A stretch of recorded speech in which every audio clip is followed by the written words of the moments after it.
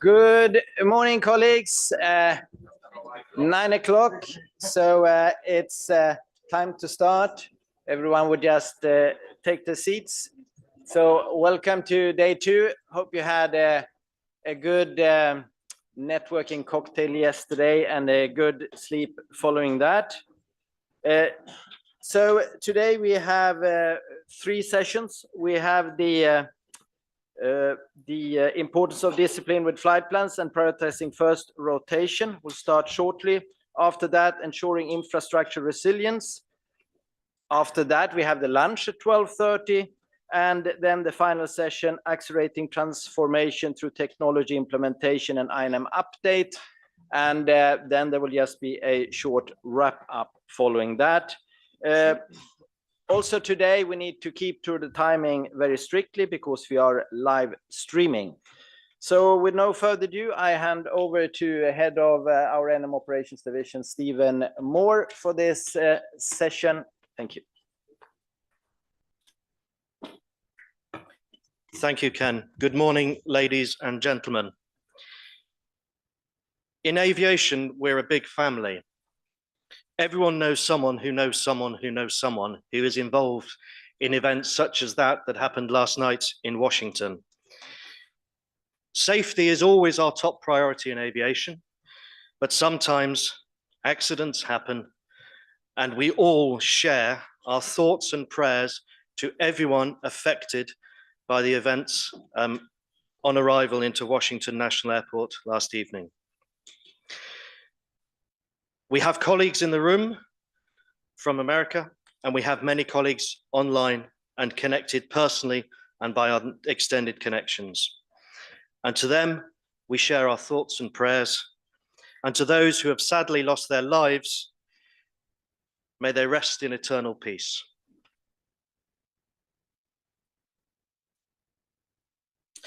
So the first session this morning, if we may have the slides, please, was entitled Ballet in the Sky. It is a ballet in the sky. There is no doubt about it.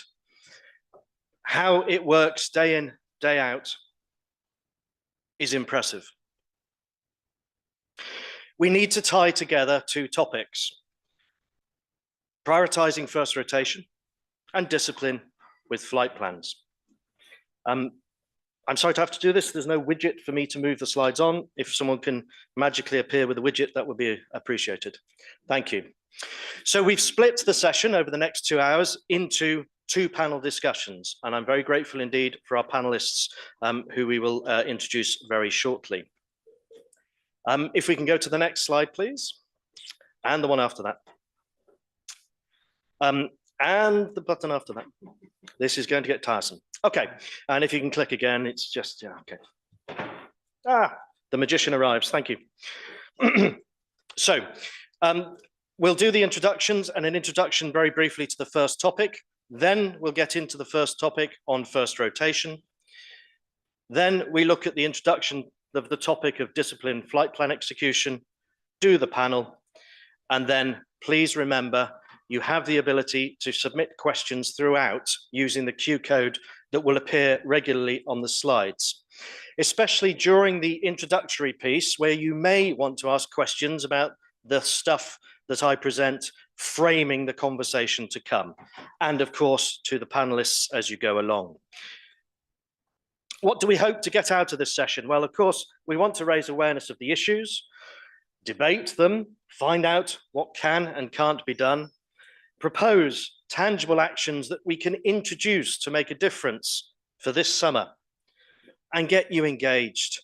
I realize it's been a difficult evening and possibly a late evening for many, but please get involved. This is a user forum. We're not here preaching, we're here to engage and listen.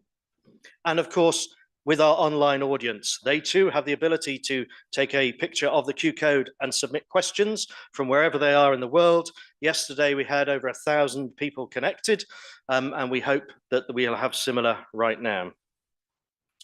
And so I'd like to very briefly ask the panelists to introduce themselves from their professional background before we move into a bit of the setup for the first panel. It is with grateful thanks that these people give up their free time to be here, but also to take part in the panel.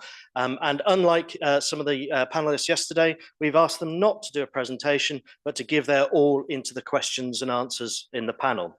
So I will go through in the order the names appear and ask the panelists to introduce themselves. Simon, you're first up. Good morning. Sure, good morning. My name is Simon Torstrup. I've been with Copenhagen Airport for a bit more than 14 years.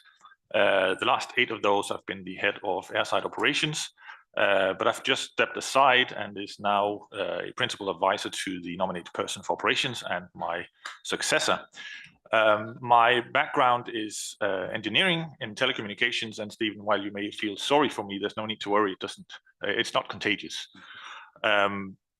Before joining the airport, I worked for a major airline in Scandinavia for 3 years, both in ground handling and airline operations.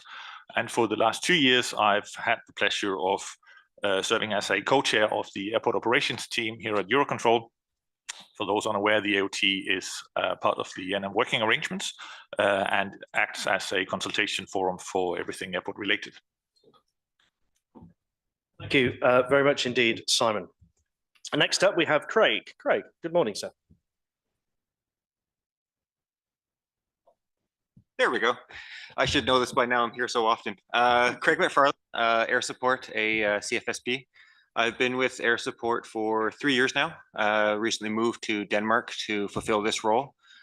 Previously, I was with another CFSP for 15 years. I'm probably a familiar face to many since I feel like Brussels is my second home. I've been leading the computer flight planning providers group for 4 years, attending it for close to 8. And my real passion is route optimization, trying to get the most out of the data, bring all that data together, the navigational data, the airspace data, weather, aircraft data, bring all that together and try to get the flight planning system to produce a route that is legal, flyable, and realistic. So I love having these types of debates, love having these conversations, and thankful to Stephen for having me here. Thank you very much, Craig. Wrong button. And then from Turkish Airlines, Erdogan. Good morning, sir. Good morning, everyone. My name is Ertuğrul Sevimli, and I have been flying for Turkish Airlines for 18 years. I am currently a captain on the Boeing 777 aircraft. And in addition to my role as a pilot, I also serve as a senior vice president of integrated operations control. And I want to take a moment to express my deepest condolences to everyone affected from the recent collision and wishing strength to our American colleagues here. Thank you. Thank you. Robert, good morning. Yeah, good morning. My name is Robert Rudiger. I'm from SkyGuide. I'm working for SkyGuide since roughly 15 years now. So a lot of experience in flow management.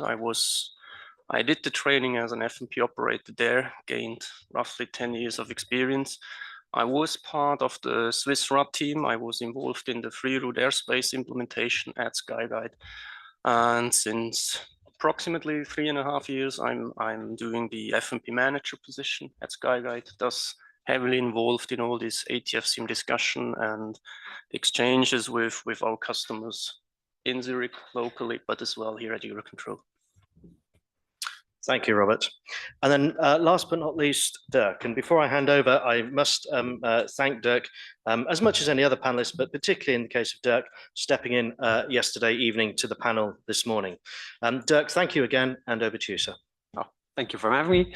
My name is Dirk Bresser. I'm an independent airport operational expert with a background in both ground handling, airport operations, and actually last year, 2023, I used to work in the ops room, positioning the airport function. It's my passion to align airport operations with network, basically IATA and ICAO.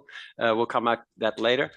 And the whole point for me here is that if we plan on flow, and that's my passion, to plan on flow for airport operators, whereas airport operators are only possible and capable of planning on, well, let's say, everything up to STEM planning. And we'll touch upon that later, but this is what I try to bridge. Thank you indeed. Okay then, you've met the panelists. let's turn to our first topic, prioritizing first rotation. This slide is merely the definition, so you have the background of what we're talking about. It does not mean this is the only definition of first rotation or wave. It's just to put everyone in the right place for having a discussion at the right level. So what we're talking about, first rotation, is comprised of the first and second wave. There are 3, 4, 5, 6 waves in a day potentially. A wave is determined, the number of the wave, by the total number of single airframe movements in a defined period. What do I mean by that? Here's a little example for you. There will be a test before you're allowed your coffee. Single airframe is planned on the Greta special route, Brussels, Charleroi, Brussels, 3 times a day. Time frame of the first rotation period is classed as 3 till 9 UTC. Therefore, the 5 a.m. departure, the first one, let's say from Brussels National down to Charleroi, would be wave 1, first movement of the airframe. Coming back at 6, because it's a very environmentally friendly flight from Charleroi to Brussels, is wave 2. The fact that it does wave 3 within the time frame is irrelevant. We only count the first 2 movements of the airframe.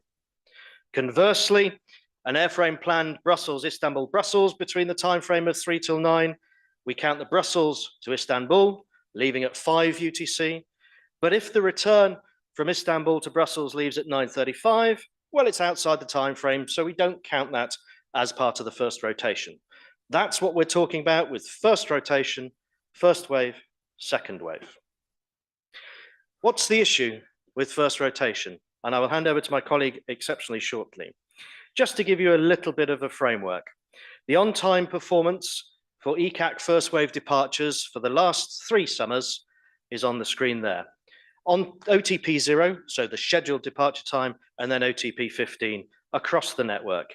And let's just take last year, 41.83% left at the scheduled time, 83% left 15 minutes after the scheduled time, or within that time frame of 15 minutes. So what's the problem? I'd like now to hand over to your first moderator of the first panel, Vincent Trèves, who is the head of the airport unit. I'll ask him to step up, and over to you, Vincent. Thank you, Stephen. Very pleased to be with you this morning to speak a bit about airport. Airport is my domain in EUROCONTROL since I joined 2006. I have an engineering background, and I can confirm working every day with Stephen, engineering is not contagious. So everything is fine. So I will just, okay, this is on. Yes. So this session will be organized slightly different way than we did it before. So the idea is not to use 100 of slides, but we will introduce series of 5-6 subjects that will support discussion with our panelists. But I really hope with everyone in the room, don't be shy, raise the hand. It's always nice to have other feedback, other views. The idea is not necessary to spend only time describing problems, axis of development, ID, solution. That's why we are here. We all know that nothing will be solved overnight, but at least we have many different backgrounds here. That's a unique opportunity to hear different point of view and build a common understanding of what can be a way forward and improvement for these first waves that we know is a very critical aspect for the network. So we will just start, and just to remind the question online. So if there are any one willing to intervene online, please do so. My colleagues there will pick up your question and interrupt me if needed to step in and take your question online as well. So first, thank you. First, series of quick top-level view, helicopter view. So just to feed the discussion, you see here 3 bars. Dark one is total average delay first wave. The middle one is the ground delay, and the third one, the light one that you don't see, but it's there. This is the ATFM. So that was 2022, right after COVID, and we see, and we'll see how it evolved until 2024. So another click, Stephen. Thank you. So what we see is we had a continuous improvement of the ground operation. That's something we have seen and through many discussions with airport. We had an improvement of ATFM between 22 and 23, and fortunately we had a rebound for the reason that were described already a number of times in 24. And my first question to the panelists will be, what's up 2025? Or do you see 2025 summer coming? And I would say, I would start with the ground operation. Do you expect, and I will start, of course, with Simon. I think you are in best place with your experience in Copenhagen. Do you think that, and do you see that the improvement and the number of things that have been solved after COVID will continue, and we can expect further improvement on the ground? We'll follow with you, Rick, because sorry, for the ground handling, that will be something challenging as well. So first, floor is yours. Simon, how do you see the ground performance continuing to improve or not in 25? I think we will see a sort of a scattered picture looking at Europe. I think what we have learned works is attention. So attention from everybody that the ground delay must be reduced does yield results. Now we do see some airlines that don't really prioritize that as much as others, and it shows in the statistics. I mean, plain and simple. So I think where we have attention from airlines and from airports and from ground service providers, we are able to bring the delay down, even with a slight increase in traffic.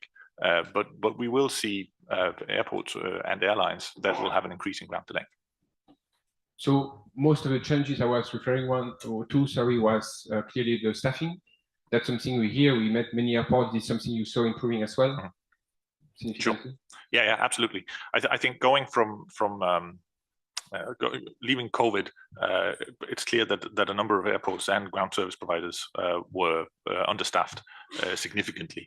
That improved drastically in 23. It has improved in 24, and I think most airports are now back to where we were pre-COVID in terms of staffing. Okay, thank you. What bridge directly with you, Dirk, with your background, very interesting expertise in all the airport domain, especially in Schiphol. In terms of ground handling, it was very challenging. It was a bit less visible in the network for many years, but we know at the end of the day that many things are decided, especially for first wave. How do you see the evolution of the ground handling companies and their performance in 25? Well, evolutionary wise, I would say, to step back a little bit, at Schiphol we have 6 ground handlers, so it's pretty much scattered around the airport. So it's not only about staffing challenges that we face, but also about equipment challenges. Because with let's say it starts for us, runway changes lead to different taxiing times, lead to different starting times of our ground operational teams. So in this situation where I have one team available as a ground handler, and I have 2 different airlines with a schedule and a difference in schedule of 1 hour between of them, but on a flight plan execution, one files a flight plan 30 minutes late according to schedule, and the other files a flight plan 30 minutes early. That's basically a question for all in the room. What can I do? I have one team available, and I could plan only on schedule. So that will be the challenge in general. And efficiency gains in ground operations, we can do our utmost in that sense, but we cannot be at every time, at every place at the same time. So that's a question of, well, yeah, you have the microphone over there for anybody in the room, but also online. It's an invitation as well, because even if we would execute flight plans accordingly, how can I plan as a ground handler according to this flight plan? It's for us, it's, well, challenging, I would say. Yeah, that's, I suppose it's even enhanced by the fact that the ground handling position between the airlines and the airport is probably a bit complicated. Would be interesting to have also your view. Of course, ground handlers are working primarily for airlines. So how do you conciliate basically your obvious operation needs and also the consideration for the airport to maintain a schedule and something feasible in the morning? The first wave also really important for the airline. And as Dirk said, the ground time, taxi time here. No, sorry, looking for. Okay. Are important, and but we have to, the airport as a nature can produce delays. And if the schedule changes, everything changes. Handling personal duty times, technicians, dispatchers. If the schedule changes, everything is changed. We all of the, I think, airline operators' aim is, especially in these days, because of the customers passengers on-time operation.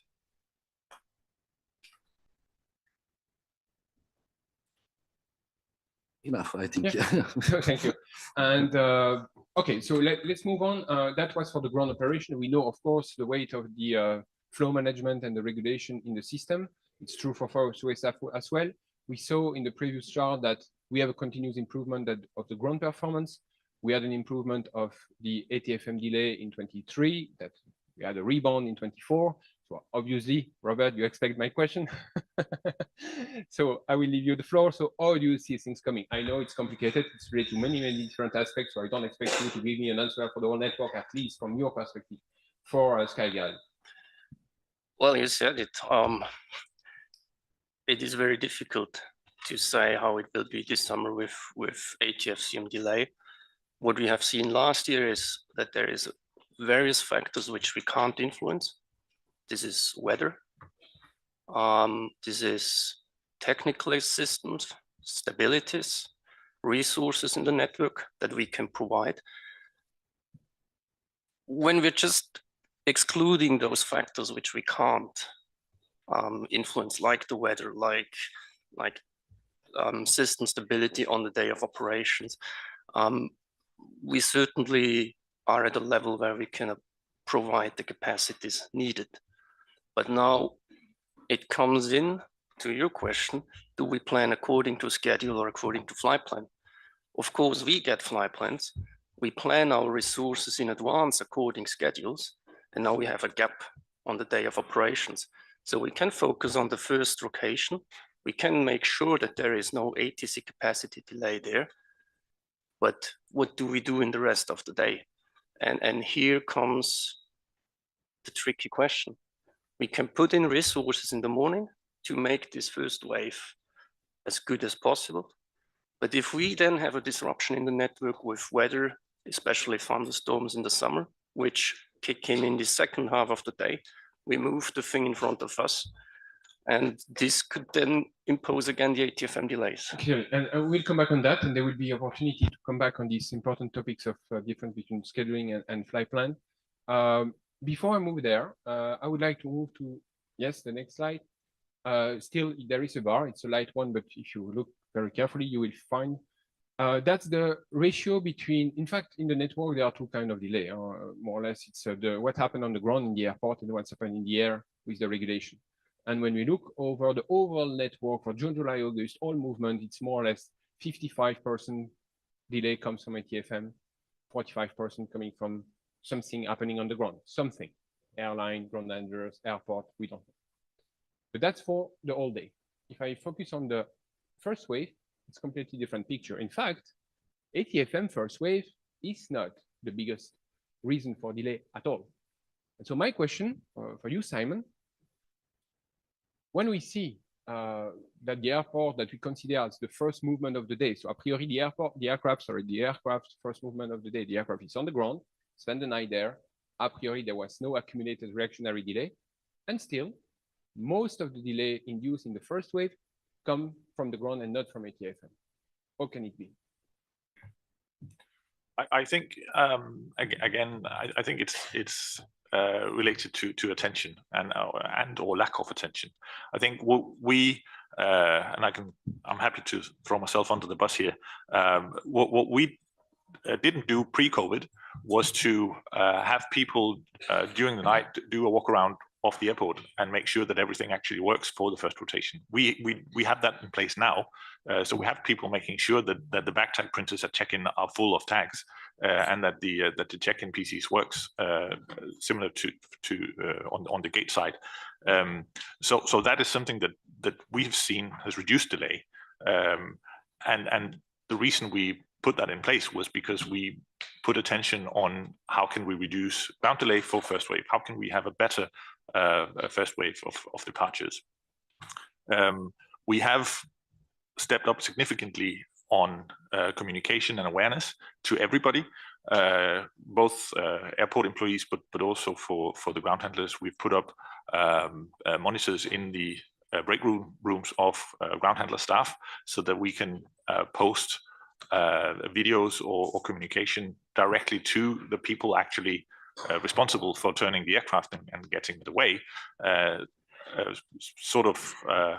well, sometimes we can skip some of the layers of management within those service providers and communicate directly to the people actually doing the job. I think we have seen quite good results on doing that. So again, attention will bring actions that can reduce ground delay, but you need to want to do it. Okay, and I will naturally go to you, Craig. You talk about your appetite for optimization. When you see that, you see the aircraft on the ground, a priori the pilot, and I can go to you, Arthur, just after.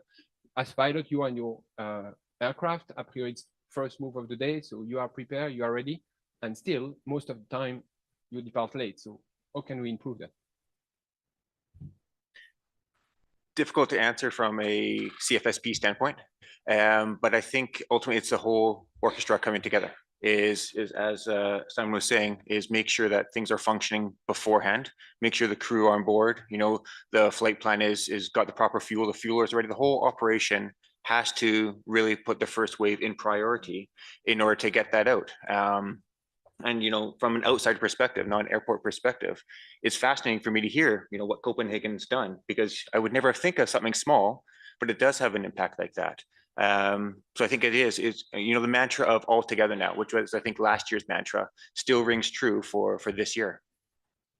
So maybe the pilot view on that, because it's probably a situation you have seen many times. Yes, but we can improve this, but we are not able to prevent this 100%. For example, for passenger-related problems, unruly passenger, sick passenger, and last-minute technical problems. The 85 is a good ratio. More than 10% is because of uncontrollable things on the ground delays. I think Dirk knows better than me. Yeah, I was wanting to add on that. Now, so many valid points, and I think if you see the difference between flow in general and airport operations, I would say, like Simon mentioned, you can empower and create awareness for all the various actors. But the various actors have to come to, well, the ballet, not only in the sky, but the ballet on the ground basically implies that I have check-in process aligned, have the security process aligned, have the border control process aligned, the buses, check-in, boarding sites. And then not only about passenger sickness, but on the other hand, first wave, there might be some high yielding passenger that an airline wants to wait for, because it's the first wave of the same passenger as well. So these are all these factors that an airport in general don't have a direct influence on. So from a ground handler perspective, there's only so much things that we can do. We can translate it as best as we can towards, for example, a target of block time. So more on the predictability part. Exactly like you say, I would suggest that in the graphs, it's made very clear and easy at the same time. But only these variables make it almost impossible to have a measure on it, quantitative only. So I would say that the 85% would be, well, as far as it would get, but okay. Might be. Thank you for that. So, yes, question? No, well, I just wanted to add, I agree that 85 is certainly a very good starting point. But we have airlines that want to be at 100 for the first wave. And those airlines are consistently better than those who settle for 85 and settle, not in a bad way, because if you currently are at 50, then you have work to do to get to 85. So it's not a bad thing that you sort of have 85 as your target. But when you get there, you need to move the target even more. And we do see results of airlines doing that. Thank you. Well, of course. Yeah, well, to add one more thing on that, because from a ground handling perspective, these ground handlers will then cater for these airlines prioritizing on these 100%, because, well, they are the ones paying us, aren't they? So when then in general, we be slightly neglecting the needs of these other airlines. And that's where you see the difference in actually increasing. So this is what I would say in general, you would see that there is an increasing difference in airlines focusing on this on-time performance. and slightly less because it's not only the monetary benefit, but if I have to prioritize as a ground handler on who to handle first, I know where I would go. Okay, so you mean that between the full optimization on the grounds and the commercial priority of the airline, there is a difference as well. What makes sense? That's something we see. Clearly, hubs have a totally different logic because they wait for inbound passenger, and you can understand that. But that has an impact. I remind that's something that have been said many times. A minute in the morning is 3 minutes at the end of the day. So there is factor of 3. So yes, 80% is good, but 20% delay in the first wave, it means 60 at the end of the day, and that's less acceptable. Yeah, question online? Yeah, just thank you, Vincent. Just a few questions appearing online and some statements. I'll start with a light-hearted one. Can we put a tag on passengers to push them with electrical shocks to the gate so we can leave on time? Okay. This is the solution. Interesting. There are many things in the mix here, but the airport slot allocations made without our airport slot allocations made without reference to the capacity of the network for the relevant city pairs. Interesting question. In my opinion, in the questioner's opinion, ground handlers play a significant role in terms of prioritizing the first rotation. What do you do in order to provide an earlier door close? And finally, allowing more overnight time for aircraft maintenance would help the first rotation departures. So I think there's a question there around the role the ground handlers play and what do they do to provide earlier door closing, and probably not the one to discuss around electrocuting passengers. Okay. Any reaction, especially you said the slot allocation, taking into account the network capacity for city pairs? Are airport slot allocations made without reference to the capacity of the network for the city pairs? So I think it's maybe a reaction from you, Robert. That's very interesting, linking the operation on the ground and the actual capacity of the network for operating a given line. So slot allocation is really a ground process, but should it be linked at some point with the airspace capacity? In the ideal world, it would, yes. It raises the question to me how we can achieve this in a way that we can fulfill all the requirements. I mean, we certainly have tools who could provide us with a solution, but we're again in a theoretical module. And this might work fine on the paper, but as soon as one small screw is not holding as it should be, we are again in danger to have the same impact as today. So of course, you should not plan more flights on a city pair than theoretically the airspace can handle. However, it will not prevent us 100% for any disruptions. And thus the impact which it has afterwards is not prevented with this. I believe, and this is absolutely clear, an operator wants to transport passengers and this timely. And if this flight is delayed, but the passenger will be delayed and they will not cancel the next flight just because they lose the airspace slot. So to a certain extent, it certainly can help, but we need to think how we will do this in the end, also in the tactical operations. It's an incredibly complicated question. Jean-Marc Flon, I saw him yesterday from CDG, asked us many times, it's not the only one, can you provide us with the most regulated route in the network for us to prepare our ground operation? That's a big subject. It's far to be easy, but yes, it's a question we have received many times. Yeah, you wanted to say something? Hey, may I answer? Yeah, sure. Yes, I'm Fabio Lazzaro from Catania Airport Operation. In regard to this question, I think that is already done because the slot allocation is a result of a collaborative group that take in account the different aspects, runway throughputs, stand Panelist, and the number of the stand terminal capacity. And so I think that is already done. Okay. Yeah, sure. Yeah, I'm just wondering, is part of the problem is that the first wave departures is actually the busiest time of the day for nearly every airport. And I'm wondering, is staffing reflective of that in all the different areas of the ground handling? Like, you know, there has to be a balance when you're staffing up for that time of the morning, because you'll also need people later on, but not as many people.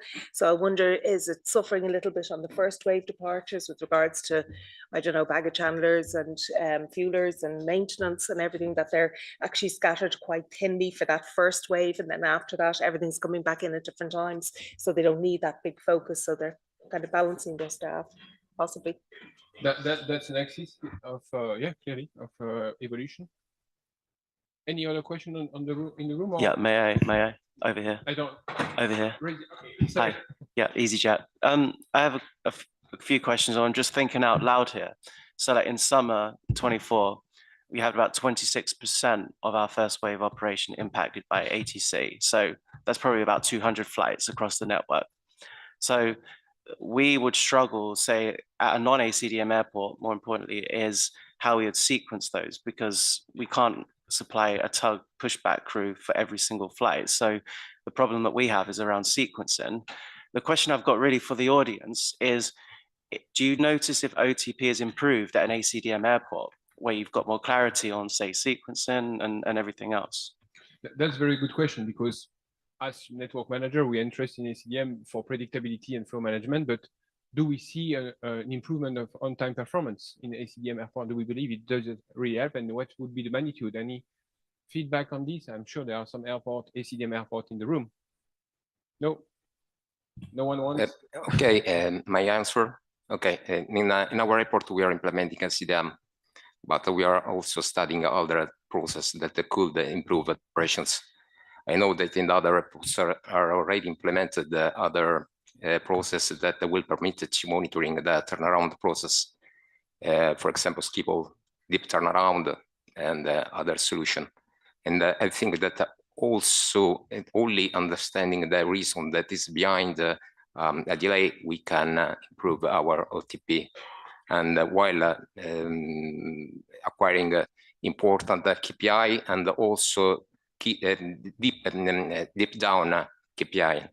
I think that there are, as before mentioned, we have different tools, AI powered, that will permit to monitoring the flight status during this turnaround, but from the terminal operation till airside operations.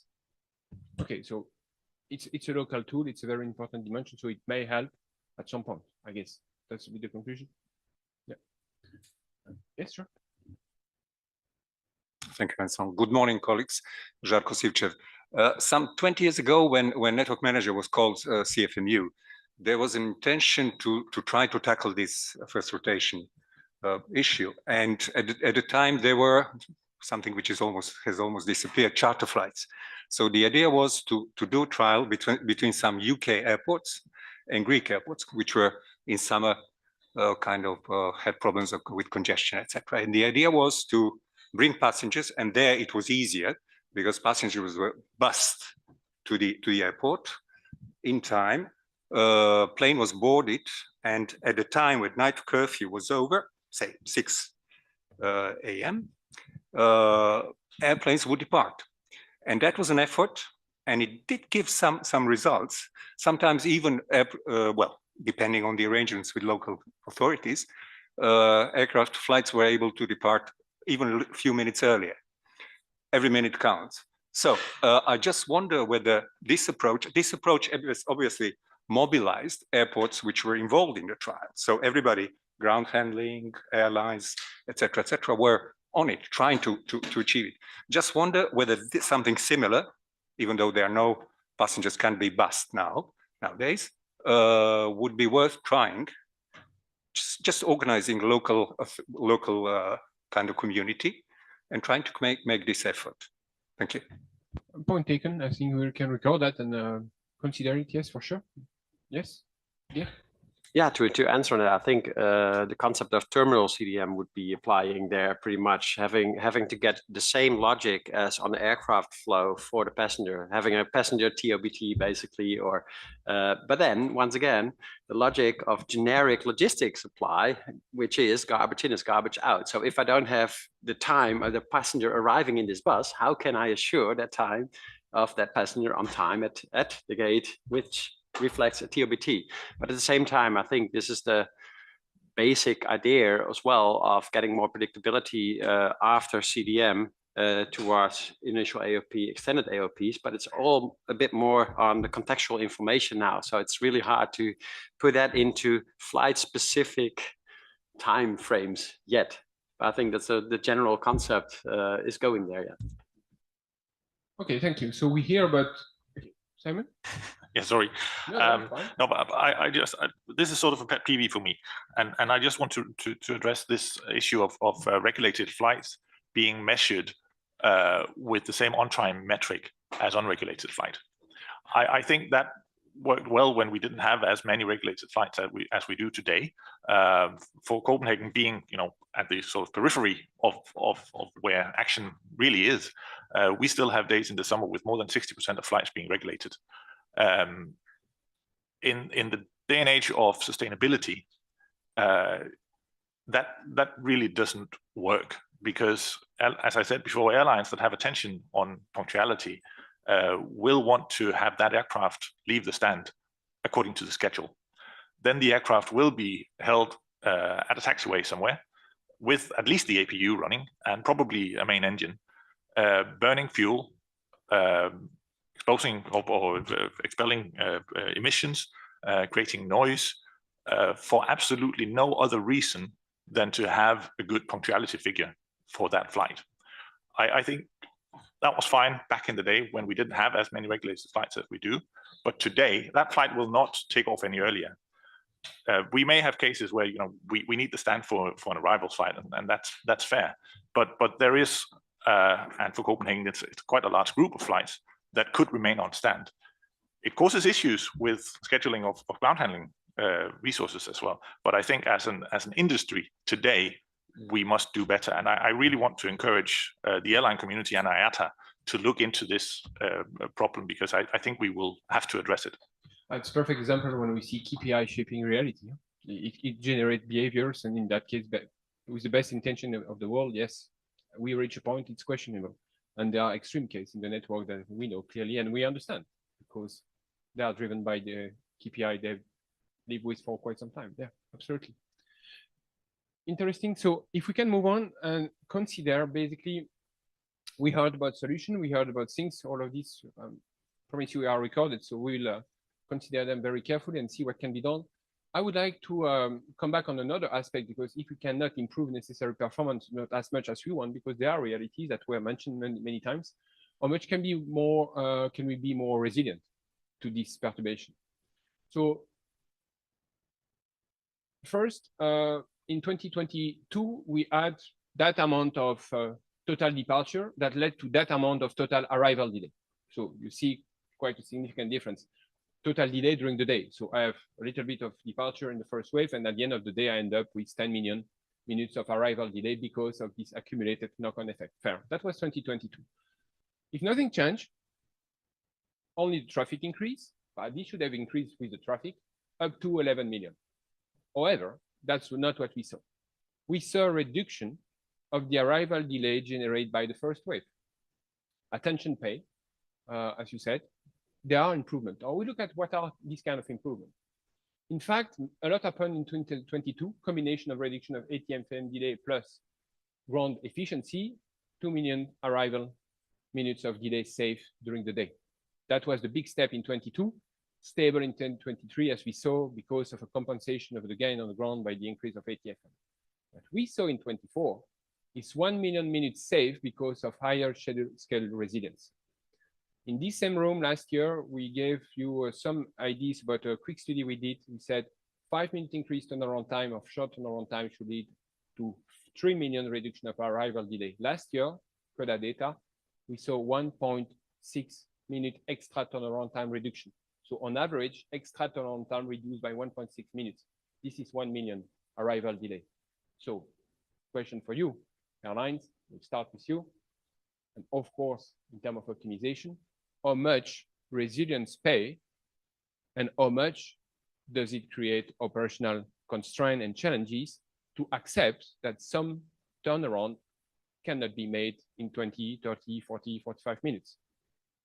Like, I see you willing to answer that. Yeah, absolutely.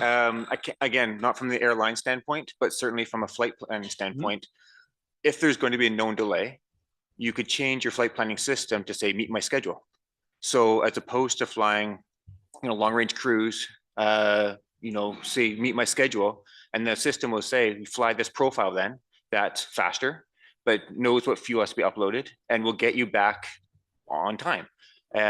Whether the airlines choose to do that, it's a different story. But that's one of the options that flight planning providers have to the airlines to catch up on delays they encounter. Yes, absolutely.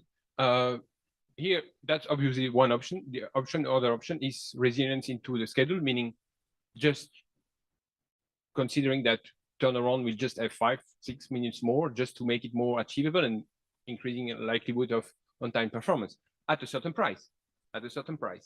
So Yes, and schedule resilience can be enhanced by focusing on precise departure time planning, and also improved air traffic management measures and proactive delay mitigation strategies. And Eurocontrol's data suggests that reducing first wave delays directly decrease the network-wide arrival delays.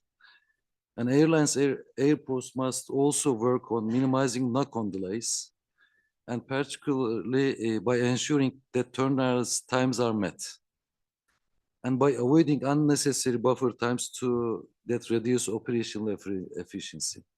And maybe also they can find a proactive prevention methods like passenger screening. That's about improvement. Yeah. Yes, but Dirk, as a ground handler, when you see 20 minutes turnaround time and when the aircraft is on the ground and it's complicated, I hear there are commercial consideration, of course, increasing turnaround time, it's non-profitable time, so clearly, but how much could it help and facilitate the work on the ground? Or maybe not at all. Yeah. So what's the view from the pitch? Obviously, the ground handler will be start running to meet that target.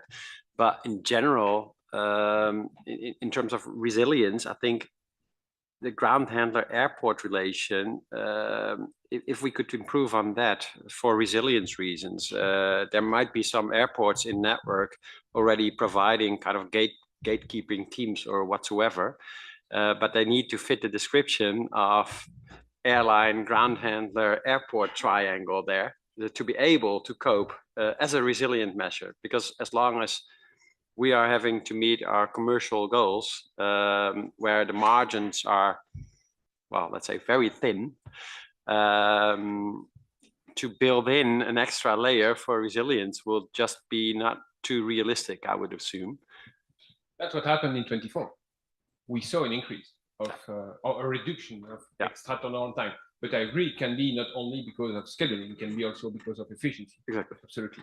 Simon, in terms of slot allocation, schedule, and optimization of airports operation. I think it's fair to say that sometimes airlines are a bit optimistic in what can actually be done. But I understand I understand the environment that the airline has to operate in, and it might be that a 25 or 30-minute turnaround is what is possible if that route is to operate at all. And then you probably, as an airline, say, well, let's do that because it might be the last rotation of the day, and we don't have any crew rest issues or whatever, even if they get home late. But I think in general, at least what we see is that airlines are interested in creating schedules that work. We do see airlines operating a 25 or 30-minute turnaround for 737 without issues. It can be done, but it does put some constraints on ground handling resources and airport resources as well, because everybody has to be ready when that aircraft arrives for it to work.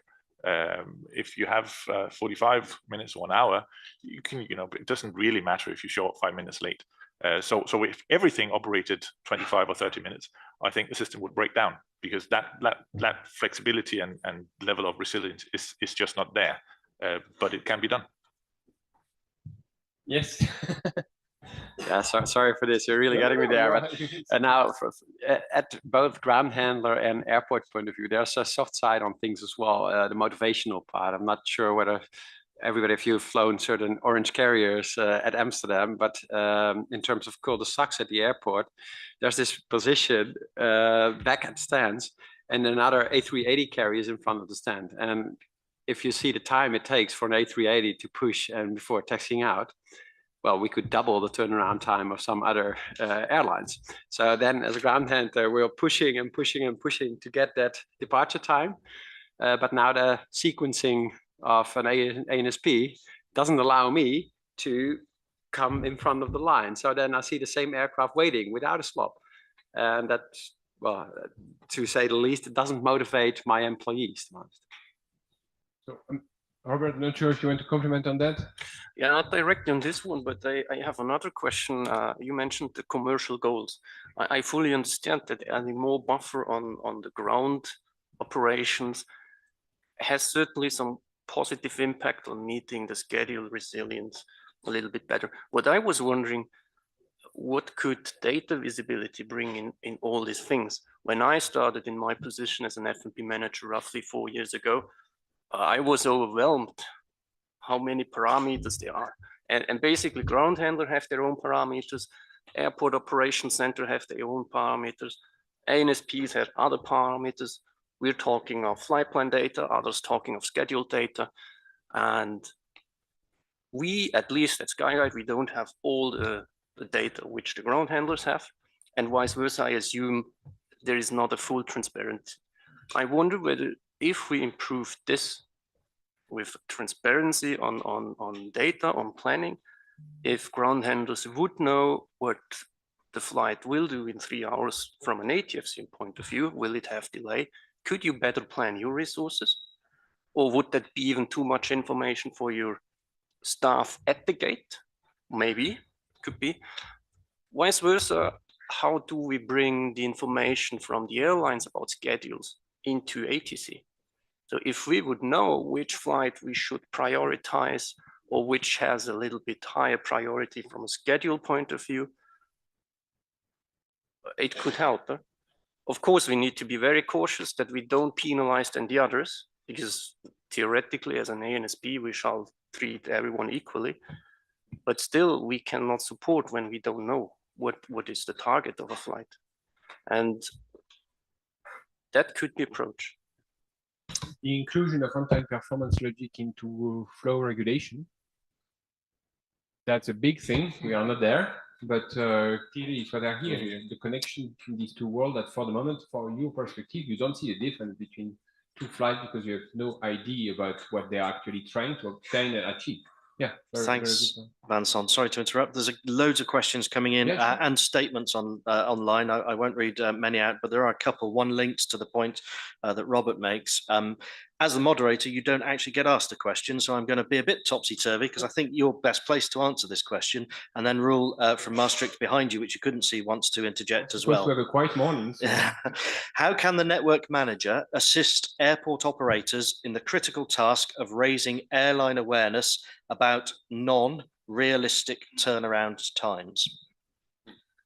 Okay, I will make a long story short. That's a very sensitive subject for pure regulation reason. Strat coordination committee are covered by a strict regulation. As network manager, we have absolutely no right to step into that, and we will not. However, clearly we see issues, and that was a long discussion we had with different organizations, including IATA, including EUROCA. And what we'll start doing this year is to just point out, identify cases, situations where obviously there are scheduling issues that create impact on the network. We are not the one to find solution. We are not even the one to define if there is a solution needed. We just point out what we see as critical. And the process will follow, because again, there are strict regulation about that, and that's good that it's like this. We are not supposed to step into that, but at least the identification, that's something we will start doing this year. So I will not elaborate more, but that's the idea. Thank you. One statement, the other problem, not only for first wave, is missed TSATs. Every missed TSAT is capacity loss. There are about 10% TSAT loss at CDM airfields, which hurts badly downstream. It's a statement, and I saw some nods going on. Roel had a question who's in your 8 o'clock. Yes, thank you. Good morning, everyone. Roel Huurdeman, Head of Capacity at Maastricht. was actually triggered by a comment that Robert made about the transparency and the visibility.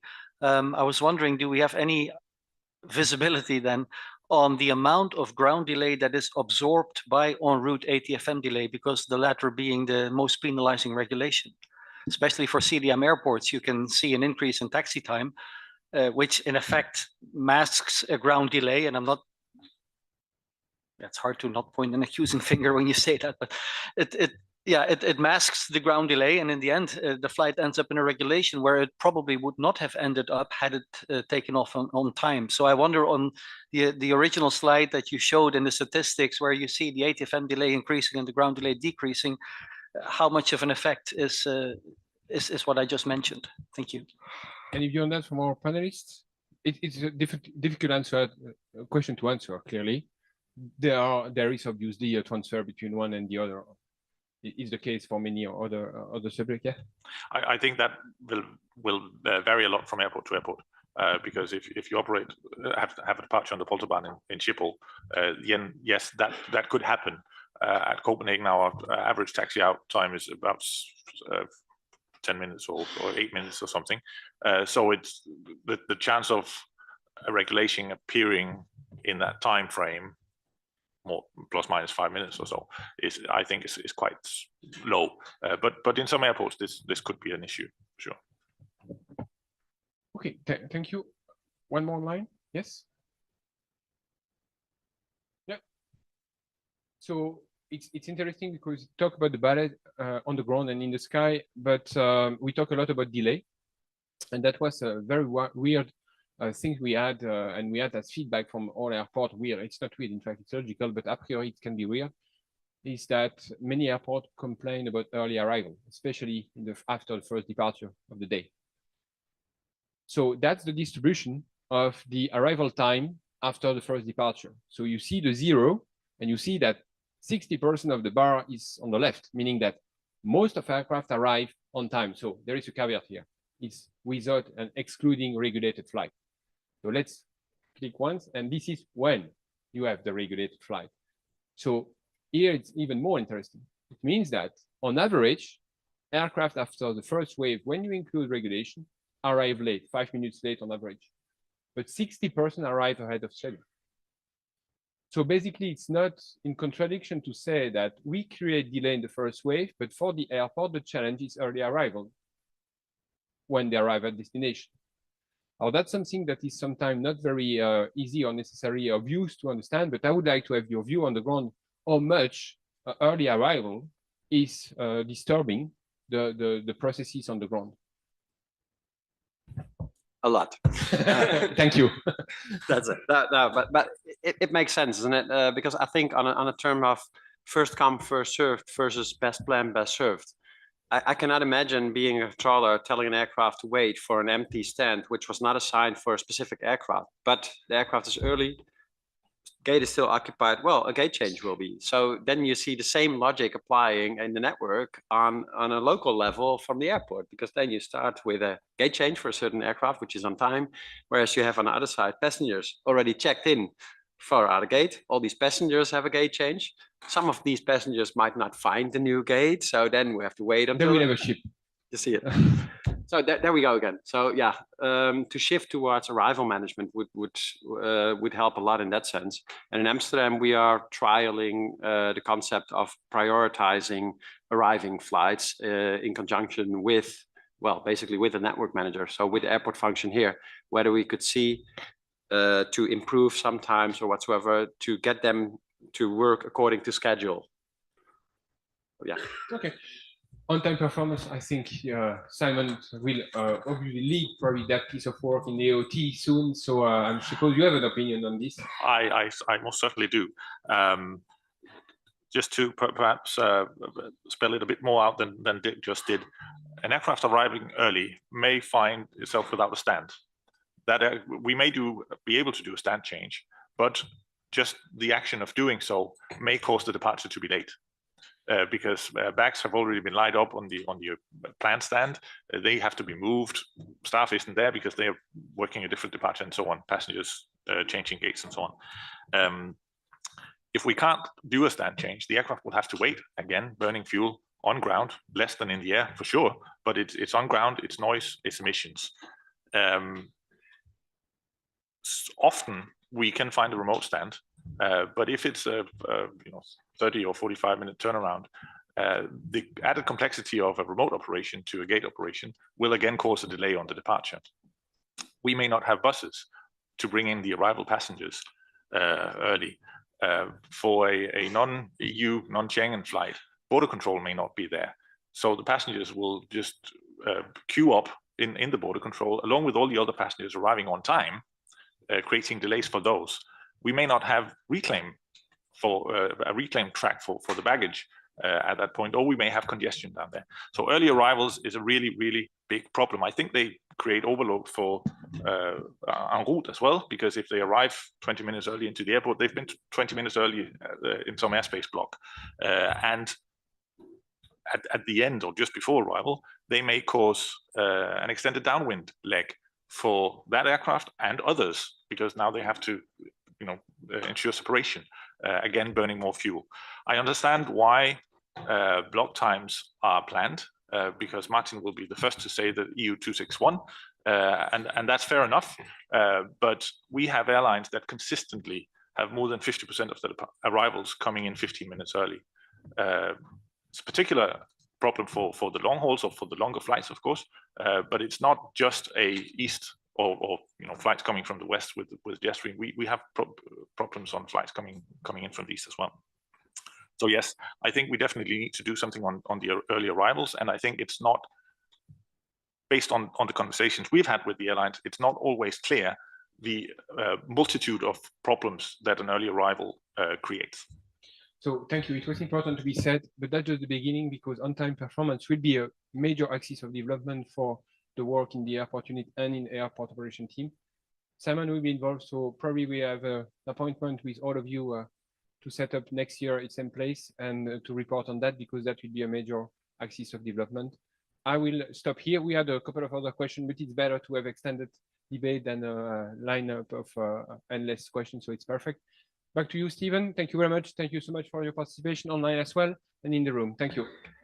Thank you, Vincent, indeed, and to the panelists and to the people in the room and those online. So we were talking about overall the subject of the ballet in the sky, and we've dealt with, or we've certainly done 50 minutes on prioritizing first rotation and the problems therein. If that was Tchaikovsky's Swan Lake, now we turn to the Nutcracker. Disciplined flight plan execution. The panel remains the same, but I do need to give a few minutes of an overview for some of you that may not understand what we're going to talk about in the same way that we've framed the conversation. So please bear with me before I introduce the next moderator and we get back into it. So why does DFPE, Disciplined Flight Plan Execution, matter? Doesn't matter that you don't necessarily understand this diagram. It's purely representative, although it is a real flight plan versus a real filed flight. The hovering piece of blue in the middle there of the picture, coincidentally towards Denmark there, is a regulated piece of airspace. Okay, the flight, let's say, has filed on the red line. It's flown on the green line through the piece of regulated airspace. Let's assume that's the only regulation that flight has. No delay outbound, no delay on arrival, just through that patch of airspace.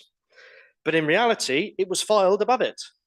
So what happens here is this flight has added, potentially given an over delivery, into regulated airspace. Now, of course, from controller to controller, AC to AC, it's coordinated. It is safe in that regard, but it is an aircraft in addition to what was planned through that airspace. And that airspace has a regulation on it.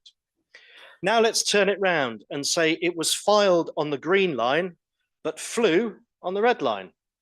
It had an allocated slot through that piece of airspace. And yet it was climbed above for whatever reason, and we've wasted that slot in that regulated airspace. Something's missing.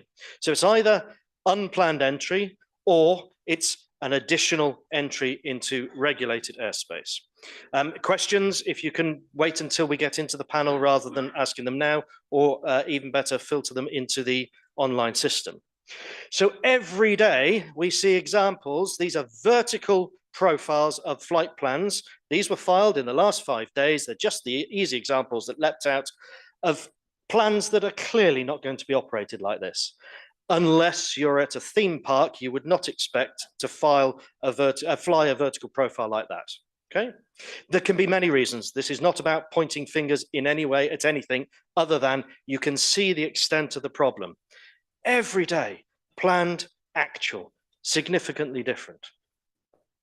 What's the extent of the situation? Well, last summer, the disciplined vertical flight plan execution, if I can call it that way, in the vertical phase was 62% worse from the previous year. Or if we look at it in numbers, nearly 600,000 vertical non-adherences to the last filed flight plan, of which 200,000 were planned in regulated airspace but didn't show up, equating on average to 2,300 per day, and nearly 400,000 went into regulated airspace that weren't planned to be there, about 4,100 per day. If we ignored in those stats everything to do with weather, because clearly the first result is, well, hang on a minute, it's safety weather. If we ignored any effect on any regulations with weather, in the same time period, over half still, 320,000 instances. It's not a small issue. So what? Well, one, we've done the simulation on non-weather affected days last year. We've extrapolated that potentially 10 to 15% of delay could be saved across some ACCs, but perhaps more importantly, we're missing 5 to 10% of a reduction in total delay in the network, if only aircraft were at the levels that they've filed. We talk about ATFM as a safety barrier. We looked into the unpredictability from inaccurate departure times and the impact of that on the predictability of sectors. And last summer, for the June to August period, 15% of hours of regulations, total regulations, received over deliveries of traffic compared to the rate. So if the rate was 40 per hour through the blue splodge of airspace, 15% of all of the hours of that blue splodge's airspace regulations had over deliveries of traffic. Again, I repeat, coordinated, fine, but not in terms of the use of the capacity in the ATF sense, as well as the safety barrier. There are many reasons behind this, and I only give up 3 or 4 examples. Flight planning, airspace structure, aircraft performance, ATC pilot interaction, which hides a myriad of reasons. A pilot asking, controller going, yeah, why not? I know, I used to do it as a controller, and vice versa, a controller offering and a pilot going, yeah, thanks, without reference to what's going on downstream. We talk about last year altogether now. This year we talk about Think Network. This is really important in these sort of areas. So through the Network Management Board, NM, for the summer 2025 has a few targets that we've committed to try and achieve. A reduction of 50% of the vertical non-compliance with the flight plan. Requesting support, which is underway from EASA, to examine the link between the non-compliance of vertical flight plan as a potential contributing factor to safety.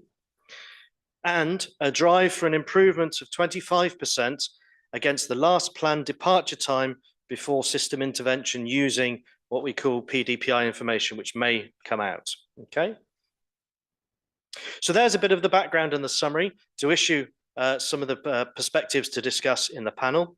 It gives me great pleasure to tell you I'm going to shut up now and pass to my colleague, Chris Peregrine, who will introduce himself and moderate this panel for you. Chris, good morning. Thank you. Thank you very much indeed. And thank you to Vincent for his moderated session. I will try and follow that. There's an awful lot that was discussed or an awful lot of things that we can discuss brought up in the slides there. What I want to do here is I will ask the panelists here a couple of set questions, but I am relying on people here in the audience and online to make sure we have an interactive debate. I don't have that many questions, so if you guys don't ask anything, then we're going to be sitting here saying nothing for three-quarters of an hour, which won't be much fun.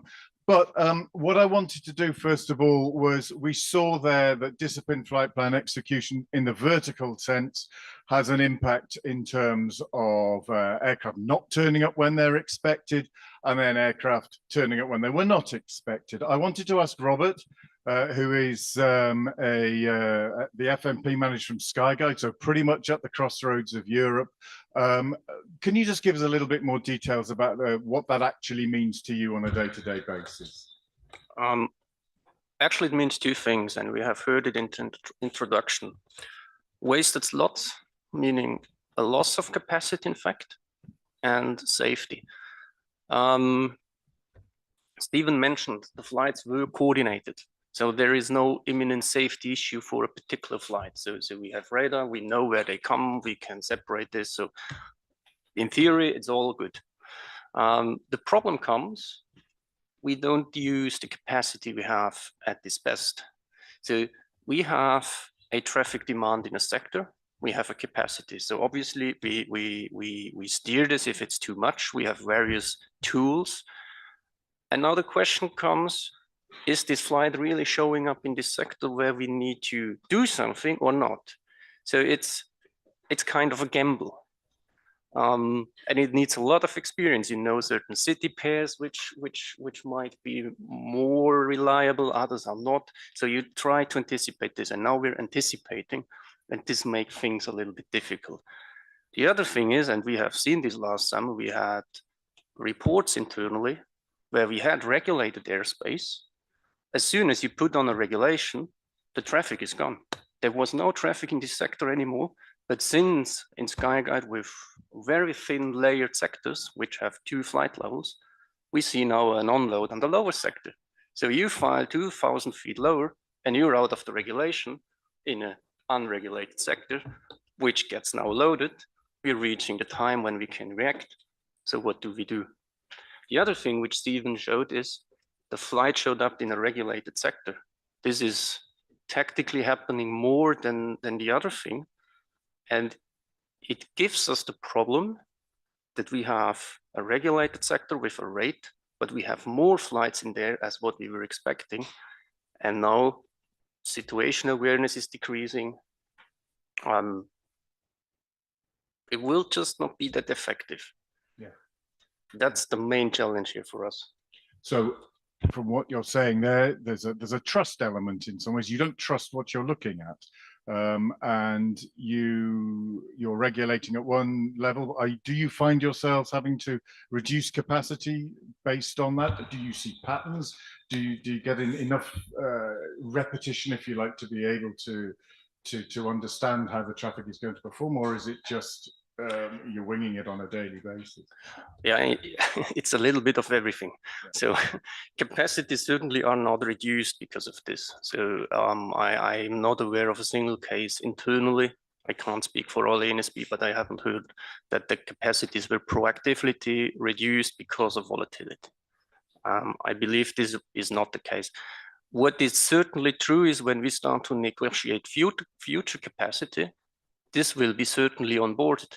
That I already have this discussion that we say, yeah, we could do better. We see you can push more traffic through a sector from a post-ops view, but in the end, if 50% was unexpected traffic, you can expect this also in future. So you have a red line higher, and you will get more top traffic on top. So this is the challenge there. Excellent, thank you.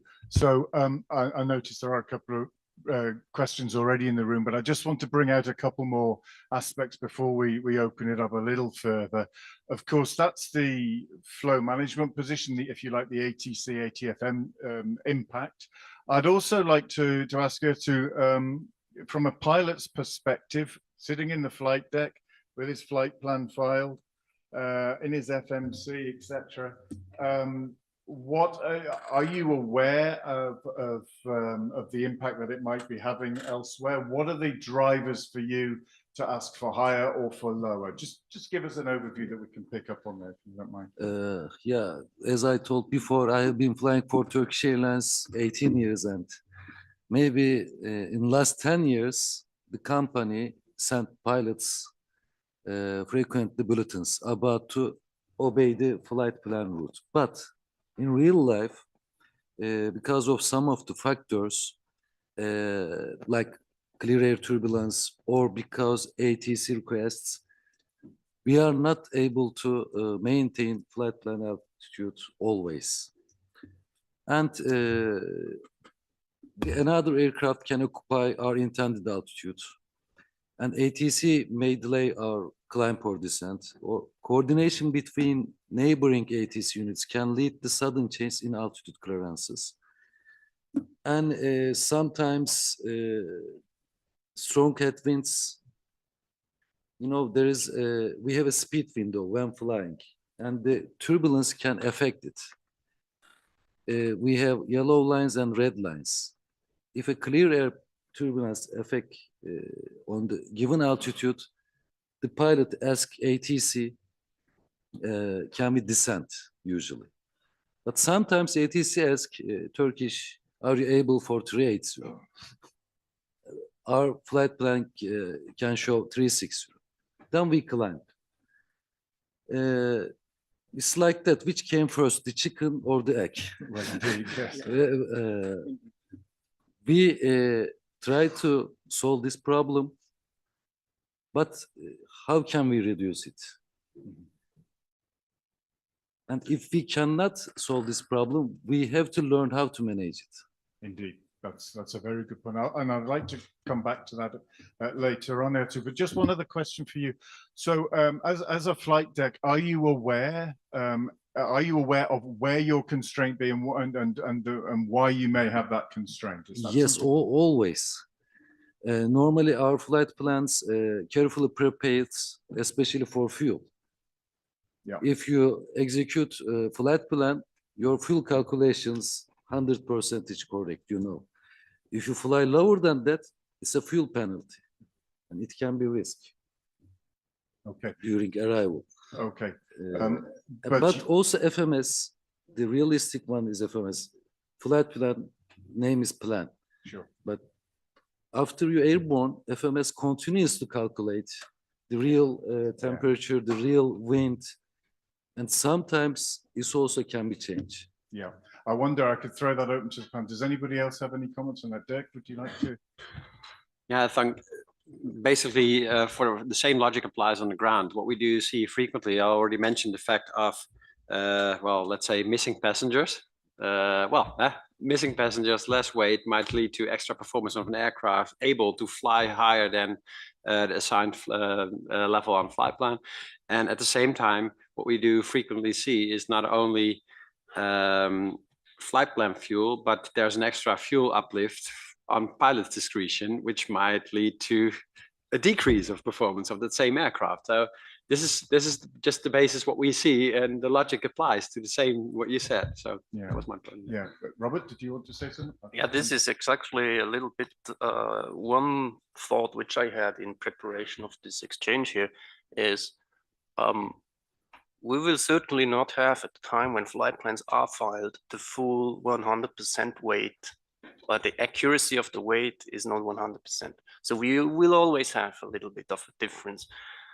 The question for me is, how can we bring this difference into an altitude or a flight level that is filed in the flight plan, and then also transmit it to ATC? Because if we would know in advance what the aircraft will be really able with the latest load figures and everything, that would help us. Ron? Yeah, now the problem is, and you might know, all of you might know this, if you update your flight plan, you have a problem. And if we can think on a solution to overcome this, that we know, hey, Turkish flight XYZ will not reach this flight level, but files now a little bit lower, then this is fine, because we can anticipate this from an ATFCM point of view and not only tactically. So thank you, Robert. I'm going to take a couple of questions from the audience in a moment, because I can see there's a little bit of a headwind brewing up, which is nice. So we're introducing that that concept of getting the most accurate profile at basically at quite a late stage of the situation of the operation before getting airborne. And of course, we have our system with the late updater concept, which I will come back to shortly. So if we can prepare the slides, Stephen, that'd be most appreciative. But first of all, I haven't forgotten you, Martin, but I'm going to go over to the lady over here, please. I'm afraid I don't know your name. If you wouldn't mind introducing yourself. I'm Pereira from Air Portugal, so I'm a pilot too. And I wanted to back up the panel. Actually, it's first arrived, first served. I'm a long haul pilot, so we have a strategic flight. And the analysis here is sector by sector. But as pilot, we don't work sector by sector. We work for a strategic flight, for the whole flight. For instance, we can have a clear weather en route, but at the arrival, we can have significant weather. So we would like to save as much fuel as possible in order to be waiting, holding, and not diverting. So that's the first thing. And the second thing is that we can have a higher zero fuel weight at departure without having a new flight plan submission. And the performance would be completely different. We won't be able to go to the flight levels that were in the flight plan. Okay, thank you. Does the panel have any comments? Maybe a solution during oceanic clearance, all pilots give their maximum flight level altitude before the oceanic clearance. Maybe after depart via CPDLC, aircraft send the ATC units. This aircraft's maximum flight level can be that. Then you can optimize better. I don't know. That's a very but at the last time. that's an interesting concept. I'd be interested, Robert, if you wouldn't mind just commenting on the potential workability of something like that. At least under our current situation. Maybe the future we can look at something. Yeah, in an ideal world, when we could all receive this data and if everyone will send it, then certainly it helps. But again, we need to ask ourselves, we're talking ATFCM happens normally before the flight takes off. Exactly, yeah. That's the point. Yeah. So the more data we get, the better. Of course, for a long haul flight, and especially from, we call them out of area flights, there it could help. But on a 1 hour city pair leg, this is hardly something which helps us, because normally when you enter the previous sector, we know already at what second of time you will enter our airspace.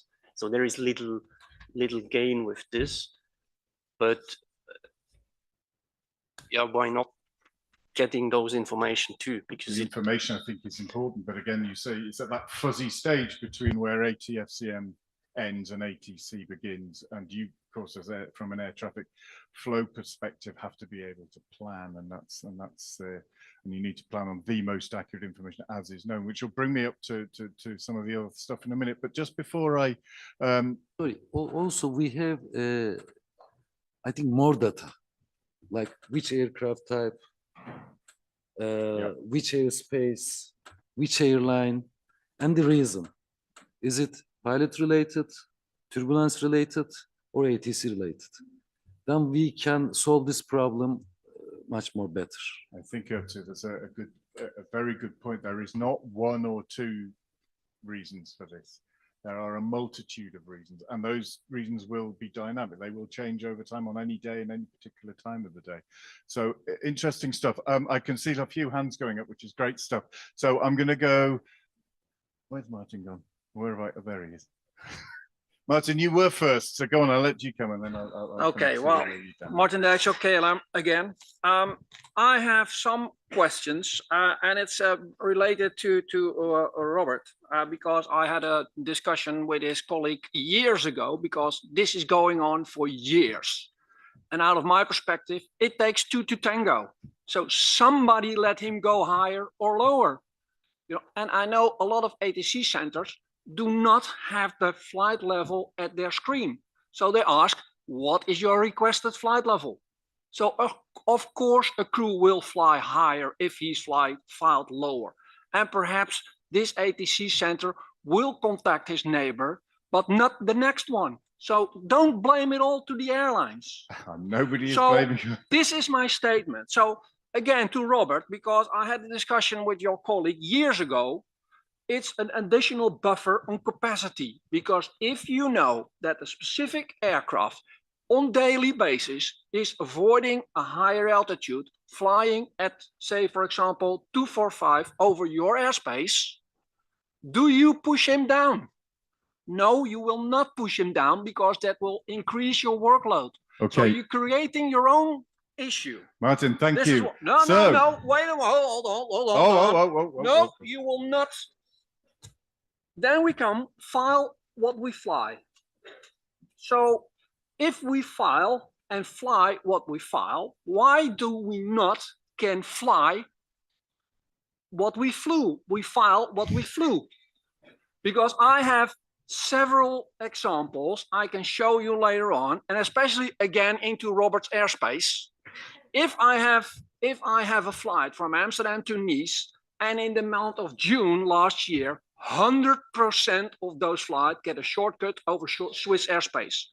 And it's not only over Swiss airspace, it's also over other airspace. Why is this not fileable then? Okay. All right. There's a few things there, Martin. So I think it's only right that we allow Robert to come back on some of those. So I was not done yet. No. So the next point is automatic flight plan filing. I know a lot of European airspace users are now using automatic flight plan filing. This morning I had a talk with an AOLO. He requested, well, he was requested by one airline at a late moment in time to have a different route because the flight plan was filed at flight level 190. So now, because of all this automation is going on, you know, there is nobody looking into these flight plans. And now the crew comes in and said, what is this for ridiculous flight plan? And now he needs to change the flight plan. So he will become a late updater, or he's not changing the flight plan. I am and going asking higher. right. Okay, thank you. I'll have to moderate this and let other people have a go. But there's about 3 or 4 points there, all of which are on my paper. So thank you very much. Valid points, I hope. And I'm gonna let Robert reply to some of those points, and then I'm going to ask Craig a couple of questions about the flight planning piece. Thank you. In the end, Martin is not wrong, I must say. I mean, he asked a question about why ask ATCOs about requested flight level. First, when I was in training, I learned the requested flight level is what is written in the flight plan. So when I ask now, or my ATCOs ask on a frequency, what is your requested flight level? They have learned that the requested flight level is what is written in the flight plan. And now, of course, we can do our homework and bring those things on the screen. This is certainly a valid point. But maybe we need to understand whether a pilot also understands the same when he's asked what is the requested flight level. I believe part of the answer was already provided because the FMS optimizes the flight plan or the flight trajectory throughout the flight. So the requested flight level changes. And maybe it's the term where we need to work on. 2 years ago in the network initiative for summer 23 or 4, I can't remember exactly, it was 3, was what was your filed flight level? Maybe that's something which we bring to our people back. That's one thing. The city pair from Amsterdam to Nice, I have noticed this. You've sent me an email. We're working on this, of course. And did I miss a point of view?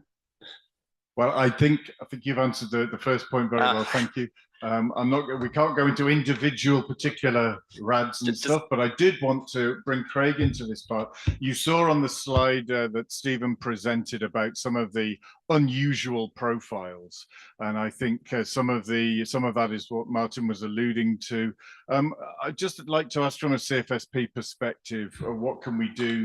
Why does that happen? What are the drivers to that from your perspective, and perhaps what can we do to smooth those out? Yeah, you're like number 100 to ask me that question. I should have the answer down by now. The reality is we're talking computer, and computers are not logical.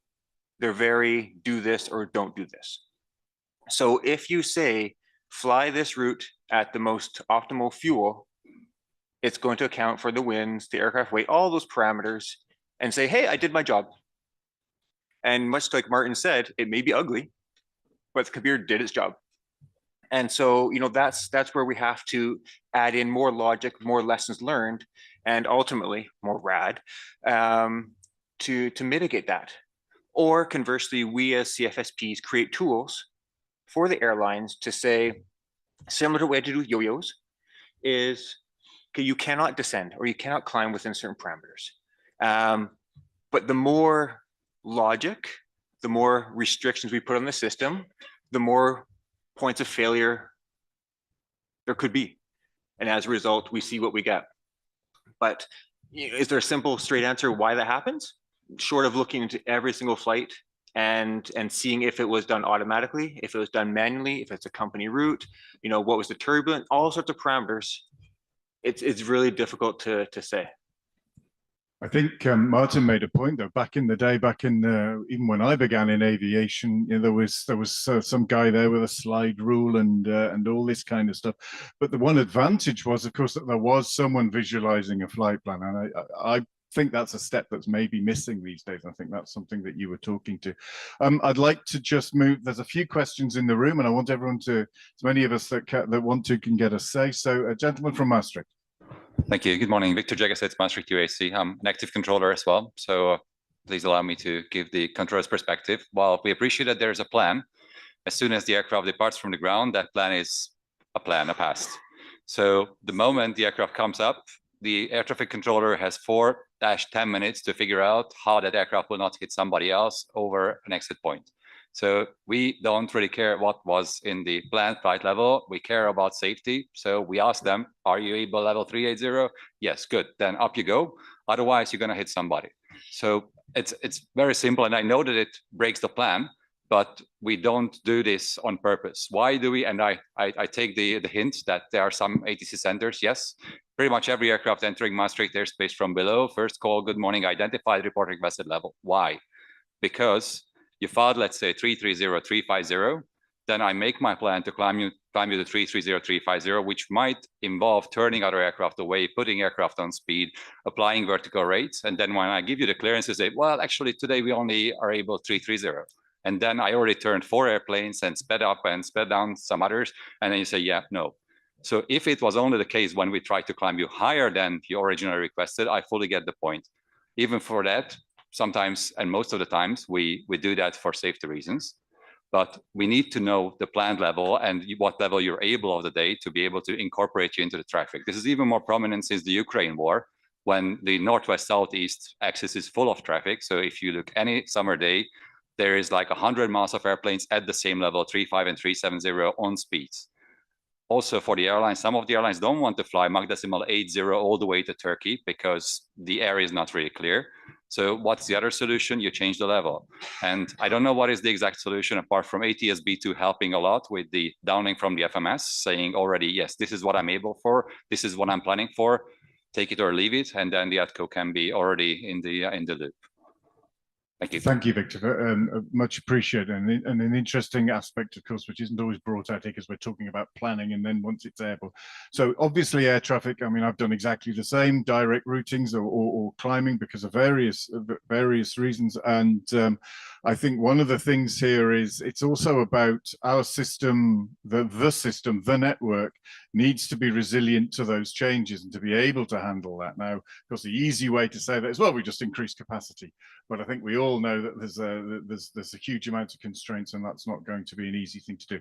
But it's an interesting one, and thank you very much. I'm going to move over to Daniele from the ECA. Yeah, another pilot's perspective. We often get flight plans filed at very low levels from automatic systems and to get around the restrictions. And obviously from environmental and economical reasons, we pilots request higher levels. And I'm wondering if air traffic controllers have any tool to evaluate the consequences of a different flight level on the downstream sectors, if that's possible, if there is a tool for that. Can I throw that to the panel? Robert, is that something that you can answer? We do not see the downstream sector constraints. We see what's in the flight plan, obviously.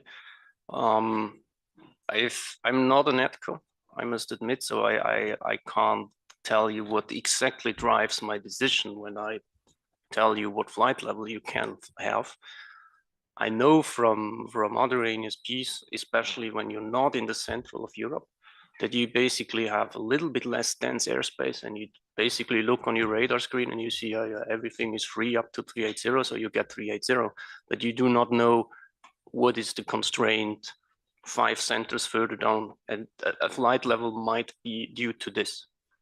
And obviously, if you have a lot of airspace and a lot of space in your airspace, then you do not care that much about what is in the flight plan, because you want to offer the good service.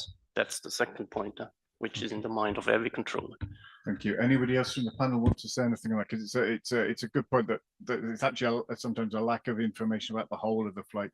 I think our colleague from TAPTA was saying, you're looking at it from a much more strategic whole flight perspective, and a controller is looking at it from their particular world, their particular sector. So I think that's where we don't have an alignment.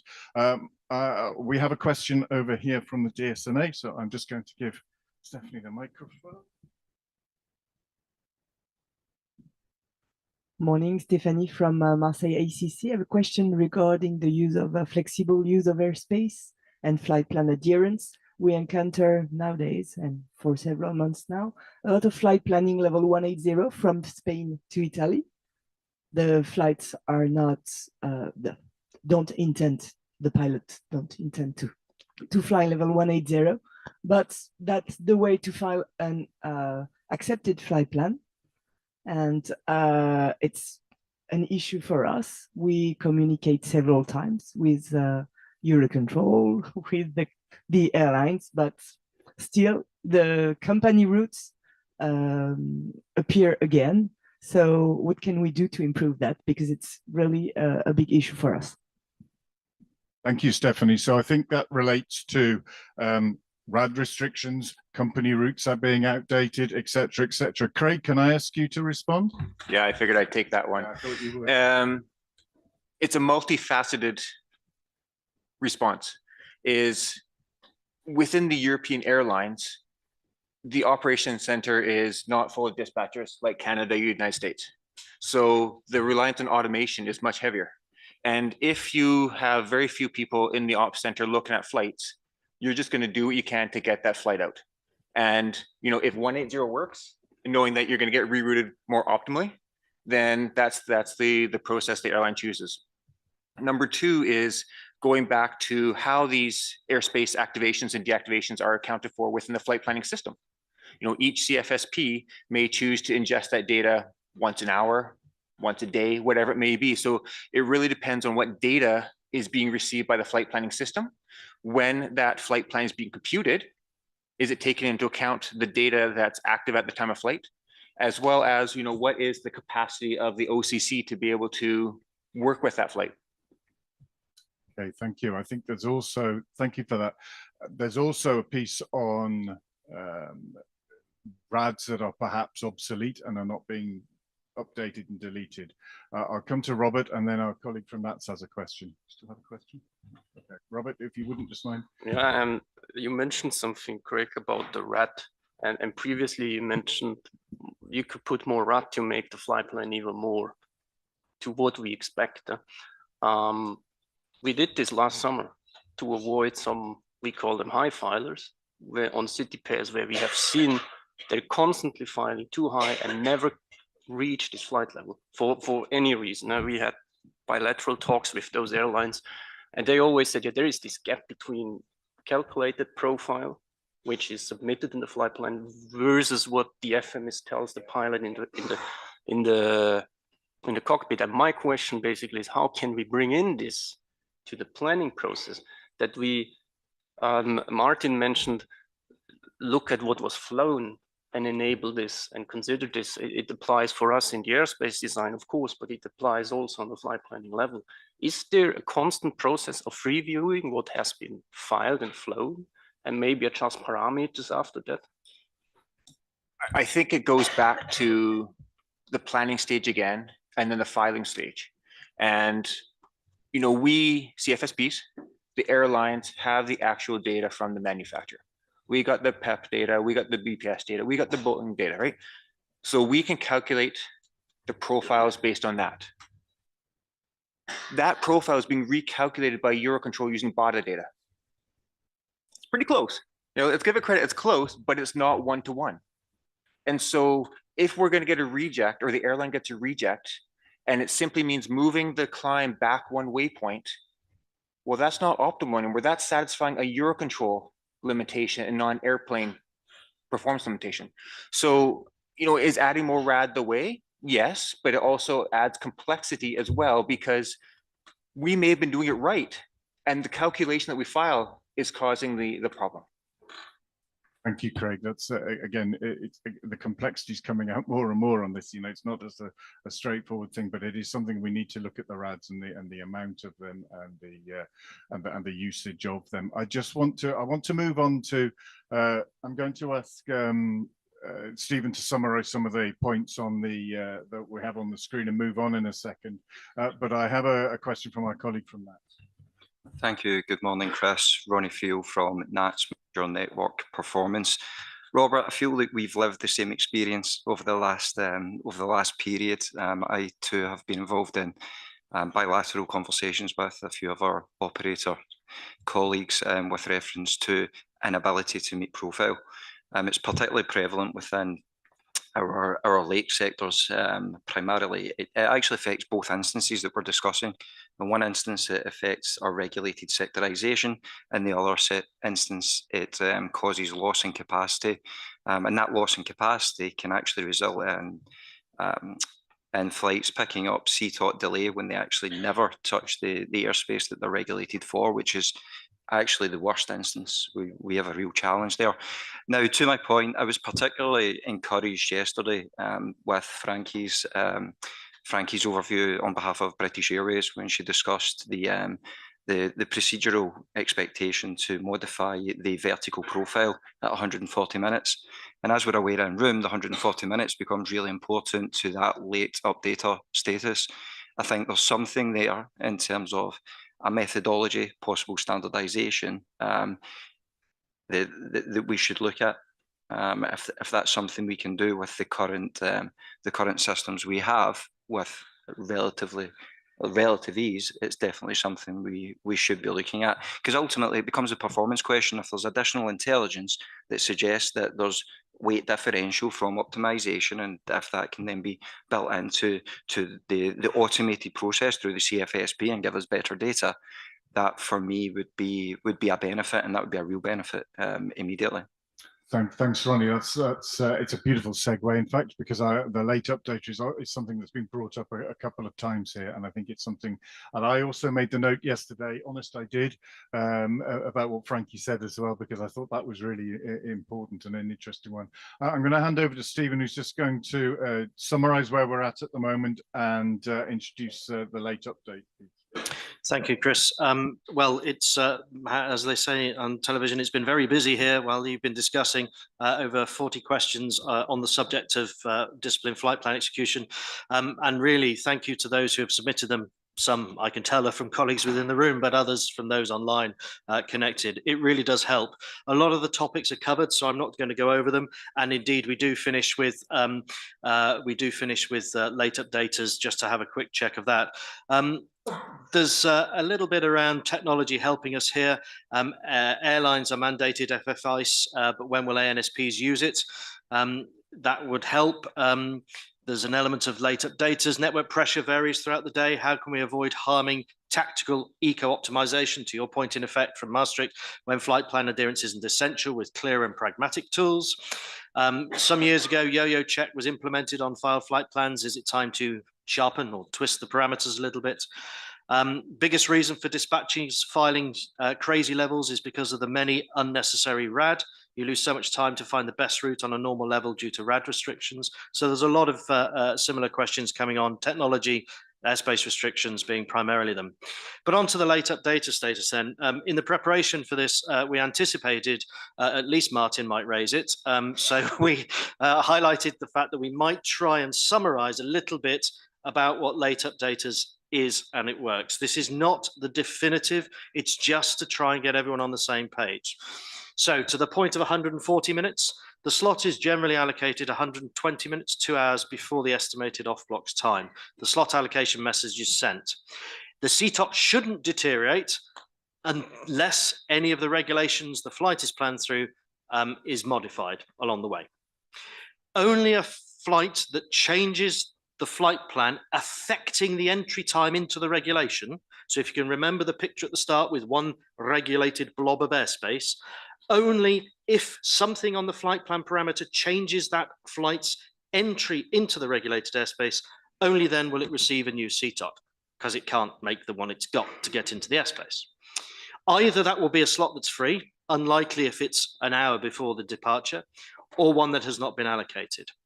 The later the change in that regard is received, the less chance we have in the system itself to find a non or free allocated slot close to the time of request. Clearly, the later the update, the higher the likelihood of an additional delay. So if there's a flight plan time update that affects the entry into regulated airspace after the slot issuance time, the first slot issuance time, most flights already have their slots, therefore a delay is going to be encountered. To limit these additional delays, the flight gets a late updater status, which everyone assumes is a penalty. In reality, because the flight can't make the slot that it originally had into the regulated airspace, the system uses this late updater marking to try and mitigate as far as possible that flight by looking through pending slots and what's called the whole recovery process. Then we come to the automatic update of the allocated CTOTs through PDPI, for which, although not on the panel, Vincent has some interesting perspectives for a trial this summer. So that just tries to frame a little bit late updater. It's not designed as a penalty. It's seen that way, but it's not designed that way. It flags the flight in the system to try and improve it with some beneficial mitigating measures. Back to you, Chris. Thank you. Thank you very much for that. So that gives us an overview of this slightly, I sometimes think it's misunderstood, but it's certainly an issue regarding late updaters. Shane yesterday mentioned incentivizing people to update their flight plans. I think it's rather than incentivize, it's to not punish, in as much as you want to make sure that you don't get overly penalized.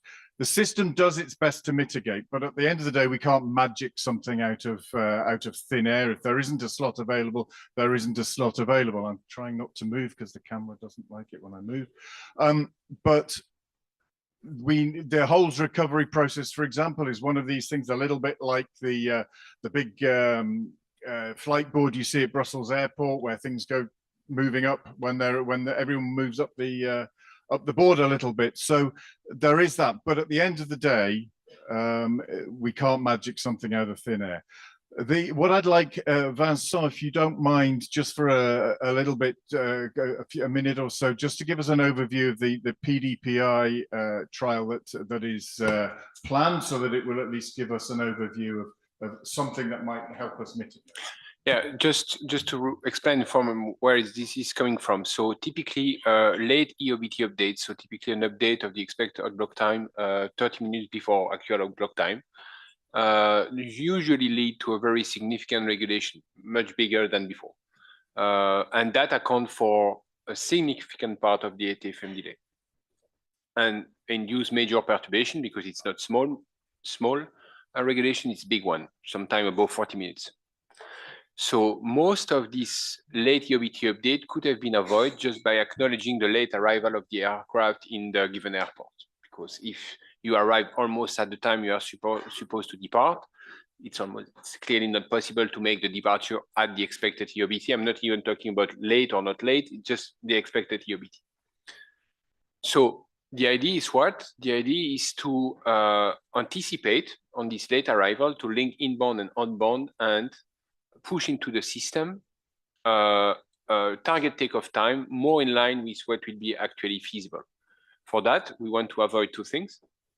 First, to touch any airport that have ACM processes in place. Obviously, we will not replace that, so everything remains the same.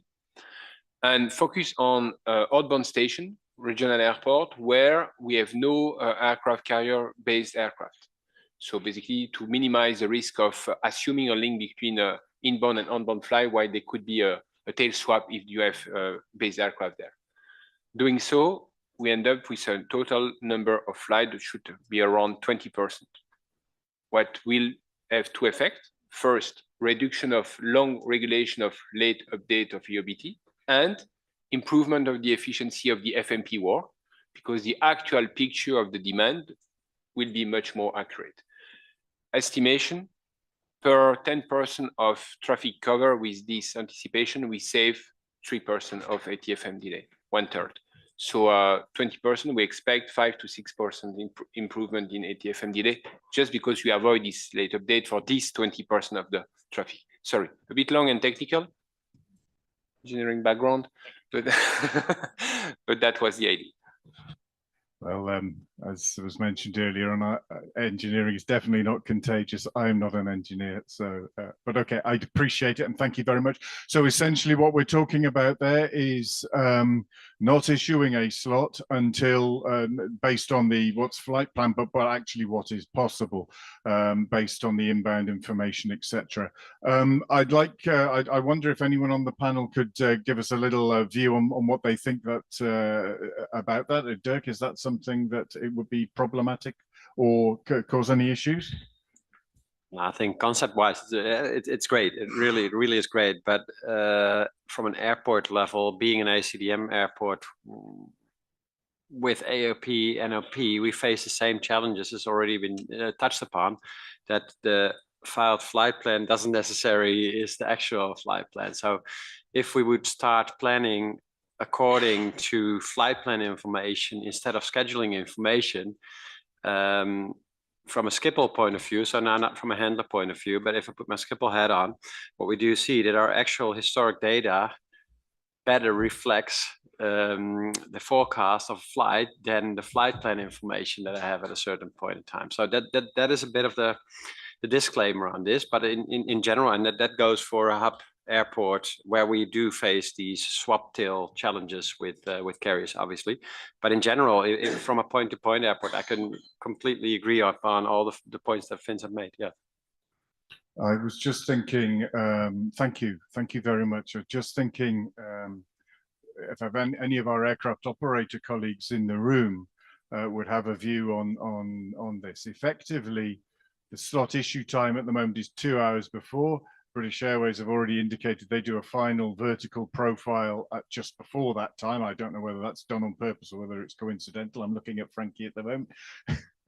But if that effectively, if the slot issue time was more flexible and we were not issuing a hard CTOT until later on in the process, whether that would change your behaviors in any way in terms of updating the flight plan. Is that something that you might anticipate being able to do? Frankie, can I put you under a bit of pressure to give us a quicker view? I mean, we certainly do chose 140 minutes to give our dispatchers time to resolve any rejects if there was some at that final reoptimization calculation. Probably the maximum we would be able to go to due to our internal flight crew briefing process would be -90. We need to give the flight crew some kind of certainty about what our expectation is for them. So I guess the problem is that you're a late updater for a myriad of reasons. It's hard to put a rubber tape process around something which is happening in an exceptional environment and very dynamic world. Okay, thank you very much, and I apologize for putting you on the spot there. Simon. Yeah, no, I was just thinking that this process of Sang is suggesting might take away some of your work, because all of those regional airports where you just go in and out, if you can wait, or you say this is actually a better estimated off-block time, you don't have to do it that early to avoid the CTOT recalculations and the late fighter status. Thank you, Simon. Does anybody else have any comments on that specific item before? Because what that's not called Martin Dijkstra. We've got about 5 minutes left or so I want to open it up. Open the floor up a little bit, but I'm going to the gentleman over there. Yes, you. Sorry, I don't know your name. I apologize. Okay.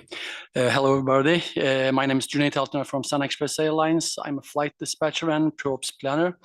So, as a flight dispatcher, we are calculating the flight plans in our systems. We use Lido in our airline, and before filing the flight plans, we test the flight plan if everything is all right.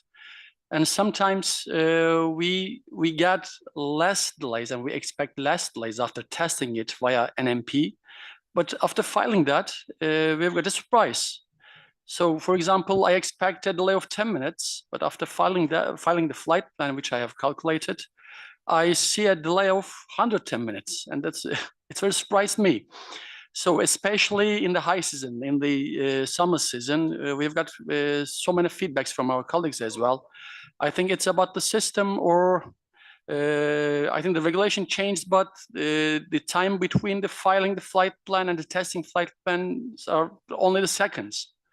I think that's a big issue for us, because if the aircraft is on ground, if the aircraft is on ground, first of all, we talk to the captain if we need to change the flight plan and learn how much fuel they have got on board. When I change the flight plan and check the fuel accordingly, then after I see a delay of 110 minutes, I have to check it once again and find the solutions once again. And the fuel issue is a very big pressure on us, because if you don't have enough fuel on board, you have to refill that, and that means more delays on ground. Thank you. Thank you. It's indeed, it's particularly in the summer, a very volatile and dynamic situation. And of course, okay, that may sounds quite an extreme example, but it is not uncommon, and it is most definitely an issue.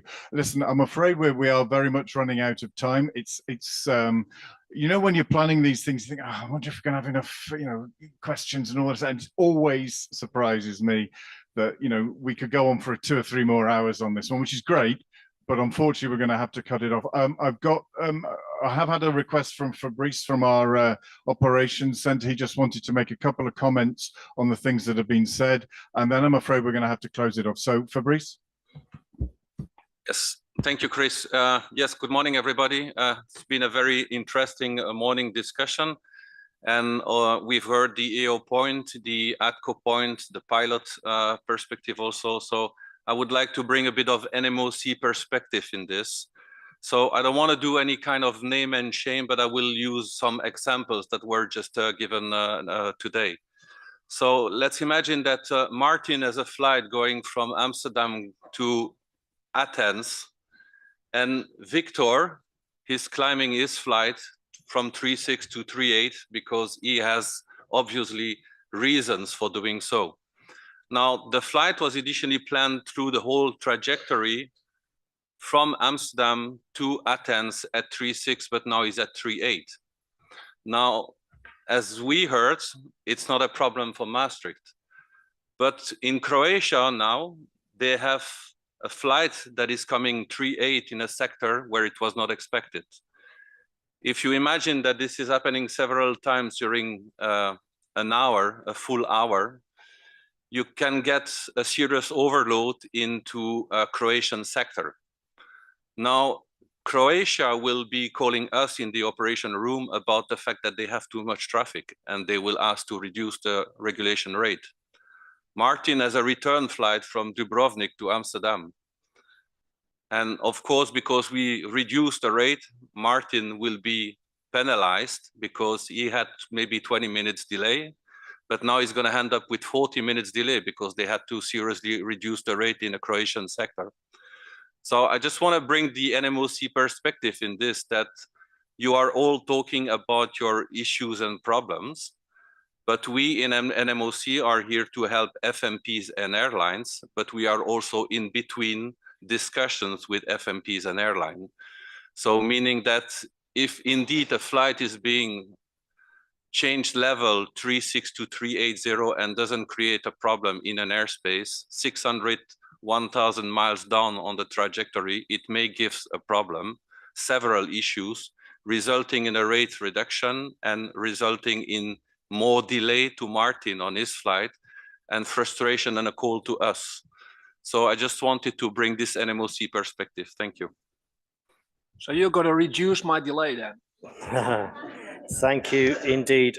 Indeed, we have come to the end of the session. I would just like to take the opportunity to thank Chris as the moderator of that and the panel. If that, as part of the ballet in the sky, was the nutcracker, maybe we didn't crack the nut, but I don't see any sleeping beauties in the audience. So thank you. I'm going to go and work on my puns, and I'll hand to Ken for some administration. Thank you. All right. Thank you. Very interesting discussion indeed. And I think it calls for some coffee now before we start the next session, which is ensuring infrastructure resilience, which will start at 11:30 sharp. All right. See you.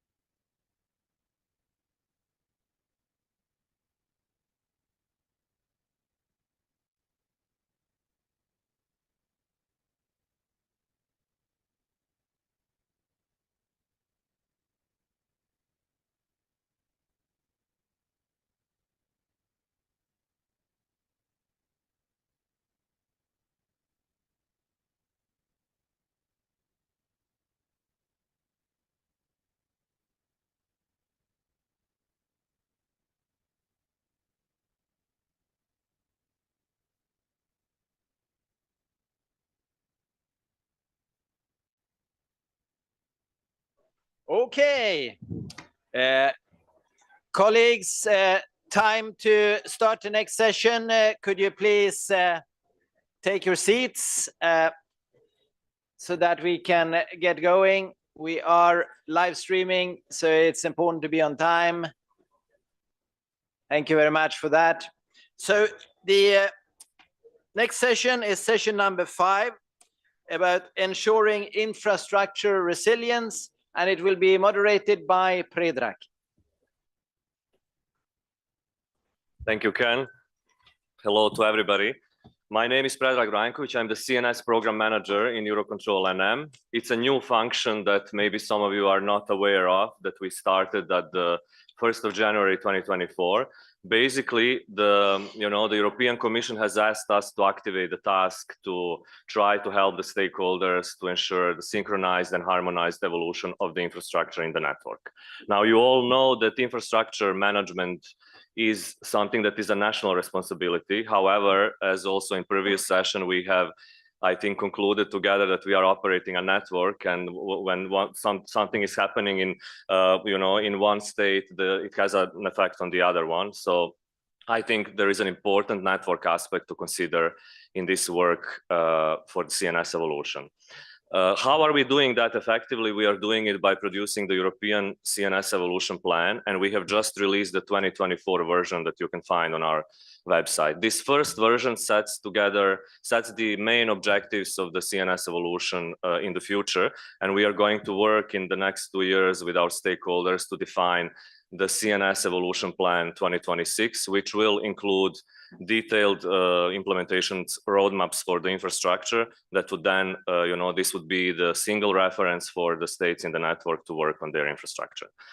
One of the key objectives of this work is to ensure the resilience of the infrastructure. And resilience is a very wide topic, and we have only 1 hour today.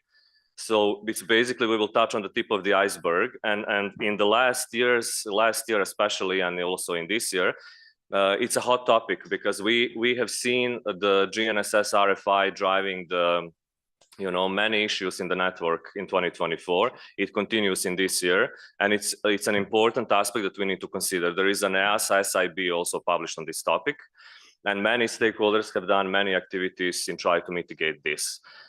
So we have a distinguished panel today who will be able to tell you more about this.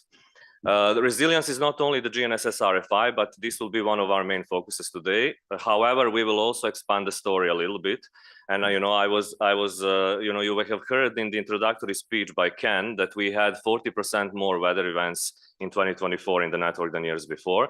So also this climate adaptation resilience is something that we need to start thinking, especially when it comes to the infrastructure. You have seen the floods in Spain. You have seen the weather events that are happening all over the network. So it's also one of the issues where we need to have a collective, responsibility. How do we manage, are there good examples in the network which we could use? So in that respect, I move straight ahead to introduce you our panel. And by the way, you have the QR code for the, we will do an interactive session. So if you want to ask questions, please use the QR code to pass them. I will also open the questions to the room, of course, as my previous colleagues. So today we have with me Stuart Fox, who leads the IATA team responsible for flight and technical operations, as well as ATM.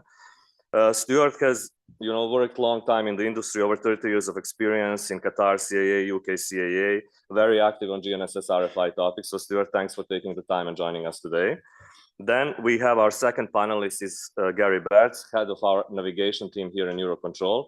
One of the persons that, if somebody knows about GNSS RFI is Gary, who has been involved in many discussions on this topic. He's the vice chair of ICAO NAV system panel and also chair of some EuroCai groups dealing with DME infrastructure.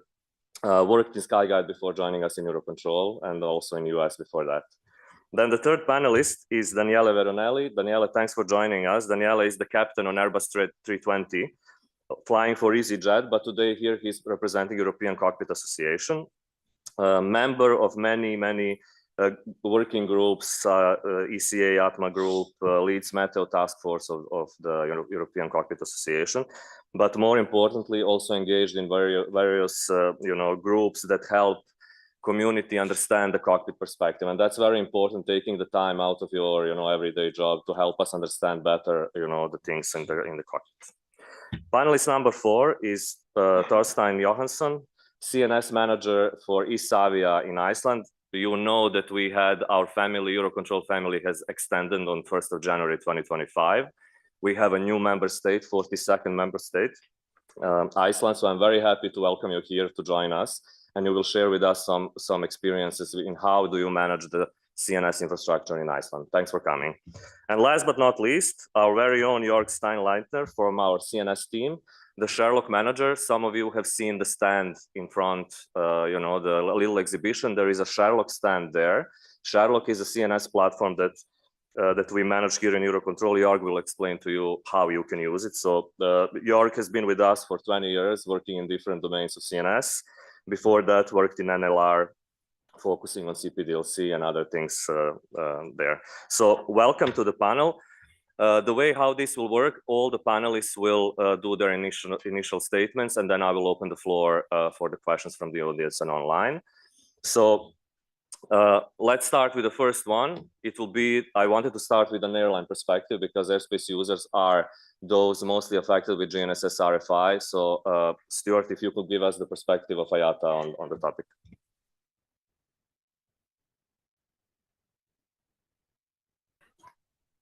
Thank you, and it's great to be here and represent our members.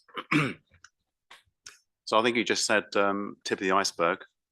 So GNSS RFI, we've seen a huge increase in incidences, and I think the best way to portray that is in graphics or figures, so I will do that now. So if we look at signal loss events, this data is collected by our data team in IATA Flight Data Exchange. We can see the number of events, the rate per 10,000 flights really increasing, particularly between 2023 and today. The data, the number of flights recorded, you can see the gray, those represent the gray columns. That's not the whole of 2024. That's why the kind of column shorter on the right-hand side of the slide. But what's the impact? Well, if we start looking at a sample that we did between August 2021, September 2023, of those flights that were affected by signal loss, we could see that the majority were affected for less than 30 minutes in the green area of that pie chart, but some of them were affected by greater than 2 hours, 120 minutes. What happens there? Sometimes these GPS receivers can lock out. That could impact the rest of the flight, maybe way down route, for example, if you want to enter into oceanic airspace, etc. So this is really a big issue for the airlines. It's a priority in one of our advisory councils, the Operation Advisory Council, and for sure is being considered by all the airline members and of course the network. How do the airlines mitigate it? They all do a safety risk assessment. We publish a basic framework which could be used by the airline to adapt and develop their safety risk assessment. It's not just a risk assessment of the departure and arriving airport, it's also a risk assessment of the likelihood and impact on the flight en route, and must be considered for the alternates as well. They of course need to train the crew. They train the crew with the information they know about the impact on the aircraft and its systems. However, that impact is still being learnt at the moment, and that information is being, of course, passed by the aircraft manufacturers to the airlines. They do, of course, publish crew briefings, and as the gentleman just mentioned, there are various sources of documentation that can be used to help with that. For example, the EASA Safety Information Bulletin. There is regular engagements by the OEMs. I'll go a bit more into that in a second, because what I do want to do is pass a few messages here today in the brief 7 minutes I've got to present this topic. Also needs to be considered, what do you do if you lose these GPS receivers in flight? How can you recover the situation so you can continue to operate in the airspace that requires the communication, navigation, surveillance equipment to be working? Because in some cases it could be impacted, for example, would impact ADS-B, ADS-C, CPDLC, etc. Crew reports are used for a closed loop system to get the information that the airlines need to learn on these events. And it's almost just over a year to today that EASA and IATA hosted a workshop in Cologne on the problem we've got at the moment. And the situation has increased, the number of instances increased. We asked that databases that contain incidents should be shared. We're still looking for that collaboration to be ramped up. We also said there must be a minimum operating network of ground-based navigation aids, and they should be serviceable. So that needs to be, for sure, put in place by all the member states and should be harmonized across the globe. We did launch a survey in 2024 to look at what that network looks like, and we're looking for that to be progressed. We also need regulations to be clear, not ambiguous and misinterpreted. For example, the EASA PBN regulations could be interpreted in the wrong way. That needs to be updated promptly. We do have a reference that contains all the information that you might want to find, a portal if you like. It's called the IATA Safety Issue Hub. You can find that by typing in Google that title or use the IATA Connect platform, and it does contain all the best practice that you can have. We use that to help our members that may not have this at hand. That's my presentation so far. Hope you enjoyed it. Look forward to the questions. Thank you. Thank you, Stuart. Thanks for giving us this brief from the airline perspective. It's indeed a very important issue that we have to tackle collectively together. Now I turn to Gary. Gary, can you explain the activities that we have been doing in NM to help the community mitigate the GNSS RFI? Yes, happy to do so. One thing that is quite often underestimated is how it's not just a navigation problem. Chief Operating Officer of one airline said, "My problem is not navigation, it's normalization of deviance." So cockpit safety is based on two principles. Trust your instruments, follow standard operating procedures. GPS interference and especially spoofing undermines both of those. So the most notorious issue we have today is uncoordinated high rate climbs due to false ground proximity warning. The industry is working hard to try and fix that. But unfortunately, we have also seen this enter ops rooms. Pilots had to learn that it's not called a go around, it's a high rate uncoordinated climb. So you don't know who is above you, and ATC will scramble to clear what's above you to make sure there's no more severe incident. So this is serious stuff. Unfortunately, it's seen in ops rooms and it causes all sorts of surprises. So we've rolled out, you'll hear more about Sherlock, but this is one of the products on Sherlock to at least see the interference where it is. You'll see here the prominent hotspots, which is the Eastern Mediterranean, everything around the Black Sea, as well as lots going on in the Baltic states, Poland, and Baltic Sea. And unfortunately, by now, spoofing has become a common occurrence. It has led to diversions. It had a real operational impact. But so now showing an interesting picture, that's already pretty good. The next step is to figure out what should we do with this pretty picture. So we're doing bilateral meetings with affected states to try and figure out a concept of operations to see, okay, how should you manage traffic in these sectors? When would you go and reduce capacity to make sure you can cope with the increased workload, etc. On the piloting side, pilots have said, please give me the GPS weather on my electronic flight bag. So this picture we also use, we did a trial together with Lufthansa Systems. Swiss International Airlines tried it out and they brought it into their electronic flight bag. And one purpose of this is that the pilot can deactivate, if he can, the GPS prior to flying into a zone of interference. And with that, avoid all the numerous cascading effects and then reactivate GPS once he's clear of that. The aircraft still remains in a degraded state. It remains in a state that if the pilot would know ahead of time, he would not get into the aircraft and take off. But at least this allows to contain the situation somewhat. Now, it's great to have this at the aircraft level, but we'd also like to see it at the ATC level in the ops room. Primarily, we won't necessarily display this on the ATCO screen, even though there's some states that are electing to do that. And unfortunately, there's not a one-to-one correlation between jamming or spoofing impact at the aircraft versus what you see happening in the ops room. So it's only a potential of watch out, you might have unexpected things happening. And that all gets managed quite well if everything else is working. But if you might have problems on your surveillance radar side, etc., then you might want to be more careful than you would be otherwise. So it's just to make sure that there's actually awareness. And as explained, we're trying to develop further the concept of operations to see how this information is best managed in the ops room.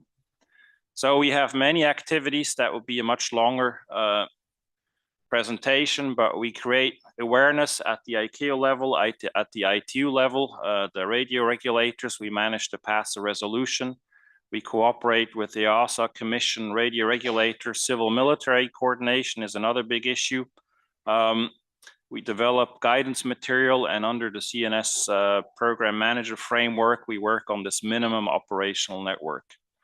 In the long term, we develop guidance in the PBN and GNSS manuals. There's a new effort starting to reduce GNSS dependence in the manual, in these navigation specifications. And we also had some good successes in improving next generation standards. One very simple thing, there will be a requirement in next generation standards for receivers to recover from interference once they fly out of it, and they will be tested and certified to that. That is not a requirement that exists today because back then nobody thought of it. And the other major effort is to upgrade the complementary terrestrial infrastructure, especially DME support for RMP navigation, as well as improved ATC ground technical systems. So in some cases, one state has had to upgrade their radars to make sure that they're not dependent on GPS time, and this of course will all flow into the evolution plan. With that, there's a lot of things that can be done. We're not helpless. It's important to remain courageous in the situation, but there's certainly a lot of work ahead of us. Thank you, Gary. Indeed, it's a common problem, and if we all band up together, I think we can do a lot of things. I just want to come in on the last slide for the CNS. You refer to CNSPM MON work. Just to tell the community, we have published the European MON concept and design criteria in September last year. It's a kind of a guidance document that we worked together with the community. Civil, military. Everybody was around the table trying to bring this MON work as a kind of a collaboration between the network level and the national level. And now in the next 2 years, we are connecting with the colleagues in the States. We will try to do an exercise jointly with them to, to define these national MONs and, integrate them into the European MON. So we have this consistent approach to the minimum operational network, which is this resilient level of infrastructure in the European network. So this is something that, it's one of the main challenges for us as a CNSPM in the next 2 years. I now turn to Daniele. If you can tell us, how the cockpit view looks for the pilot, for the GNSS interference, but also if you can start broadening the story at this point, also addressing other topics that are important for the overall resilience from your perspective. Thank you. Hello, good morning, everyone. So I'm bringing the pilot's perspective, and it's actually interesting to see that it's very close to the perspective that has been brought by the other colleagues so far. So I'm gonna repeat some of the stuff, the GPS jamming and spoofing in the flight deck, because that's how we normally call it.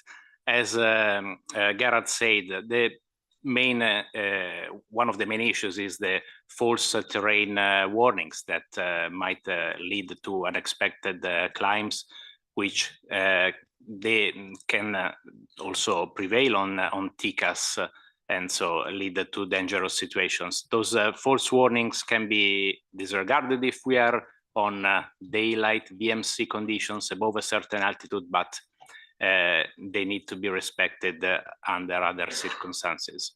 Then, of course, the navigation issues are present, inaccurate position, and it can also be impossible to fly RMP approaches due to the effects of the interferences remaining for the duration of the flight, also outside the interference area. The most modern weather radars might suffer of wrong decluttering because they rely on terrain mapping for that. And also the CPDLC can be inoperative due to the issues related to the aircraft clock that takes the signal from GPS. So variety of different issues. The resilience to the radio interference, again, I'm gonna repeat some of what has been already said, can be mitigated by maintaining a good network of conventional radio aids. It's still there, and we just need to maintain it, to make sure that there is there are some alternatives to the GPS guidance. Provide maps of the areas of possible GPS jamming and spoofing, as they are trialing with our Lufthansa and Swiss colleagues. Very important also to get alerts about radio interferences via ATC communications, ACARS, or airplane connectivity. And also, once again, to improve the aircraft reset procedures after suffering a GPS jamming event.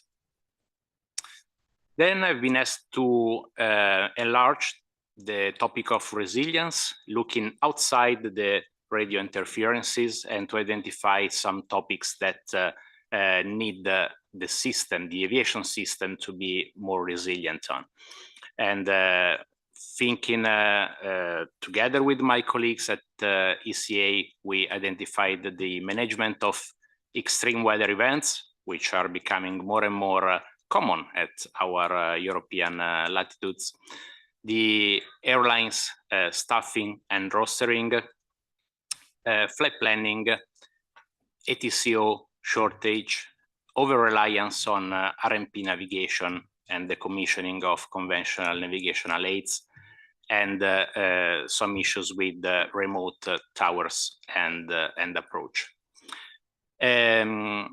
We foresee some possible mitigations. So to mitigate the extreme weather we are more frequently dealing with, we think is very important, as has been extensively said in yesterday conversation, to have a strong connection between the forecasters and the air traffic control units. So ideally have the weather experts in the same center, sharing informations in a timely manner with air traffic controllers. Also empower the air traffic controllers with weather depiction on the radar screen. This is done in many ATC units, but not everywhere. There are still quite a lot of air traffic control units that are not completely aware of where the weather is. And also, from our side, enhance the aircraft connectivity. Some airlines, like has been reported by our British Airways colleagues yesterday, are doing very well. Some others not so well, and they're still missing the aircraft connectivity. Another important topic for resilience is to ensure the pilot's fitness. So we are facing, and has been told also before this morning, unsustainable rosters, sometimes unrealistic turnarounds and flight planning that lead to obviously delays and other issues. Again, ATCO shortages, we know is not something that is going to be fixed from one day to the next, has been talked about yesterday extensively, and maintaining radio navigation aids, especially Cat 1 ILSs. There is a plan for decommissioning in 2030, substituting them with RMP approaches, but we think at the moment the technology and also the GPS jamming and spoofing is not good enough to allow this. Last but not least, the remote towers and the remote controlled approaches are becoming more and more popular. We do identify some issues when those airports that are used as destination and alternate are located in the same and managed by the same ATC center. So in case of a failure of this center, that might lead to the unavailability of our destination and alternate airports. So we do recommend, if possible, to spread the nearby airports in different ATC centers. That's it from my side. I leave the Thank you floor very to much. my colleagues. Thank you. You gave me a perfect introduction of our next panelist, because you know, we have all touched on the weather issue and how, you know, I was speaking with some of the pilots during this yesterday and also today this morning, and they said the storms are you know, stronger, they are longer. You know, this is something that, you know, everybody has noticed, and maybe this extreme weather and climate adaptation is new in some parts of the network, but not in where our next panelist is coming from Iceland. I mean, this is the, you know, we wanted to bring in a perspective from somebody who is dealing with the environment that is a little bit more challenging than the most of the network on an everyday basis. So Thorstein, please, can you give us the view from Iceland?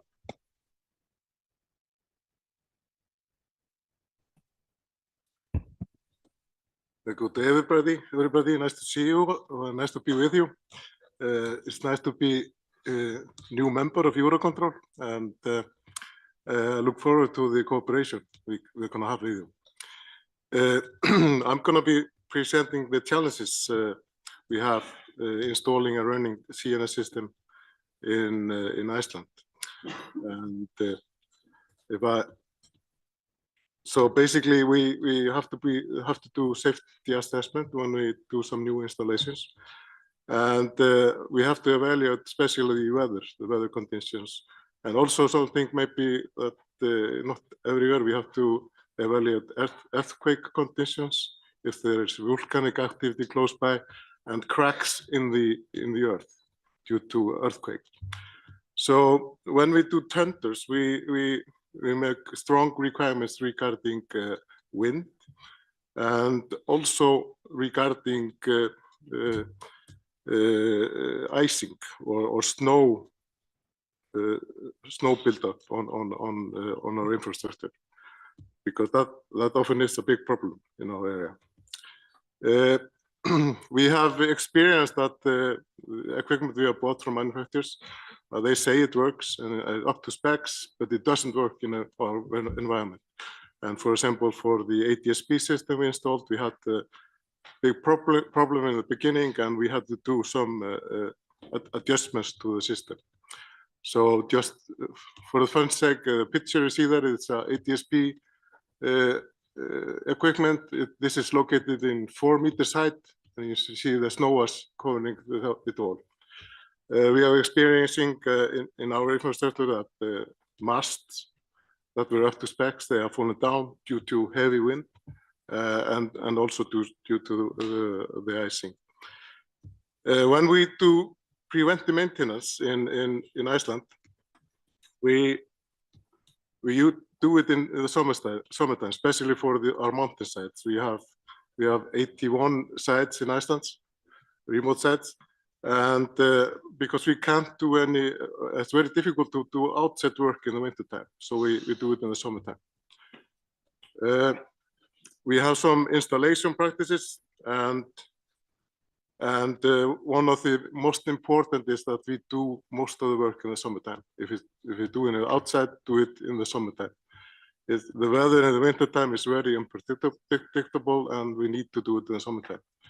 And we need to make sure of sealing everything well, because water gets in everywhere, because there's heavy wind or it rains a lot. And the rains in Iceland come from all directions, not just down, it comes from all sides and up even because of the wind. Everything has to be very fast, and all the fastenings have to be extra strong. And if we can locate equipment inside, we place it inside. Regarding our remote infrastructure, we have always backup power and try to have dual data lines, dual connections to each side, if possible. In most places, it's possible. And we try to build up a main standby infrastructure so that the main is in different locations than the standby infrastructure. So here is a slide that shows you the vehicles we have to use to get to our mountain sites. Sometimes we have to use the snowmobiles, but these big jeeps are necessary to get to our location, especially during the winter time. And even some, you have to use this big jeep to get to some places in the summertime as well. So in the year 2021, the volcanic area, there's a big volcanic area in Reykjanes. That's the area where most of the population in Iceland lives. So it's where our main airport is and where Reykjavik is. That area woke up, had been dormant for 800 years and started with volcanic activity, and that has affected our infrastructure, especially two places. And one of the places is our HF transmit site in Grindavík. You can see it with the red star on the satellite photo. And if you look at the satellite photo, you can see the dark red area. That's the lava that came from the volcano. And they will build some protective walls, and you can see it as a orange line on the map there. And that stopped the lava from taking out our infrastructure. But this is going to keep on going, this volcanic erosion. We don't know when it's going to stop. It's going on and off. So we are moving this infrastructure to the north of Iceland. So we had also, because of the volcanic eruption, we had also earthquakes because of that. And on this slide, you can see how it affected our radio site, Þorbjörn. And that resulted that we had to move part of the housing there. So just to show you the difference between summer and winter, you know, there's lots of snow buildup, and that can affect our VHF antennas in the way that we get less coverage because of standing wave radio. And on those photos there, you can see this is a support wire. In both figures, you can see support wire covered in snow and ice. And due to this, sometimes we have to go to the sites to take away the snow or the ice, so the support structure won't fall. And also because of the less coverage we get on the VHF. So this is just to show you difference between winter and summer. These are the same antennas, or mast with the VHF antennas you see there. And final picture, this is the radar site in the northeast of Iceland. A beautiful day in the winter time. Thank you. Literally the tip of the iceberg, the last slide.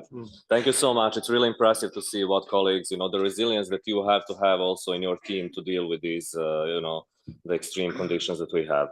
And our last panelist is Jörg. He will explain to us what Sherlock is. So some of you have seen that stand outside in the exhibition. I invite all of you to go after this session, maybe to get some more details, but Jörg will take us through the main points, please. Thanks a lot, Petra, for adding some food for thought for our discussion in a few minutes' time. I guess I need to press, right? Oh, yeah. So what is Sherlock? In very simple terms, it's a big data production platform that operates in real time and actually provides browser-based user interfaces for users to access that data. Our ground sourcing comes from this network of ADSB modest receivers, you may call them. We have now also in the picture about 85 of these receivers being active. We're going to add a few more receivers in the coming years.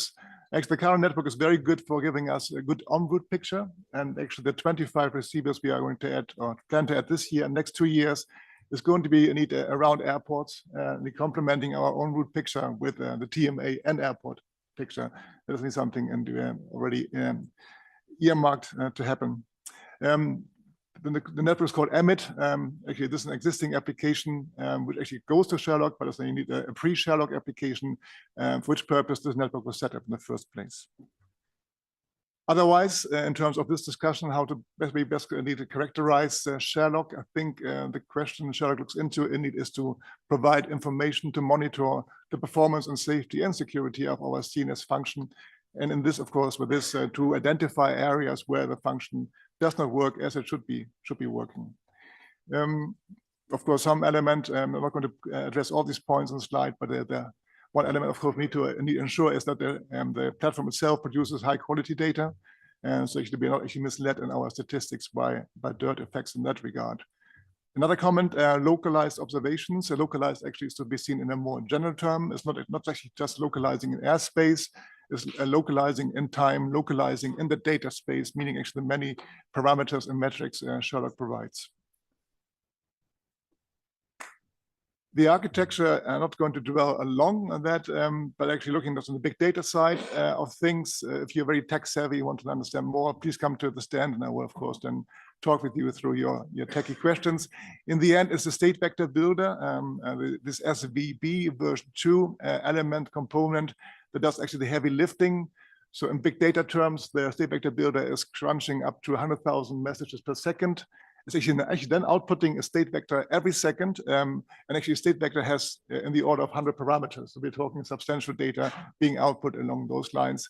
In addition, the state vector builder also produces information for the flight building.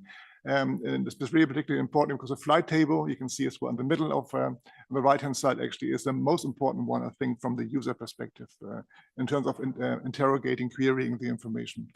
The front end is I think very intuitive, at least we aim to be very intuitive in this in the control of the elements we are producing. There's a front end for each of our currently 8 applications. Also, we have some common purpose components.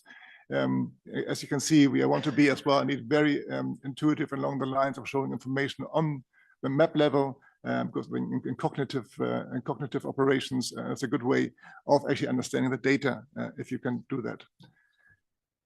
The topics we are addressing right now, also when we ACCA the applications, the first one actually is really something that looks into the frequency usage of 1030 to 90. The main use case actually is here to identify situations where the transponder could stop working, which happened indeed some 10 years ago. As indeed in that case is a very bad situation, of course. Actually, and this actually is caused by over-interrogating transponders, certainly something more for the high-density areas.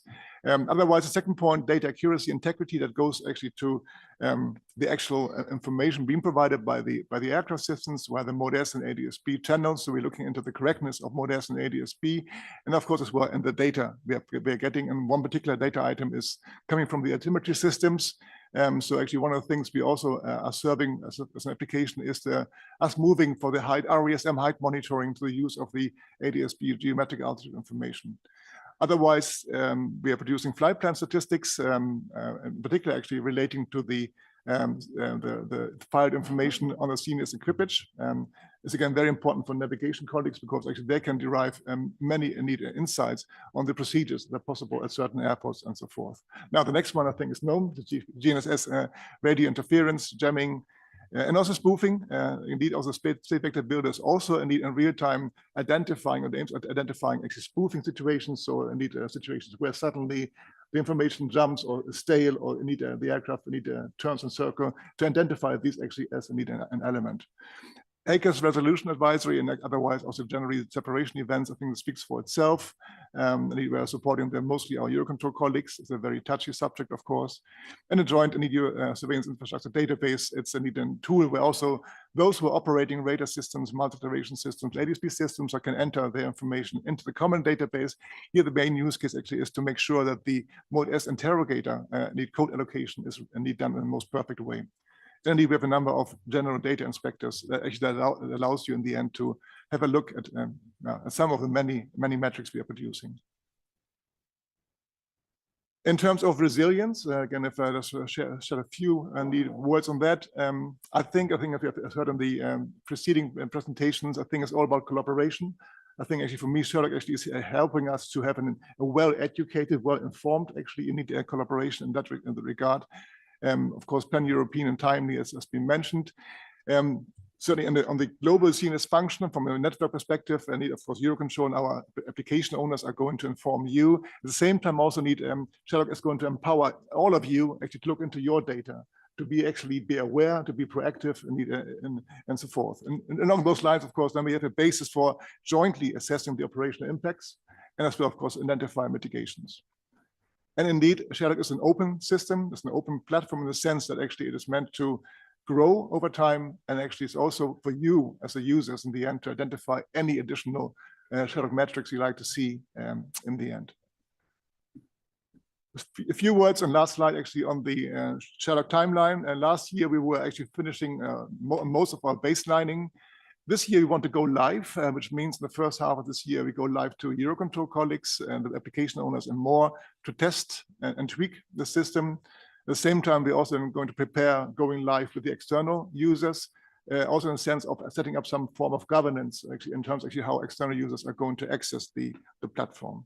And for the years to come, it's just actually a snapshot. I mean, it's just actually food for thought indeed. It's not cast in stone. And at the same time, there are many other items, of course, that you can maybe think of, but at least it's a little outlook into the next years to come.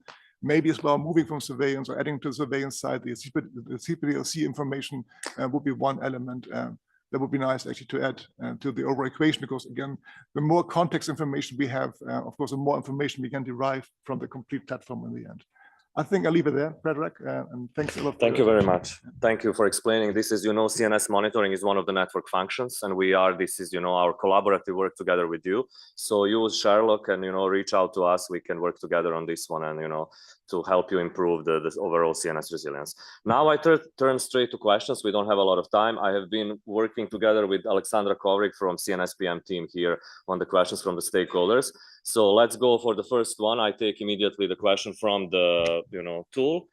The first question is, providing these alerts on areas on GNSS spoofing or jamming, how well are these alerts and level of risk understood by airlines or operating aircraft? So I turn to Stuart and Gary maybe to try to tackle this one.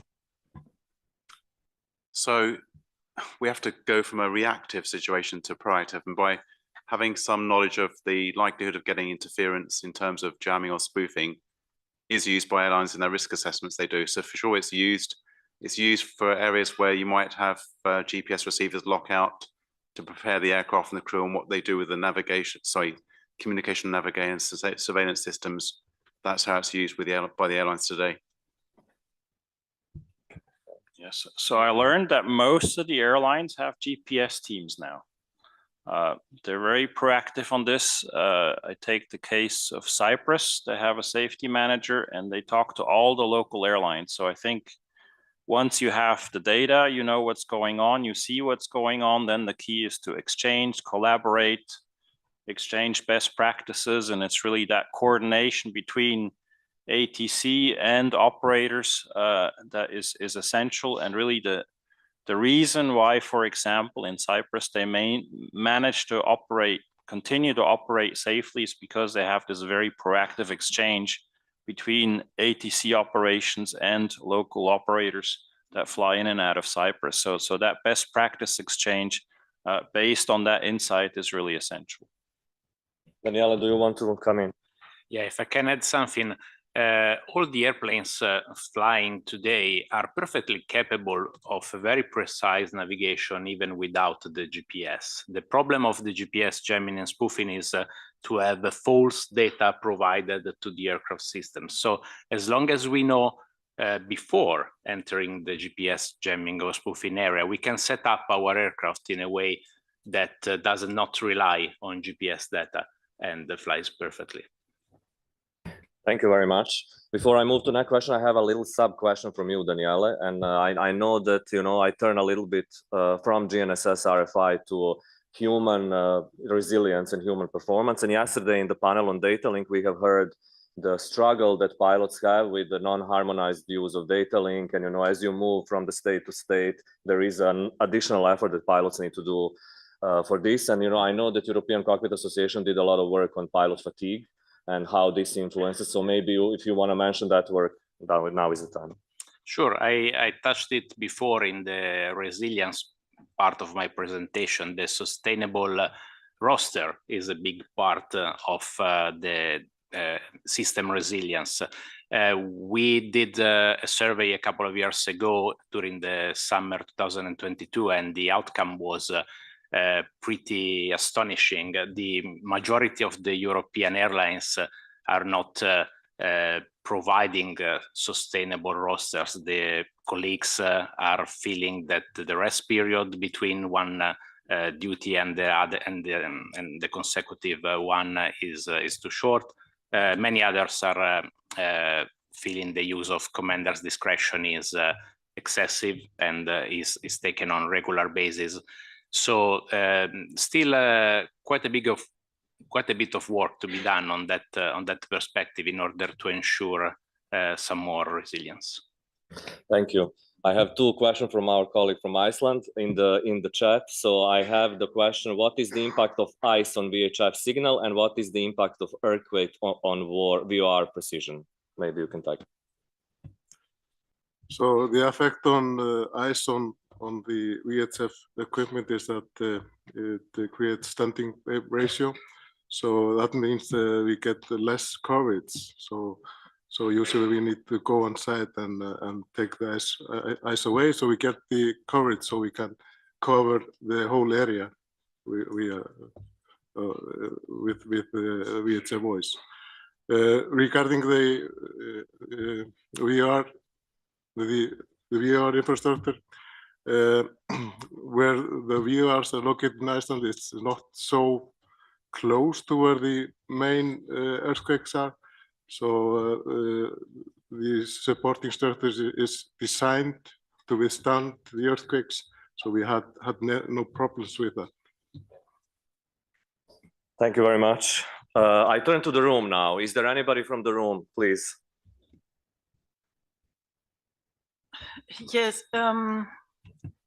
I have studied physics and mathematics and informatics, and I'm member of the European Physical Society. The problem with GPS, I asked it yesterday, but I have two short questions. You speak about GPS lost connection about 30 minutes, but what happens if you have all the flight time a GPS lost connection? What are you doing in this situation? The second question is, you speak about improved aircraft GPS recovery. I doubt very much that you can recover all the data with your method. My question is, if you have more detail about this GPS recovery method, and what for improvement you have it? Gary, Stuart, Daniele, maybe some of you can tackle the reply. So regarding operating a flight without GPS, yes, you can operate flights without GPS. I started flying at the end of the 80s. You can fly all over the globe, in actual fact. I did that. Some aircraft systems take a bit of time to recover the receivers. They can sometimes lock out, as we mentioned earlier. Sometimes that requires even resetting on the ground, but it doesn't stop the aircraft operating on its route. It may end up being excluded from certain airspace blocks where the equipment is required, for example, ADS-C, etc., can be impacted. So that's that part of it. Daniela, you want to? Yeah, mentioning the ability to recovery. On some airplanes, we don't have a specific resets procedures that can be done in flight for GPS recovery. So I was mainly referring to that one, to design better procedures in order to reset the system and recovery it after the interference is finished. Gary, you want to jump? Yeah, I mean, this quickly becomes a very technical discussion, but basically receivers today are designed to accept the data that they expect according to the interface specification of GPS, and they weren't designed to do anything with data they didn't expect. So one case is bad ephemeris. Ephemeris is telling you where the satellite is in space. If all of a sudden a spoofing signal writes bad ephemeris into a receiver and the receiver is not built to handle that, then it locks up and the worst case has to do a factory reset.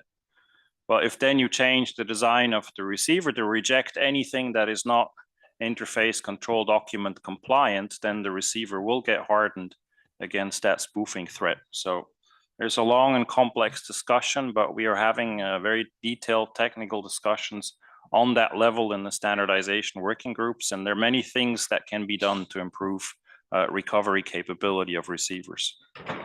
Thank you for that. More questions from the room? Please. Hello, from the Croatian Civil Aviation Agency. I just have a question to move us from the technical side of things. It's more of a social thing. On an ICAO meeting last year, among colleagues there was a discussion that pilots are kind of losing interest in reporting such cases. So what is being done to keep the enthusiasm on tackling problems regarding spoofing and jamming? Thank you. Anyone wants to? Yeah, it's a very good question, especially due to the fact that GPS events tend to be always in some specific hotspots in the network. So it's I think it's still very difficult to maintain a good reporting level because people get used to it and feel useless to report. Nevertheless, all the airlines are always highlighting the necessity to report, and is in our documents, and we do our best. Please, Stuart. Can I just mention one thing, that the data I presented there with the impact of the flights was obtained from the, not the pilots, that was obtained from the data that's shared with, and anonymized, by the way, from the flight data recorder. So the impact would be monitored by the airline anyway. So that's one way the airlines could tell if maybe the reporting level is reduced. And obviously they can educate the crews to report any instances and drive up the reporting that way. Thank you. And we are on the reporting. Gary, you want to come in?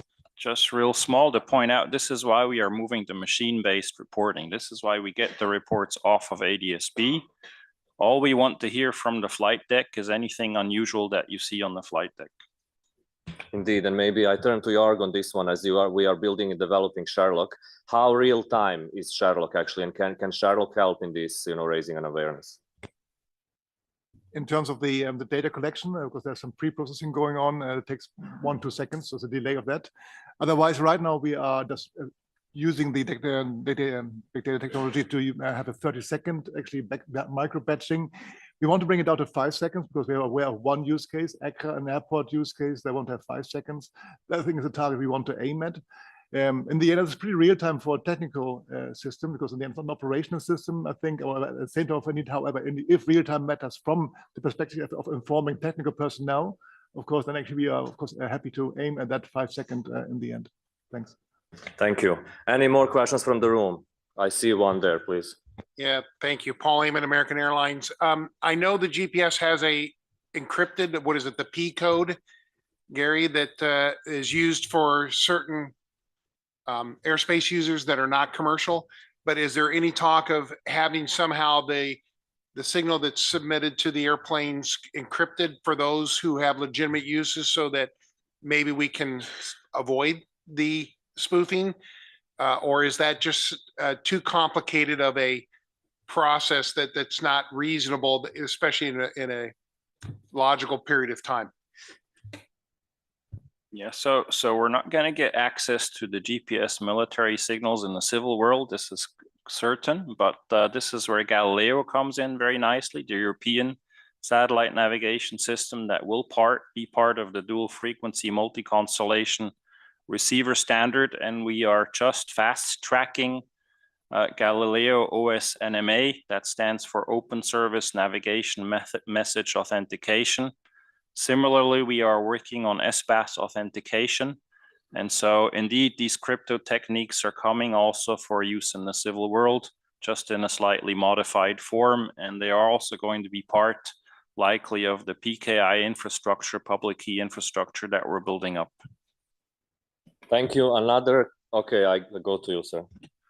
Yeah, for Jorg, it's Jeff with United Airlines. For the Sherlock deliverables, we're seeing the baseline email alerting service during 24 and then eventually going live this year with private and public views. How are you going to be promulgating that to the airlines as far as how we have access to it? I was mentioning indeed the issue of setting up some form of governance for that purpose. There will be something we are setting up as Eurocontrol. Actually, my boss works on that. So I need, it's a good point, because in the end, we want to open actually the information to everyone. At the same time, of course, we also need to constrain the views you have. I think in the end, as a Boeing, of course, and you would like to, as an airline, you would like to see, you're only allowed to see your information. As an ANSP, maybe all the flights that go through your airspace. The technical provisions are in the system, but of course we need to find out the rules, the policies along those lines. I think it's something we need to settle on, and before we, of course, can go out wholesomely to everyone, inviting everyone to join. I think it's obvious. Also, in terms of sheer number of airlines, for instance, if we just do that without governance in place first, and it will be difficult. That's why the governance is going to happen. So please watch the space, and we would like to inform you then along those lines. Yeah. Last question from the room before we break. Any more? Okay, then I close with a question from online. So a question for all the panelists, maybe you work out in your last address. Given the inertia of CNS ground system evolution, won't maintaining the conventional aids leave us stuck with a very costly, outdated solution in the long run? So your opinion on the evolution of the CNS infrastructure, and how do you balance, the requirements? Now on one side we have a lot of interference. We need the ground infrastructure, but at the same time we need to, have the efficiency in the system. It's one of the challenges that we as CNSPM are tackling together with the stakeholders. I'm curious to see the view of the all panelists as we close. Yes, obviously we need a resilient system which is also interoperable across the globe. We don't want standard in one part of the globe, and for example, we don't want a European situation and a US situation, so you end up having two different avionics fits of the aircraft. We don't want that system. We did do a survey in 2024 to look at what was the minimum operating network of ground-based navigators that are needed. That's useful feedback to have. That needs to look, I think the look between Europe and US is a good idea, but we do need to make sure we mitigate the risks of all different impacts on systems, including GNSS, RFI, etc. So first off, the modern CNS infrastructure of today has not very much in common with what was built in the 1950s. We've seen an example of a log periodic dipole array for an instrument landing system in Iceland. These are modern systems with solid state technology. So that's the good part of my answer. The bad part of my answer is that as aviation, we've been a bit spoiled by space, and we don't seem to be willing to pay for modernizing our own systems. I have ideas of second generation DME. We have researched GBAS, new landing system technology, etc. And these projects, despite massive investment, they struggle to make it into operations, and we don't seem to be willing to switch to new systems. Yeah, I want to be optimistic. It might be that in a few years' time, we will find a solution for radio interferences and everything will be okay. But I think for the time being, we still need to preserve what we have. Since we still have a good network of conventional radio aids, it would be a pity to decommission it and find ourselves in a situation where we need to reestablish it. What is your view on the, decommissioning versus new technology? How does it work, in your environment? In our environment, we want to keep the old while we are going into the new. We want to we have made requirement that in Iceland we have ILS for most of our airports. It's going to be, even though we go into PPN or precious approaches built on GNSS. So my view is we want to go to the new technology, but we need to be aware of the dangers we have regarding spoofing and jamming and those things. Jörg, you are the last. Yeah, from a shell perspective, I think overall backup is important, independence is important. That's, for instance, Shell as well going to implement a multi-iteration function to actually complement what we have by the ADSB information, have an independent source to identify bias errors, for instance, along those lines. I think the same applies for the surveillance system as a whole, for instance. Otherwise, I think what Gary said, I mean, is very nicely wrapping up things for navigation. Thank you very much. And we have on-time arrival. I think we have finished the panel. I thank all panelists for taking your time, and I thank the audience for the questions. Ken, over to you. Thank you very much, Predrag. Thanks much, panel, for this interesting discussion. Now it is time for lunch. And after lunch, we'll go to the last session, Accelerating Transformation Through Technology Implementation and INM Update. So please, welcome to the lunch, and see you again inside here. We start exactly 13:30.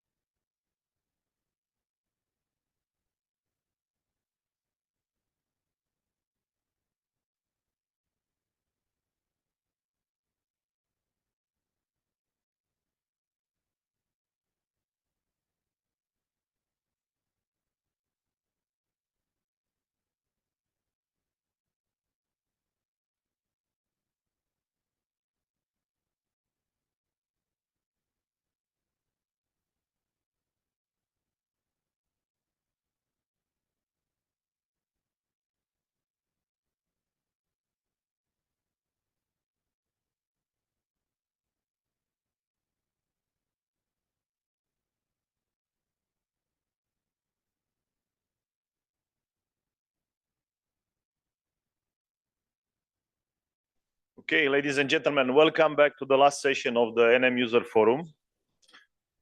I know we are standing between you and your departures, but I promise it will be swift and fast. So and then I will just do a quick wrap with Ken after the end of this session. So in the session 6, the last one, as I mentioned, accelerating transformation through technology implementation, an INM update, the integrated network manager program. And I brought with me a contingent that it's not just Eurocontrol, but our partners from Eviden, Atos, Paradigma, but also the full crowd of the INM program guys are here. And we realize that in the audience is probably you are more from operations with probably not at the technical background to understand everything what is said here, but we want to give us a glimpse of what's coming, what is already in operation, because we were speaking in the past about INM. INM is in operation since 15th of October. So the INM initiative is designed to revolutionize our approach to air traffic flow and capacity management by leveraging cutting-edge technologies like digital platform and mission critical cloud. And you'll learn about the platform and the mission critical cloud in the session. And we aim, of course, like everything we do together, jointly with you, to increase efficiency, safety, sustainability in our operations. So in this session, we'll explore these innovative solutions. We are evolving our infrastructure, architecture, and applications because they are evolving since mid-90s. It's not that we have never done updates and upgrades, but the explosive IT environment landscape that we have there, what you see with the advance in AI, so only this last weekend how the AI world has been shaken, but what China has published. So IT world is progressing, and we are opening all our platforms and architecture. It's also in Sherlock, we are building this open platform to give access to the CNS data and everything what is good in the Sherlock. So this is, you think at Sherlock at exponential. So it's much bigger. It's much more complex because in the same time, we feel in INM like you fly an all 747, it has to become an Airbus 350 without landing. You need to change the engines, you need to change the interior without landing. So we need to continue the operation without disturbing, but bringing all these technologies into the landscape. So for the question and answer, you saw the app, it's open. So please use the same QR code. So and then we will take the questions as they come at the end. All right. So a quick preface, a short introduction from myself, and then we roll with the team one by one. We are all in your companies. I think we are all users of Microsoft 365. And you see how, we are introducing, at least in Eurocontrol, but also on your side, the generative AI part, at least with the copilots. We have copilots for everything today, from presentations, from, today you don't have to start from scratch. You just drop a PDF document and what have you into the copilot, and he already drafts your presentation. It's not perfect yet, but it's getting there. So the Copilot Studio, and it's an amazing stuff that can help you doing all kind of agents. You have Copilot for Git. You can document your code and so on. So it's shaking how you are used to work, and a lot of manual labor is replaced by the help of generative AI. And this innovation is slowly introduced into the operation, not just office desk that you do. And then we started 2019, with a call for tenders. We granted the contracts to the industry, and we're always coming at the user forum. What is the roadmap? What is in it for it? We will have it today, but today already we are in operations. So it's not something that it's going to happen a long time in the future, but it's already in operations. So what we have achieved so far, this is the picture. Many of you have visited yesterday the ops room. So, but basically from 15th of October, we are in operations with the digital platform in mission critical cloud, and that's not small. So it's the first time when we are introducing in aviation a digital platform. And then not only that, but it's placed in cloud and it's operating safely, efficiently since 15th of October. And we selected, was a de-risking exercise. It was wave O, as we called it. it was a de-risking exercise to see how stable is the platform and how robust we build the mission critical cloud as well. And we selected 3 digital digital products, as we call them today. It's the route availability document, RAD, called the code allocation list, and the DNP, the dynamic network plan, which indeed is more for our internal ops room. And you'll see how we are going to open that access to the external world. But in the RAD, we have hundreds of users using that daily. So, and since beginning of October, we didn't have any issue. The only issue that, and we'll come back on that, is, and we will discuss also your impact today, you need to access this application via multi-factor authentication. So this slide is summarizing how the system landscape modernization is approached by us from the top of the pyramid.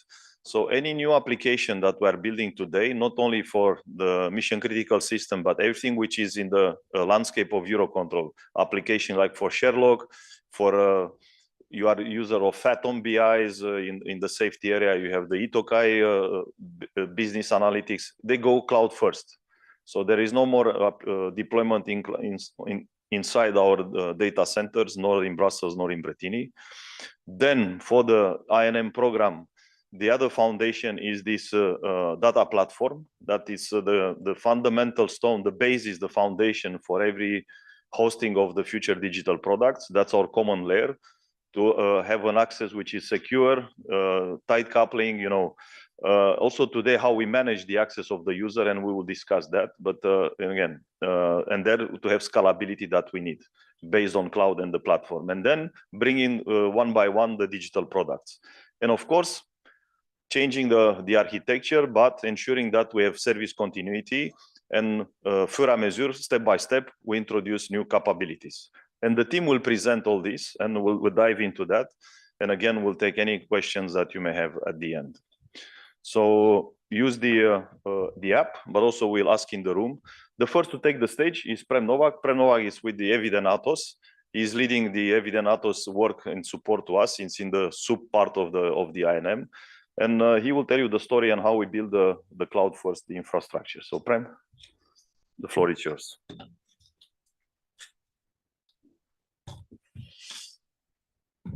Thank you, Tony. So let me introduce myself first. So my name is Przemysław Nowak, short for Prem. I know it's as difficult as it gets for non-Polish people. So I'm responsible for program delivery in Atos Eviden. We've been supporting Eurocontrol since the inception of INM program. So it's a couple of years already.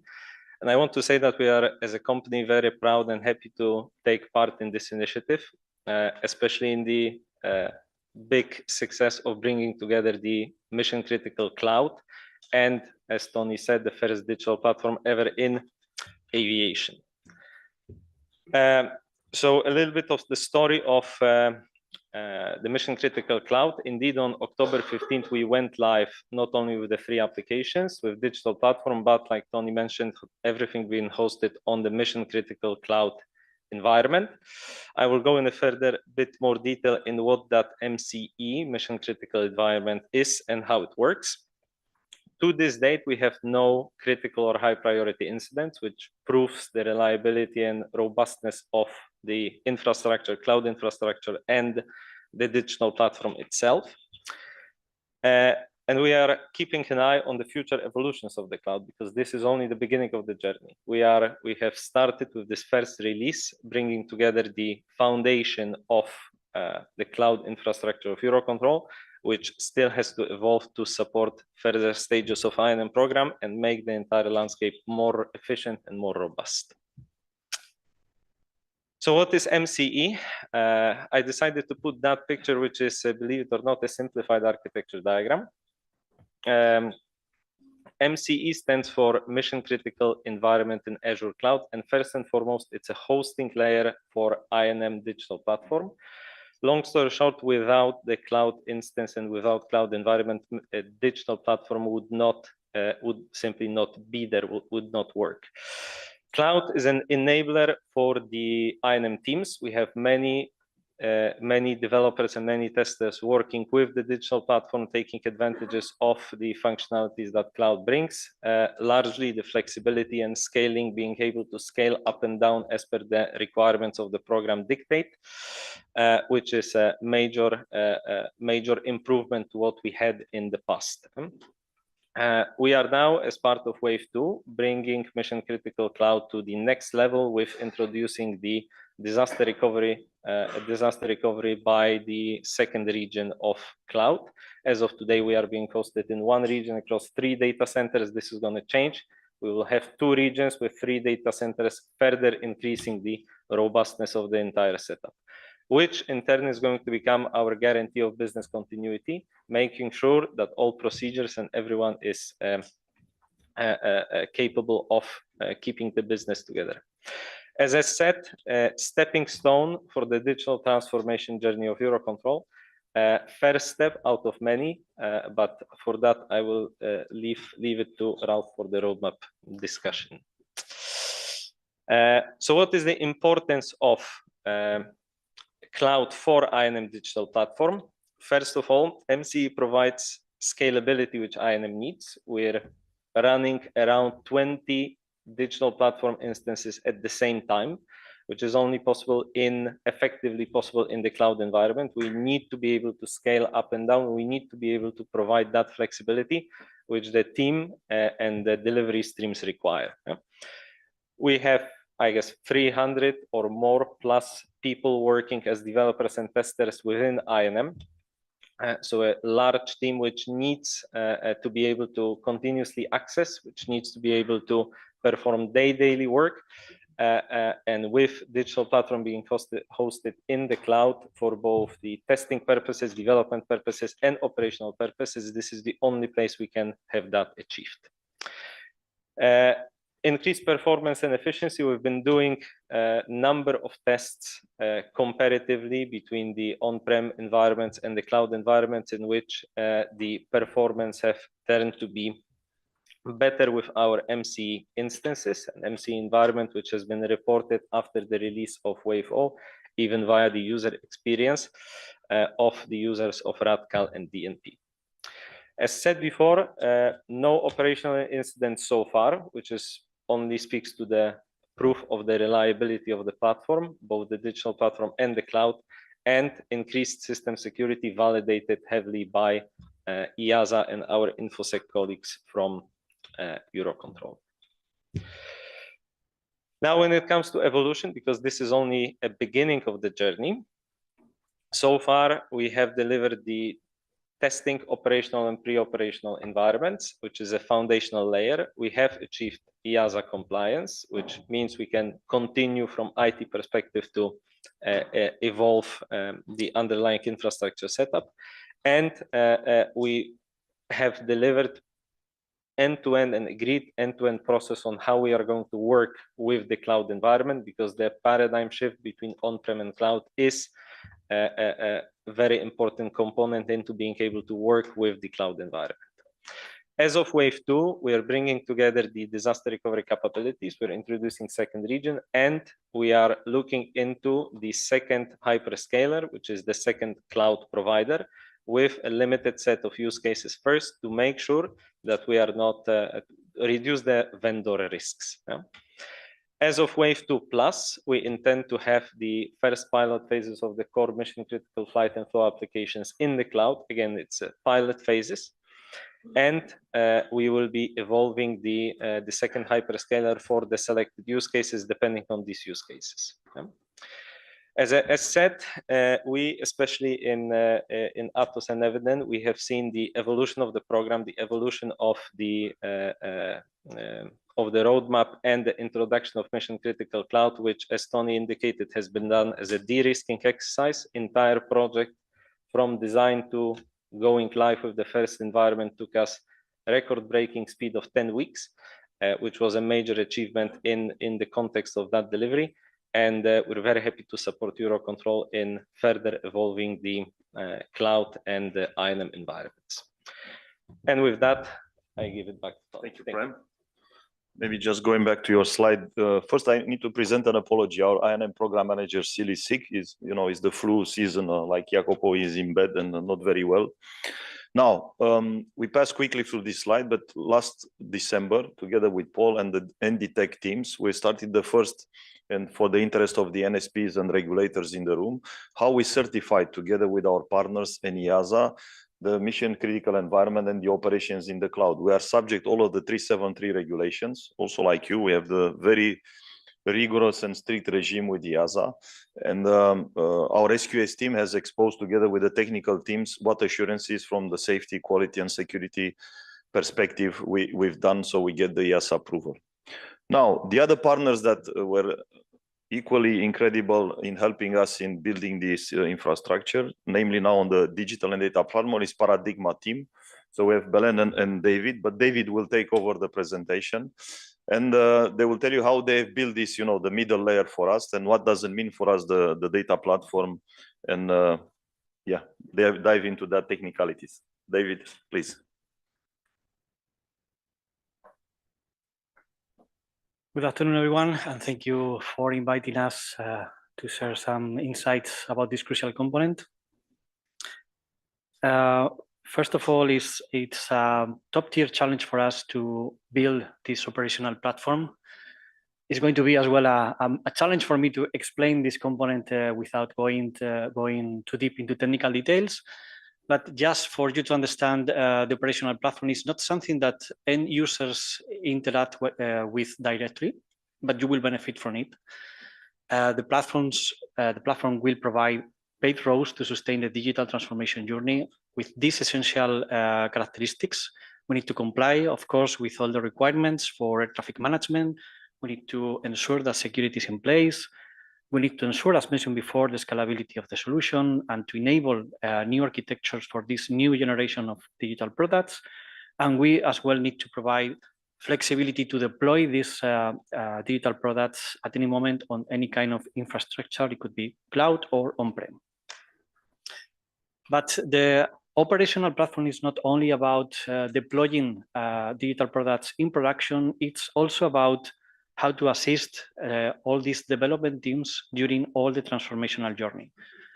What we want to avoid is for each digital product to solve all the common requirements, such as business requirements, security operational, new architecture, decisions, common capabilities like continuous integration or continuous delivery, or even integrating different third-party technologies like relational databases or streaming messages or queues, for example. So what we want is to, for this component, the operational platform, to solve all these needs in a consistent way, providing a standard and aligned solution for all of this, so that all the development teams can benefit from a standard solution.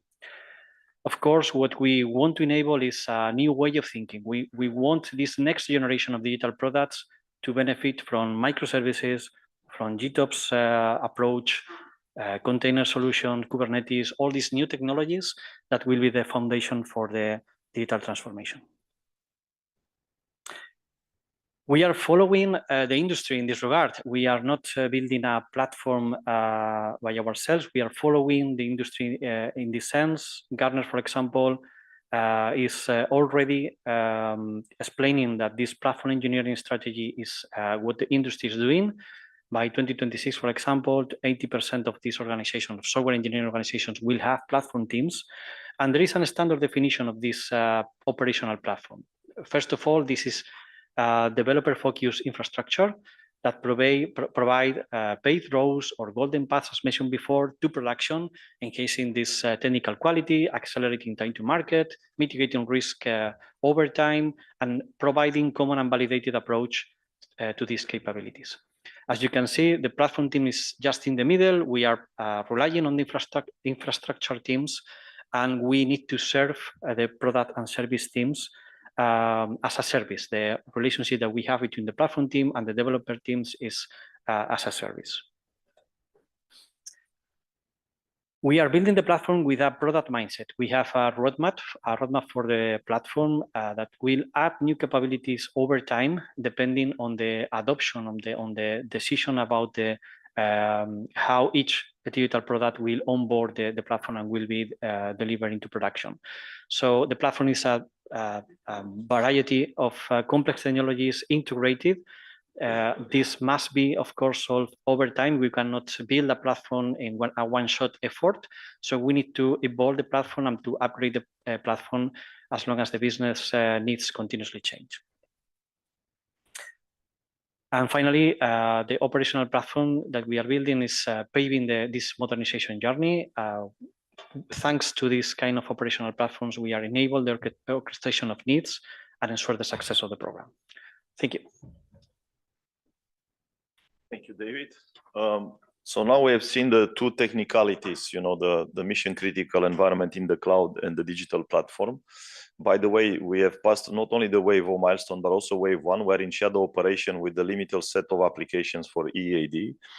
So now it's the turn of Raz. So he is one of our product owners for so many products that it will be too long to enumerate them here, but he will bring it what is the impact on the users. The biggest issues that we will have is not because the application will have new, the interfaces of 2025, they will be simplified, easy to access, but we saw with the wave 0 and the wave 1, the biggest impact is how you access this in the new modern way or multi-factor authentication. Raz, the floor is yours. Thank you, Tony. Good afternoon, everyone. It's great to see a large participation. As Tony mentioned, Razvan Mihai Margoan for those that are looking for the official Romanian name.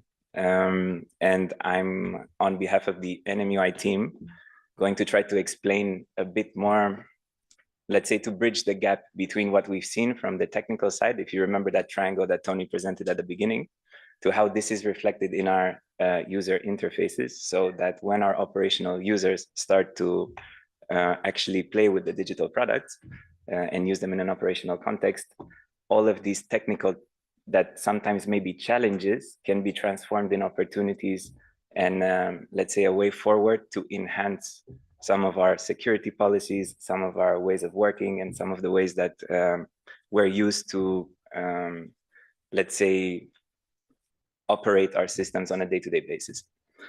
So with that being said, I think a key takeaway for me is if we leave this session understanding what will be the impact of all the technological and the procedural changes that we'll have in our products, when this impact is happening, as it's common in industry practice, of course, everyone wants to have everything now, and we aim to deliver all the products as fast as possible.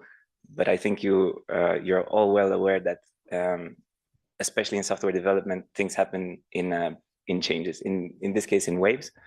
So we'll see a transition, we'll see a phased approach to when we'll be receiving some of the benefits of the digital platform, the cloud-based infrastructure, and so on.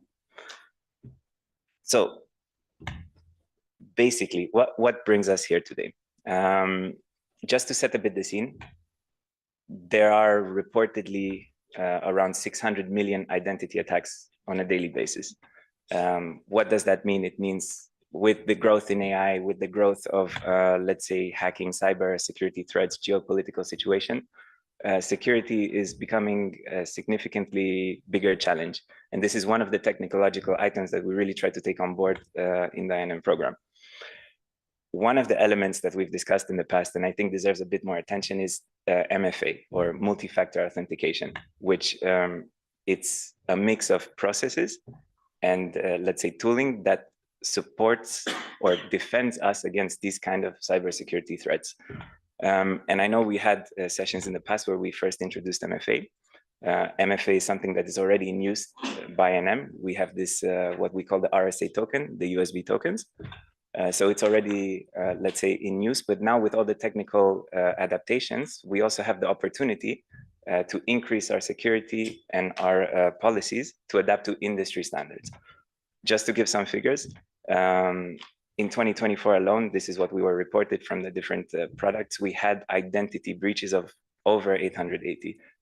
they did not materialize in operational impact because of the implementation of MFA, but it's a number that we expect to continue to grow in this digital world. So we have to be prepared, which brings us to what's actually changing, what will be different from the way of working of today. So what we will see gradually throughout, we already have seen in Wave O and predominantly on NM operations, but for the entire community throughout Wave 2, so 2.1, 2.2, is the shift or the transition from RSA tokens to smart device authentication. Just to give a bit of context as to why this is important and what's different, MFA requires what we call 3 factors to work. So something that you know, which is your username and password, something that you own, in this case, a device, common practice to be associated to a single individual, and something that you have, which could be biometric data and so on, which, okay, it's, let's say, going into a different level and different cost basis and so on. For us, on the one hand, we're looking at the introduction of smart devices authentication. And on the other hand, we're looking at streamlining the way of working and enhancing our security policies to really adapt to the industry standard, which means setting up a specific login per individual without use of personal emails, but really a corporate account, and delegating this ownership to our colleagues and our stakeholders. So this not only enhances our security policies, but it also unlocks several opportunities in the NMUI. And one of the things we're looking at is, okay, as we start to modernize our tech stack and our products, we're looking at user-based configuration, so applied to individual users to streamline things as the handover process. So instead of having to, let's say, log in, log out, and so on, you have your individual preferences as well as your organizational preferences. So these are some of the, let's say, evolutions that we're leveraging by the challenges and opportunities that we face today and in the, let's say, market overall. Let's deep dive a bit into what it actually means in terms of MFA. So we have, there we go. How we recommend the implementation is a single smartphone for user. And I'm well aware that this implies a cultural change, and we're sitting together with a lot of our colleagues to identify what is the most opportune way forward. But one of the advantages of applying this policy for our NM product suite is the fact that on the one hand, we keep up to date with all the industry advancements. We're aligned with, for example, Google, Microsoft, and Okta, which is a provider to support us to have a harmonized authentication solution.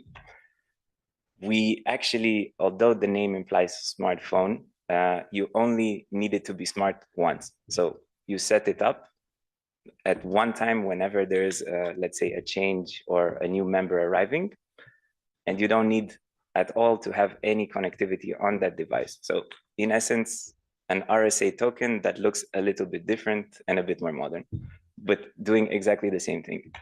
One of the reasons is also the simplification of the setup. So the way that you, let's say, can set it up, the time it takes, it's almost instantaneous instead of relying on different devices, carrying multiple hardware solutions and so on and so forth. So this is what that smart device MFA brings. And the individual corporate email addresses, as I mentioned, it's an opportunity to bring further enhancements to our user community.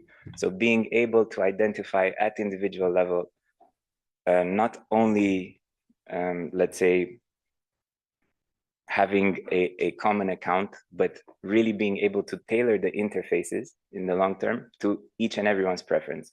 So leveraging browser technologies, groupings, and so on, so that every single user has an optimized way of working. It also implies a bit of a change in terms of functional accounts and so on. And these are some of the challenges that I'll address in a bit more detail going forward. But these are all items that we've taken account, we've listened, and we're still looking to refine the solution to find something optimum for the entire community. So as I mentioned before, some of the key benefits, and I'll deep dive in a bit more detail on each one, but really this will allow us to have a significantly improved level of security and adapt to this, let's say, global challenge of cybersecurity threats overall. So let's talk a bit more about the benefits, because, okay, cybersecurity, it's a generic topic and so on. But one of the items that smartphone-enabled MFA and individual accounts delivers is, on the one hand, on the technical solution, you're always up to date. So the authenticators are always up to standard with industry practices. And on the other hand, in case of breach, although it doesn't happen often, but should there ever be a case, instead of affecting a huge amount of the community, you affect just a specific account. It also ensures that we become a bit more vigilant in this growing world, and we take the right measures also at an individual level to avoid any impact on the network, which we all know can cost a significant amount if we ever get to that level. It's very quick and easy to use. So I am pretty sure that most of us do own a mobile, or I would hope so, but definitely it's something that most of us are used to on a day-to-day basis. So there is that, let's say, level of user experience. As Tony mentioned before, we have the Microsoft suite. We have these different items that are all integrated together. Instead of having to have multiple authentication methods, we aim in the NMUI to provide a single solution, and as well as a single sign-on to all of the applications that you should be enabled to, depending on your role. So of course, in operations, you might be a bit restricted, but if you have access to, for example, more dashboard-like products and so on, perhaps you have a bigger plateau. So we're also looking at how to make that split to adapt to our operational audience as well. It's a bit more cost-effective for our stakeholders. So instead of having to rely on an RSA token, which not only takes time to deliver and so on, now you have your own personal device, which anyway you will need to maintain. It's a significantly harmonized solution, and it's much quicker. So if something happens, by the time you order a new device, by the time it's getting set up by the security and so on, it will take a significant amount of time. And that means decreased productivity, which also indirectly impacts our bottom line. So again, the user friendliness, I think I already touched on this, but there is that user-based preference enabling aspect in the long term that we hope to leverage with our NMUI products. And of course, it's resilient, it's easy to back up. So if you forget, which can happen, it's very easy to set up a device on site. There can be a limited amount, 5 devices, let's say, that are there just in case one user loses a device. If you lose it, you can easily transfer, you can maintain it on multiple accounts. So it's not, it's significantly more flexible. Okay, we went from a bit of a theoretical perspective, but maybe now, what does it really mean in terms of workflow and impact in our day-to-day job? So to set up, it's pretty straightforward. There will be a welcome email from one of our providers. You have the chance to download your authentication method of preference. You scan the QR on your device, you complete the setup on your device, and you have the operational URL, which you can bookmark and easily access all the time. So that requires connectivity once, and that's pretty much it. You have your individual email, so if you forget your password, you know it's directly tied to your account, you can easily reset. And you can choose your smart device of preference. Although, okay, carrying a tablet around might be a bit more challenging than a phone. So that's why we always suggest the smartphone solution. It's also, let's say, integrated with most of the providers. So we have Microsoft, Google, which also offers further integrations, and Okta. So we're not pushing a single solution. It's there to whatever is more convenient for you. That's the one-time cost, let's say, of doing this, which is very limited, and the login. So there you open your NMUI workstation, you enter your email and password, you approve the login on your app. We have this feature called push notification, so you don't need to copy the code all the time. You just need to ensure that it's your device, and that's it. And this happens seamlessly in a really limited amount of time. This also allows you to import other users' functionalities, for example, during the handover process, and ensures that you have a single way to log into the INM product suite. It's of course compatible with our policies. As I mentioned, indeed, it is a challenge that there is a shift between the RSA to a more modern approach. but conceptually, the devices function in the exact same way. In principle, the no distraction policies that most of our operational stakeholders have adhere to the fact that we should not be distracted, and having a phone that has no connectivity and no notifications, no pop-ups and so on is fully compliant in our regard. It also happens one time per shift. So we don't expect users to log in every single 10 seconds, 15 seconds, you have it once. It's enabled for 10 hours. And of course, best practice is once you leave your workstation, you should probably log out. But the quick time that it takes, it enables you to log back in. So I went into some detail, but we did have some concerns, and we'll address some of those in a lot more detail in the ODSG coming up in a couple of days, if not a bit of weeks. But just to go very briefly on some of the key topics. So what happens if we need to have a handover? The fact that you can enable this individual-based configuration means that the data that you would need from the handover and the screen setup can already be imported seamlessly for the other users. User configurations are stored before logout, and these will always be there. So it's not like you will lose your data or the handover process has to require multiple workstations. It's something that can happen in a matter of seconds.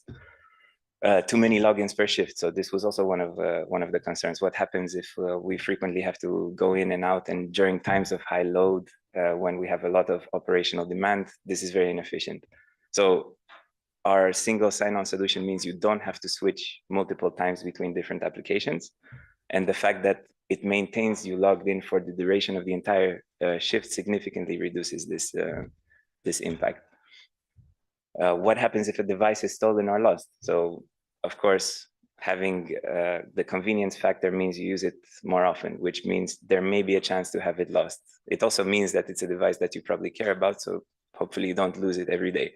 But even if it does happen, it's very easy to set up, and there can be alternative devices set on multiple alternative authentications set up on multiple devices. So as I mentioned, you can have a backup solution, or you can use your smartphone and smartwatch if, I don't know, it's not working on that day. And the restriction policy, as I mentioned, I know this is a challenge, and we're ensuring that we optimize the transition as smoothly as possible. But having a device that is purely offline mode, or that you need only once and you can store completely away, if that's the, let's say, common practice at each organization, is something that we believe is significantly more cost effective than having to invest in multiple devices, managing all those technical complexities that come with that. So that's the balance that we had to make, also to adapt to the technical constraints and challenges that we face going forward. So on the one hand, it's great, but when will it happen? So we have what we call this transition roadmap, which is very similar to what you've seen in the INM roadmap. And let's say there are 4 major steps that we need to keep in mind. The first one we've already achieved, and we took the lead role with our operations center to adopt the digital platform and the 3 products and adapt to the new way of working. So our NMOC is already enabled to use this approach. In wave 2, which is in May, so coming shortly, with, I think most of you have heard of the EAD, but also the RAD read-only access for our stakeholder community, which is a way to onboard into this new way of working and to already set up the accounts. Wave 2.1 will see the introduction of the actual NMUI product with our flight and flow products, which are an evolution of both the CHMI and our NMP product suite. And there we will introduce the MFA notification method. And we want to empower our organizations to not rely on a single, let's say, source of dependency, in this case for NM to manage every single account every time there are changes in each organization, which can be very inefficient, because this, let's say, a new staff needs to be onboarded very quickly. It will take some time, and this is one of the inefficiencies that we hope will no longer be faced with. So this gives our stakeholders a lot more autonomy in their day-to-day operations, and that's something that we're targeting for April. Some key considerations for our operational colleagues is, okay, as I mentioned, these things happen in a phased approach. It's not going to be a big bang overnight. We will do our due diligence and we'll support you throughout the transition. We'll make sure that in collaboration with you, of course, that we migrate and support the update of your user base so you already have it in the system. We're streamlining the way that we give access to our users. So instead of, let's say, having multiple profiles to make it easy for each one to manage their access, we streamline and we align to the procedures. So this is something we're looking at in a bit more detail, and more information will follow. And of course, NMP CHMI will still remain in place for the duration of this transition. So that does imply that we'll have to keep the RSA tokens for a while, and we'll have to get adapted to the new solution as we transition to the NMUI product suite, which of course, as you've seen with the platform, Wave 0 was an initial release, Wave 1 shows another update, and so on. So it's an iterative approach, which is quite common in today's industry. And last but not least, public access for RAD via the NMUI. We're doing our best, and we put it, let's say, as one of the objectives for Wave 2. So together with the EAB products, we'll see the evolution of RAD, which I think Ralph will detail in a bit more when we get to the roadmap for Wave 2.0. But we already want to make this even quicker than we initially planned. So although it's still publicly accessible via the EUROCONTROL, the NOP portal and the dedicated RAD homepage, this will now be accessible also via the digital platform. So in a nutshell, I think it's important to know, again, it's going to happen in phases. It's not, so we'll be there to support. We're setting up behind the scenes a lot of processes, procedures, and adapting the tooling to enable this. And of course, we continue to engage with all of our operational stakeholders to make sure that this transition is as seamless as possible. On the one hand, we still require some support to ensure that we have the correct user base. So we'll reach out to you, for example, for the RAD users, to our NSP and airline operator colleagues, to make sure that everything can be onboarded quickly.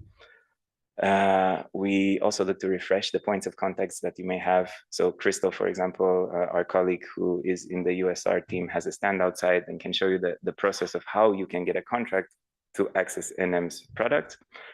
And we'll continue to adapt and to engage. And during the transition period, as I mentioned, we have to follow the approach. So we'll have our CSO to support and some operational staff, but we'll also offer guidelines and quick training materials to make it really as seamless as possible. And they're already available. So we had this launched as part of Wave 0. If you see at the bottom middle of the screen, we already have the MFA login guide and the common questions or frequently asked questions, which we'll continue to update as we get more questions. So thanks a lot for the feedback. And after, we're going to start to discuss, okay, how we can enable you and how we can collaborate so that access management happens at organizational level, and that you have the flexibility to ensure that whatever policy you choose at your organization, it's reflected within our systems, and we give you the means and the flexibility to do so. Maybe a final thought. So I know it's different, and I know there will be challenges, but it's also an opportunity. So bridging this gap between the technological implementations that we have to do and enabling some future evolutions, this will take time. We can adapt to the industry policies. We can make our products significantly more secure. And then we can continue to evolve and to tailor and to start to implement the different digital transformations, for example, AI, Copilot, and so on, to help you in your day-to-day work. So that's the long-term vision. And it's something that I think will really help to modernize the industry as a whole. Operational efficiency is maintained and hopefully even improved by having this and by, let's say, reducing downtime and reducing potential threats. Transition is phased, so it's a change. As the INM program has brought multiple changes, these will take a bit of time, but of course we'll be here to support, and there's time to prepare. So we adapt together with the community, and there's going to be support. So we have to continue to work together to make all of the changes happen. that's pretty much it from my side. Thank you. Thank you, Raz. We thought it was important to dive more into this MFA. The conversation will continue not only during the Q&A, but during the AOG and ODSG meetings where the community raised several questions how this it will work. So we have been presenting few use cases. Of course, there are more. We have a question already on the MFA we'll take in during the Q&A. But we know this will be impacting you, and then we have some time. Okay, maybe 3,500 users to be on board, but the November release with a single flight database with all the NM UI and the massive update of the application, we have 40,000 plus users to be onboarded on the MFA. So now, diving more on what will be the new things coming before the MFA is on Ralph. Ralph used to be the business manager, so he's changing out different hats. He's on a team lead, technical manager, but also the delivery manager for this year. So if everything goes wrong this year, will be on Ralph. So, but no, jokes aside, he will walk you through the roadmap and what capabilities we are producing in the next waves and releases. Ralph, please. Thank you, Tony. So good afternoon, everyone. Okay, it's quite impressive what we have seen, because these are the foundations that we were speaking about. We spent the time to build these foundations, and yeah, look, I'm looking at them and I think these are quite strong. So we have a fully resilient system, certified by EASA. It's on the cloud, it's high available, and it's across regions. So this is quite an endeavor. And I would say that now we're ready. We're ready to bring you some massive delivery of functionality, the things that I've presented to you also in my past roles over the last 2 years. I think we are there. And the first thing that we are bringing, and I will show you the roadmap that I show on a regular basis, which we are adhering to. We have delivered wave 0 and wave 1. I'll not come back to that. Next wave is a small wave, but it's an important wave to prepare the next step, is the wave 1.1. So this is coming end of February with two major improvements. One improvement is on B2B. B2B is an important asset to you. It's how you connect your systems to NM when you don't use our HMIs. And this is quite a successful technology. More and more of you are connecting to B2B. More and more of you are using our data. And what we promise to you, and since the beginning of the INM program, is that we'll ensure that B2B remains available, and we are even improving the availability and the scalability of B2B. So we'll be able to have a high available service. We'll remove single point of failures and bottlenecks, and we'll also be able to patch the B2B with no interruption of service. So this is a big step forward, and also be able to scale it horizontally as needed. So that's what we are bringing at the end of February. We are also preparing our systems, ETFMS, or our Enhanced Tactical Flow Management System, and IFPS, our Initial Flight Plan System, to merge or to converge into what we call internally our SFDB, our Single Flight Database, but what is known more externally as the Integrated Flight and Flow Management System. This will come in November, but we need to prepare. We need to prepare align, because we will not have two databases, two different states for the flights. We'll have one single flight database, one status, whether you have ETFMS messages or IFPS messages. This means that we need to also align the flights and the databases before we merge them. And IFPS has 5 days of data, whereas ETFMS has only 2 days of flight data. So we are aligning that, preparing to be able to migrate and merge these databases in November 2025. Last but not least on that release, and I know it's not there, but it's a little bit of a bonus that we are doing, and this we are doing for the summer 2025. We had some late requests from our colleagues in the Network Operations Management division to improve the e-help desk, removing some exemptions, ensuring that we can bring the NMOC more focus on the requests that are EOBT -60 instead of EOBT -120. So focusing on the important requests so that they can address them rapidly and give you improvements. Okay. So then we are looking at wave 2. It's one of our big waves, I would say. It's the start of EAD operations with the minimum viable product. So we bring EAD home. This was something that was outsourced. And now with that major wave, we'll have EAD modernized, resilient on the cloud, but also served by us. Means that with that, we are serving you all our portfolio of products. It's all coming from EUROCONTROL, one provider.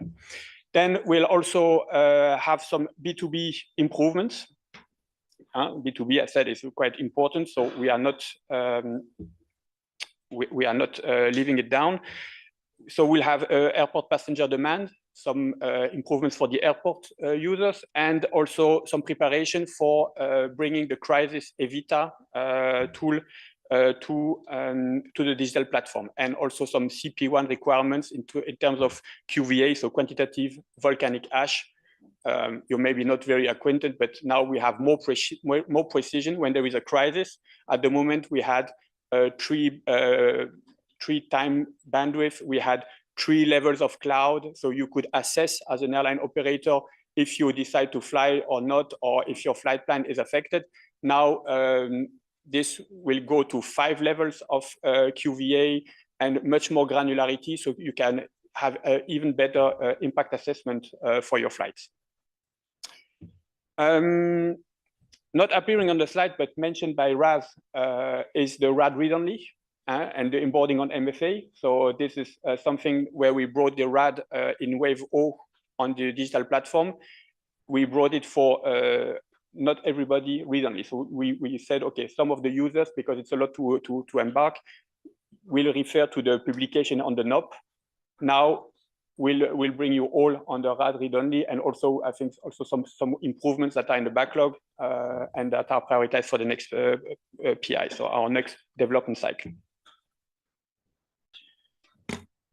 Then, and you see it's a packed here, 2.1, one other major wave and more focused on flight, flow, tower, and our, I would say, core flight and flow management assets is November 2025 with the wave 2.1, where we'll finally deliver operationally the SFDP, our integrated flight and flow management system, merging IFPS and ETFMS, but also a new set of HMIs built on NMP, the NMP flight, NMP flow, this you know, but much improved, lots of new functionality on the digital platform for AOs.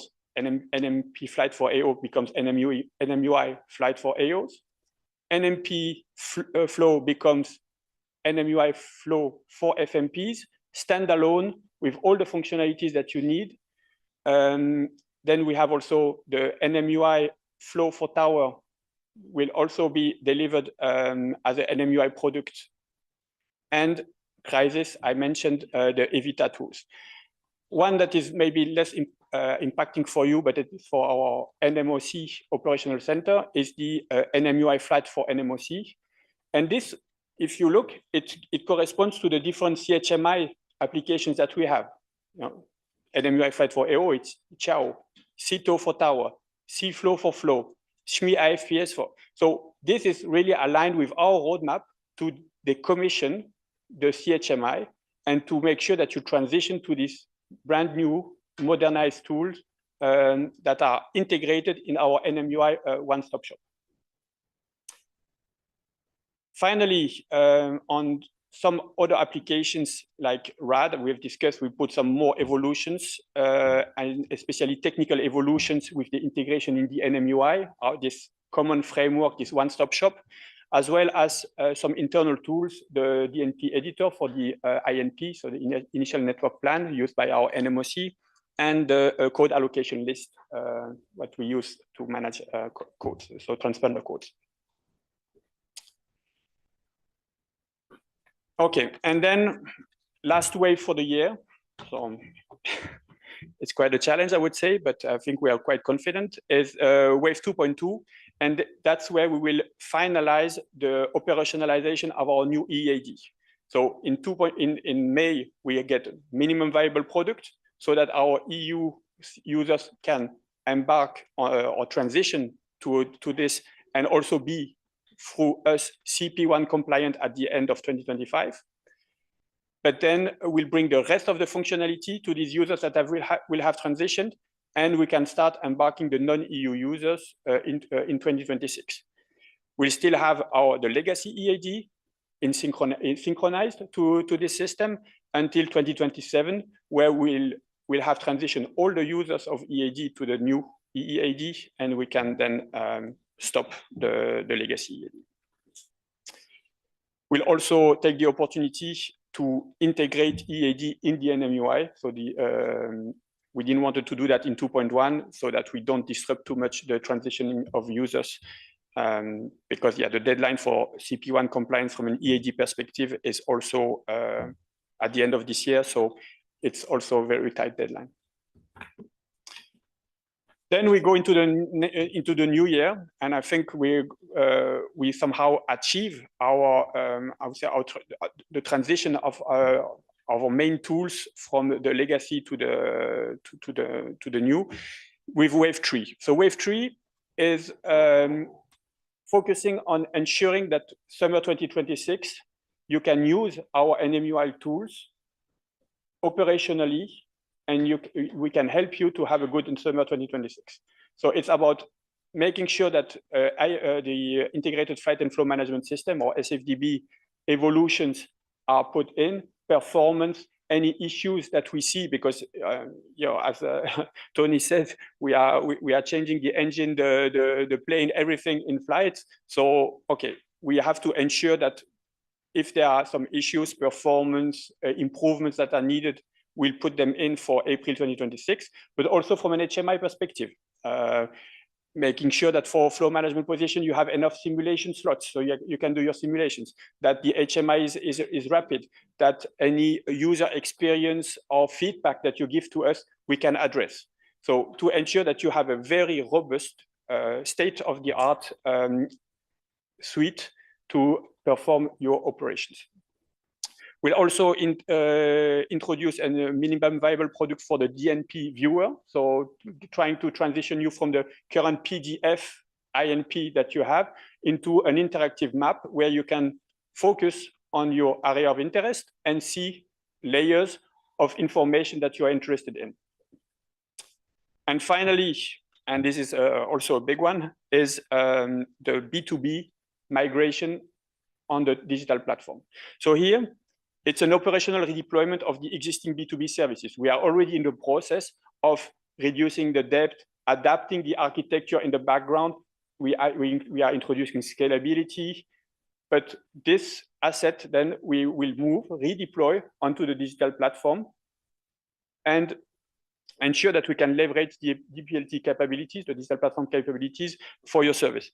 So the impact on that, and because I know that B2B is always a very sensible subject, so we are not changing the way you use B2B. It should be quite transparent to you, except that it will be more performant and it will use more modern technology. So it means it will be the debt will be cleaned.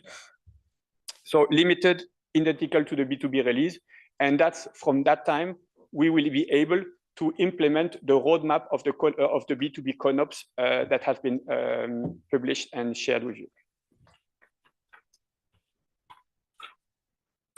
And then Wave 3+, we have to continue with the IDL, the integrated data layer, meaning having a reconciliation between EAD data, so static data, and the dynamic data of CACD that we use to run our operational systems.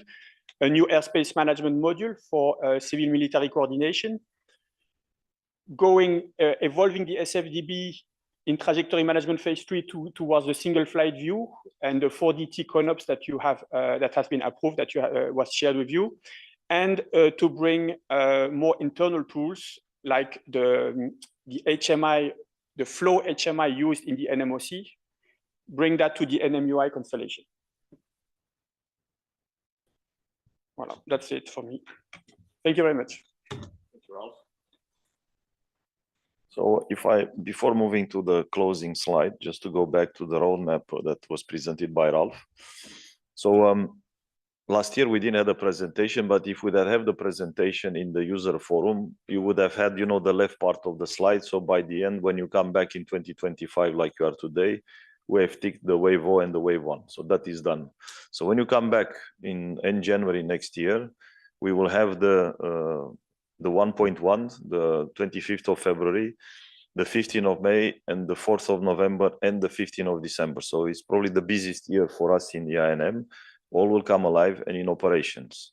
And actually, before you come, there is another intermediate step there. It's not on the roadmap, but from 16th of January next year, we will run the EAD from our NMOC room. So we are making the arrangements now. So we are hosting all these operational people that we will be, you know, doing everything that is done today in the EAD with the EAD in our new ops room that many of you have visited yesterday.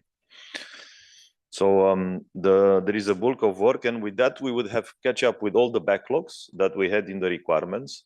And through the arrangements, either with Rezvan NetOps or NDTech with Paul, or all the other myriads of working arrangements, we are organizing ourselves to get requirements and see what we are building from, you know, mid-2026 onwards. So, but there, we would have catch with the technological depth. The architecture will be modern. We will be using the new codes, the common of the shelves products that we have seen. That we are pushing on with the help with our partners, and then we will be able to do all the interesting stuff that you are requiring us to do in a much modern way. So in time. So we spend in summary. So this is what is expected. So before you come next year, I said in January, we'd have had the start of EAD with the minimum viable products that makes you CP1 compliance. We will have the integrated, started the integration of the flight and flow, and all the front ends and the new applications from moving from NMP to the NMUI. The full EAD operations in December from the technical perspective, but also from the ops room in the 16th of January, and then all the evolutions that we had. Well, Ralph almost, I thought, scared the room because we will start decommissioning. Well, decommissioning will not mean that when this application will go ops, we'll switch off. So we'll allow, you know, time, 6 months, 1 year, until, you know, you can migrate all your users on the new products. I think was maybe small, but in one of the slides of Razvan is mentioned, keep your RSA token until further notice. It's exactly for that, to tell you when indeed we will unplug all these tools, because for a while they need to work in parallel. We will never bring into the operation a new tool and switch off the other one in the same time. They will work in parallel for some time. So in summary, we have looked, and thank you for brilliantly suffering the technical presentation. But again, thanks a lot again to our partner. They did an amazing job with the cloud, with the platform in developing the new products. And we are there to start opening the Q&A. We have some Q&A already. Few questions in the console.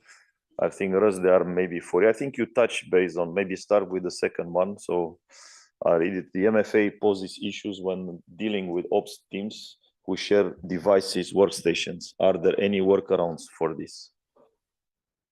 You can answer from sitting. Maybe it's easier to answer. So indeed, to adhere to the MFA policy, we do require an individual account and an individual device. But some of the challenges that we're going to address in a bit more detail, specifically at the ODSG, indeed refer to the shared use of a workstation, which in this case implies also changes at the handover process and so on. So that's why we're really focusing on how to seamlessly transfer from one user to another, so that you get all the operational information that you need, but still maintain your screen setup and so on in the same way. The fact that you can do this very, very quickly, so within the span of seconds, significantly diminishes. So, okay, we expect in 24-hour shifts, 3 shift changes. That's, I don't know, maybe let's say 3 minutes in a pessimistic outlook. So we hope it's not going to be an operational impact. Yeah, I think with that workstation or device, is not that it's not feasible to have more people working in there, and we don't think you are accessing with same phone or a tablet, you pass it to each other. You have workstations with which you access, and then it's feasible for multiple people to have different accounts and access with their MFA. So I think the first one, I think you answer, it's a parameter, but let's take it. Can you maybe log in the smartphone token and valid for 12 hours, as some of the ops we have 12-hour shifts?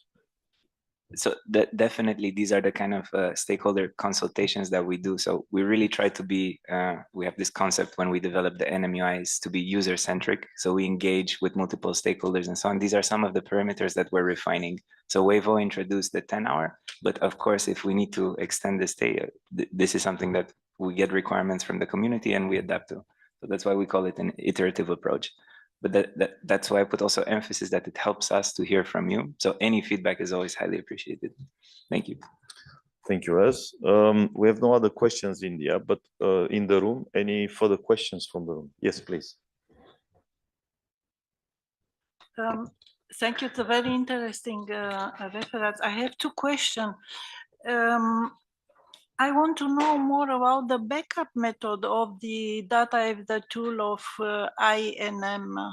You have a disaster recovery, I see it, but I don't know how you manage the backup of the data.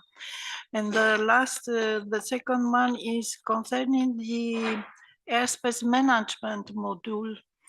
We know that today it was a collision between a military helicopter and a flying line avion in Washington.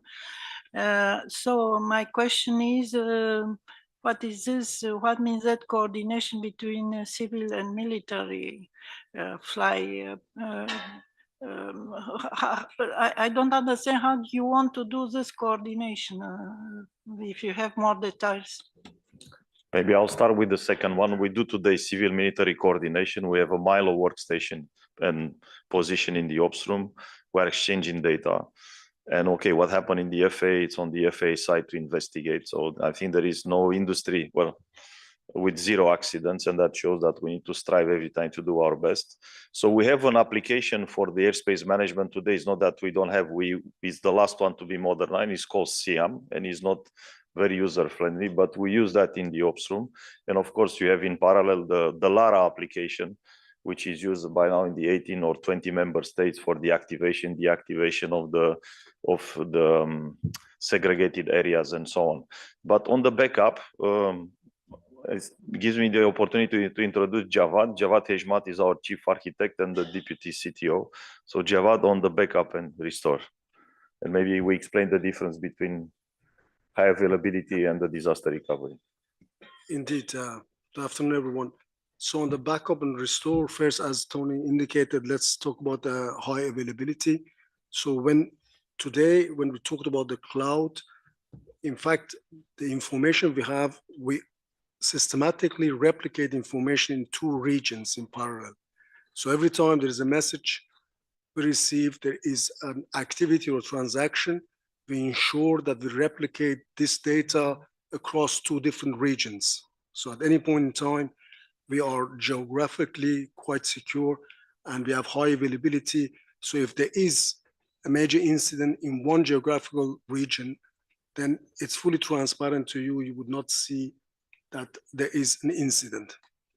That's something that was presented somehow implicitly during their presentation of PREM. Now, on the backup, so that's high availability as indicated by Tony. If we're talking about backup restore, we are actually regularly backing up the information, just making sure that in case there is data corruption or something of that style, we can always restore the data on regular basis. Not only we backing up information live, so while systems are running, we're backing up the data which is at rest, but we also make sure that we restore the data on regular basis, so we ensure that data will always be consistent when we bring up data. I hope I answered your question. Thank you, Javad. Any further questions from the room? Yes, sure. With regard to trajectory management phase 2, SFDP evolutions, do you mean the implementation of a TTO measure? Can you please repeat it? Target time Implementation of? over a coordination fixed point.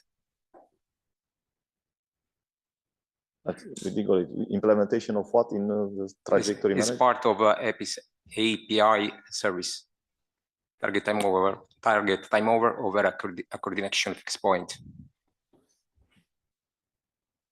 That it depends on what the user will come as a requirement. So what we have in there, it's the evolution, but the evolution requirements, they need to come from the stakeholders. So if we move to that type of flow management, then yes, it will be there. So at the moment, what we do by November this year, leave aside the April for a moment, 2026, we'll catch up with all the backlog requirements that we have, and that is not in the requirements today. So but for 2026, the requirement that needs to come by, the summer, the latest. And if we have that as a requirement to implement, the way how also we will be working with the OPSRUM, then yes, we'll be there. Thank you. Anything else? There is another one here. Just hold on a second. Can you confirm that CHMI, not only NMP, will not be unplugged for FMP's users before the user experience work has been done on NMUI? The answer is yes. Everyone is nodding here. The answer is yes, loud here. Hence, don't throw the RSA tokens because it's the way how you access the legacy systems until you tell you now we can throw it up and then you can use it only the new NMUI with the MFA. So maybe that's just an additional point. So on the CHMI, that's clear. On the NMP will be disconnected when the NMUI comes into operation. And this might have an impact on you, when you use NMP flow, you use it through the CHMI. So some of the windows in the CHMI are web application embedded. We are still looking for a technical solution, but at the moment, it is not envisaged that this will remain.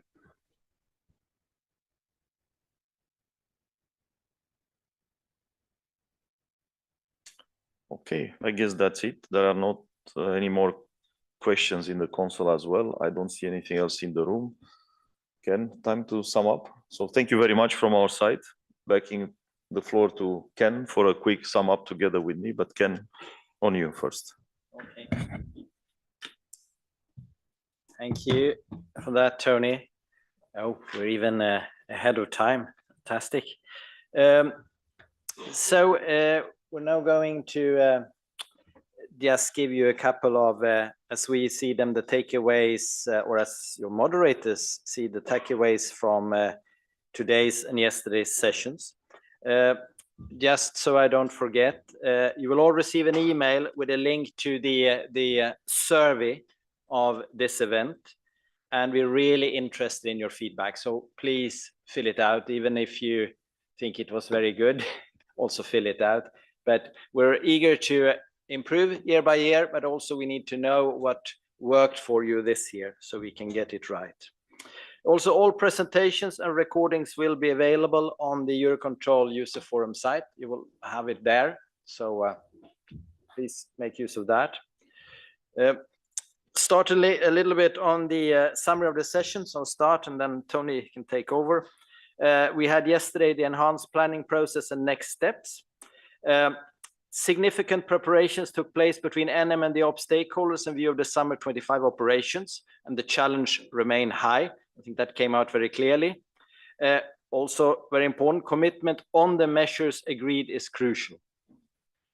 Further work will be required over the coming weeks to further enhance some capacity plans to fully take into account the outcome of the extensive preparation work to agree on the summer 2025 measures and strategic scenarios. So there you have the main takeaway from that sessions. And I can only underline the commitment on the measures agreed, how important that is.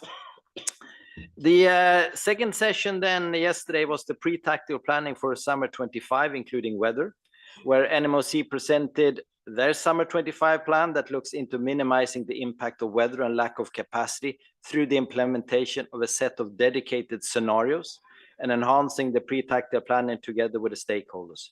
General agreement by ANSPs and airlines that NM needs to take the lead and apply mitigation measures for weather capacity.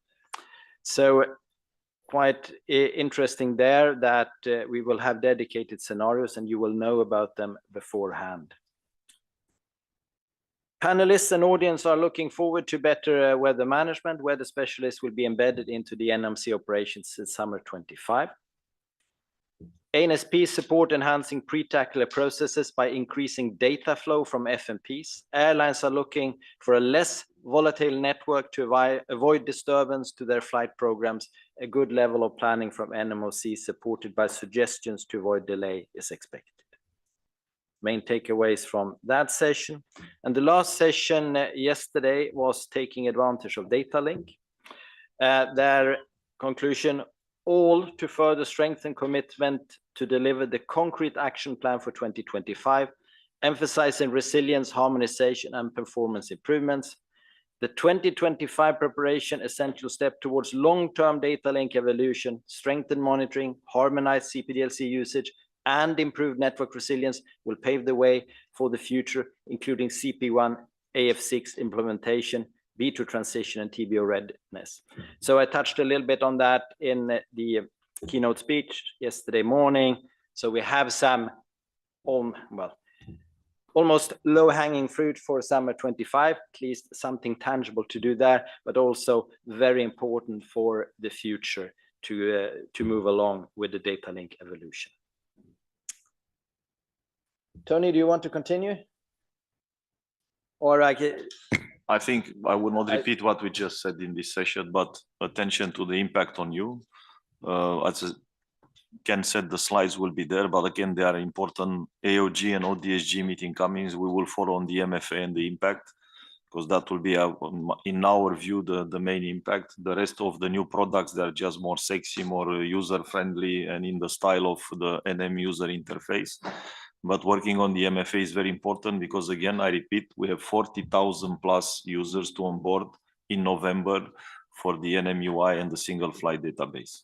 So I think that is the main takeaway from us. Work with us, please, to help you to, have a smooth transition for these digital products in November. Thank you, Tony.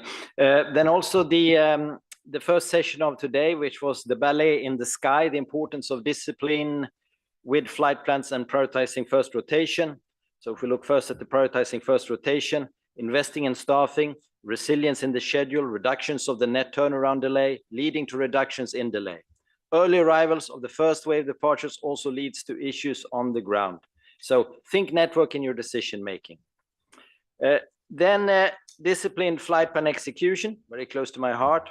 Related to flying the vertical profile. We're talking about the vertical profile here and keeping the EUBT up to date. So a potential of 5 to 10% lost capacity in the network by flights not flying at the last planned levels, and a potential of 10 to 15% reduction in ATFM delay as a result. So that's a food for thought. Shows the importance. System updates to ensure unrealistic ATFM slots are not given will be trialed to see the benefit of predictability. And again, fly what is filed and think network. The second session today, finally, with Predrag, ensuring infrastructure resilience. Infrastructure resilience in the network is an important element to consider in the context of CNS evolution. There should be a common approach to tackle the issues like GNSS, RFI, climate change, resilience, human resilience, etc. It is also important to ensure relevant information dissemination and sharing between all parties in the network. When working on CNS infrastructure evolution, we need to find an appropriate balance between the legacy ground infrastructure and new space-based CNS technologies to ensure that system is efficient and resilient. In this context, the work on designing minimum operational network is something that should be done in a consistent way to ensure the same level of resilience across the network. And for those who didn't manage now to take notes of everything said by me here, we're actually going to put that on a slide also on the, together with the other slides so that you have them. Yeah, those who are not departing immediately, and again, then back to Ken for his final thanks. The stands are still open, especially for us. If you want to see for MFA and NMUI, their user relation and the NMUI stands open. But okay, all the other stands are there. So I know we had short breaks, and one of the objectives of the NM User Forum is not just to hear presentation and listen to us, but is to go and network a lot. So please take the time that you have before your flights to continue network. So back to you, Ken, for the final wrap up. Dangerous part, the thank yous, because there's a risk of forgetting someone. So, okay, thank you very much to the moderators and above all, the panelists coming from outside Eurocontrol. Without you panelists, this event is nothing. It's so important to hear your input. And also thank you to everyone coming here for taking the time to come here and support this event with your questions and inputs. Thank you very much. Also, thank you to some of our main organizers behind the event, who I believe has run very smoothly. We have Daria in the back there. Daria, raise your hand. I think Daria should have an applause. Then we also have Gaston, but I'm not so sure if Gaston is in the room. He's not in the room. We will forward the thanks to him then, if he's not in the room. Then we also have our normal ordinary general of this event, which is Guido Hasefoots, who unfortunately, like Jacopo, is also sick and could not be with us. He's been together with Daria and Gaston planning this event for many months. So thank you also to Guido. Okay, that was, you want to add something, Tony? You have someone more to thank? I have someone to thank as well. Very good. Shall Go ahead. Yeah. Let's not forget Claire Mambote. Claire is at the back. She's Yes, helping us with putting together all the presentations, all the videos, but also helping with the broadcast in YouTube and LinkedIn. So thank you very much, Claire.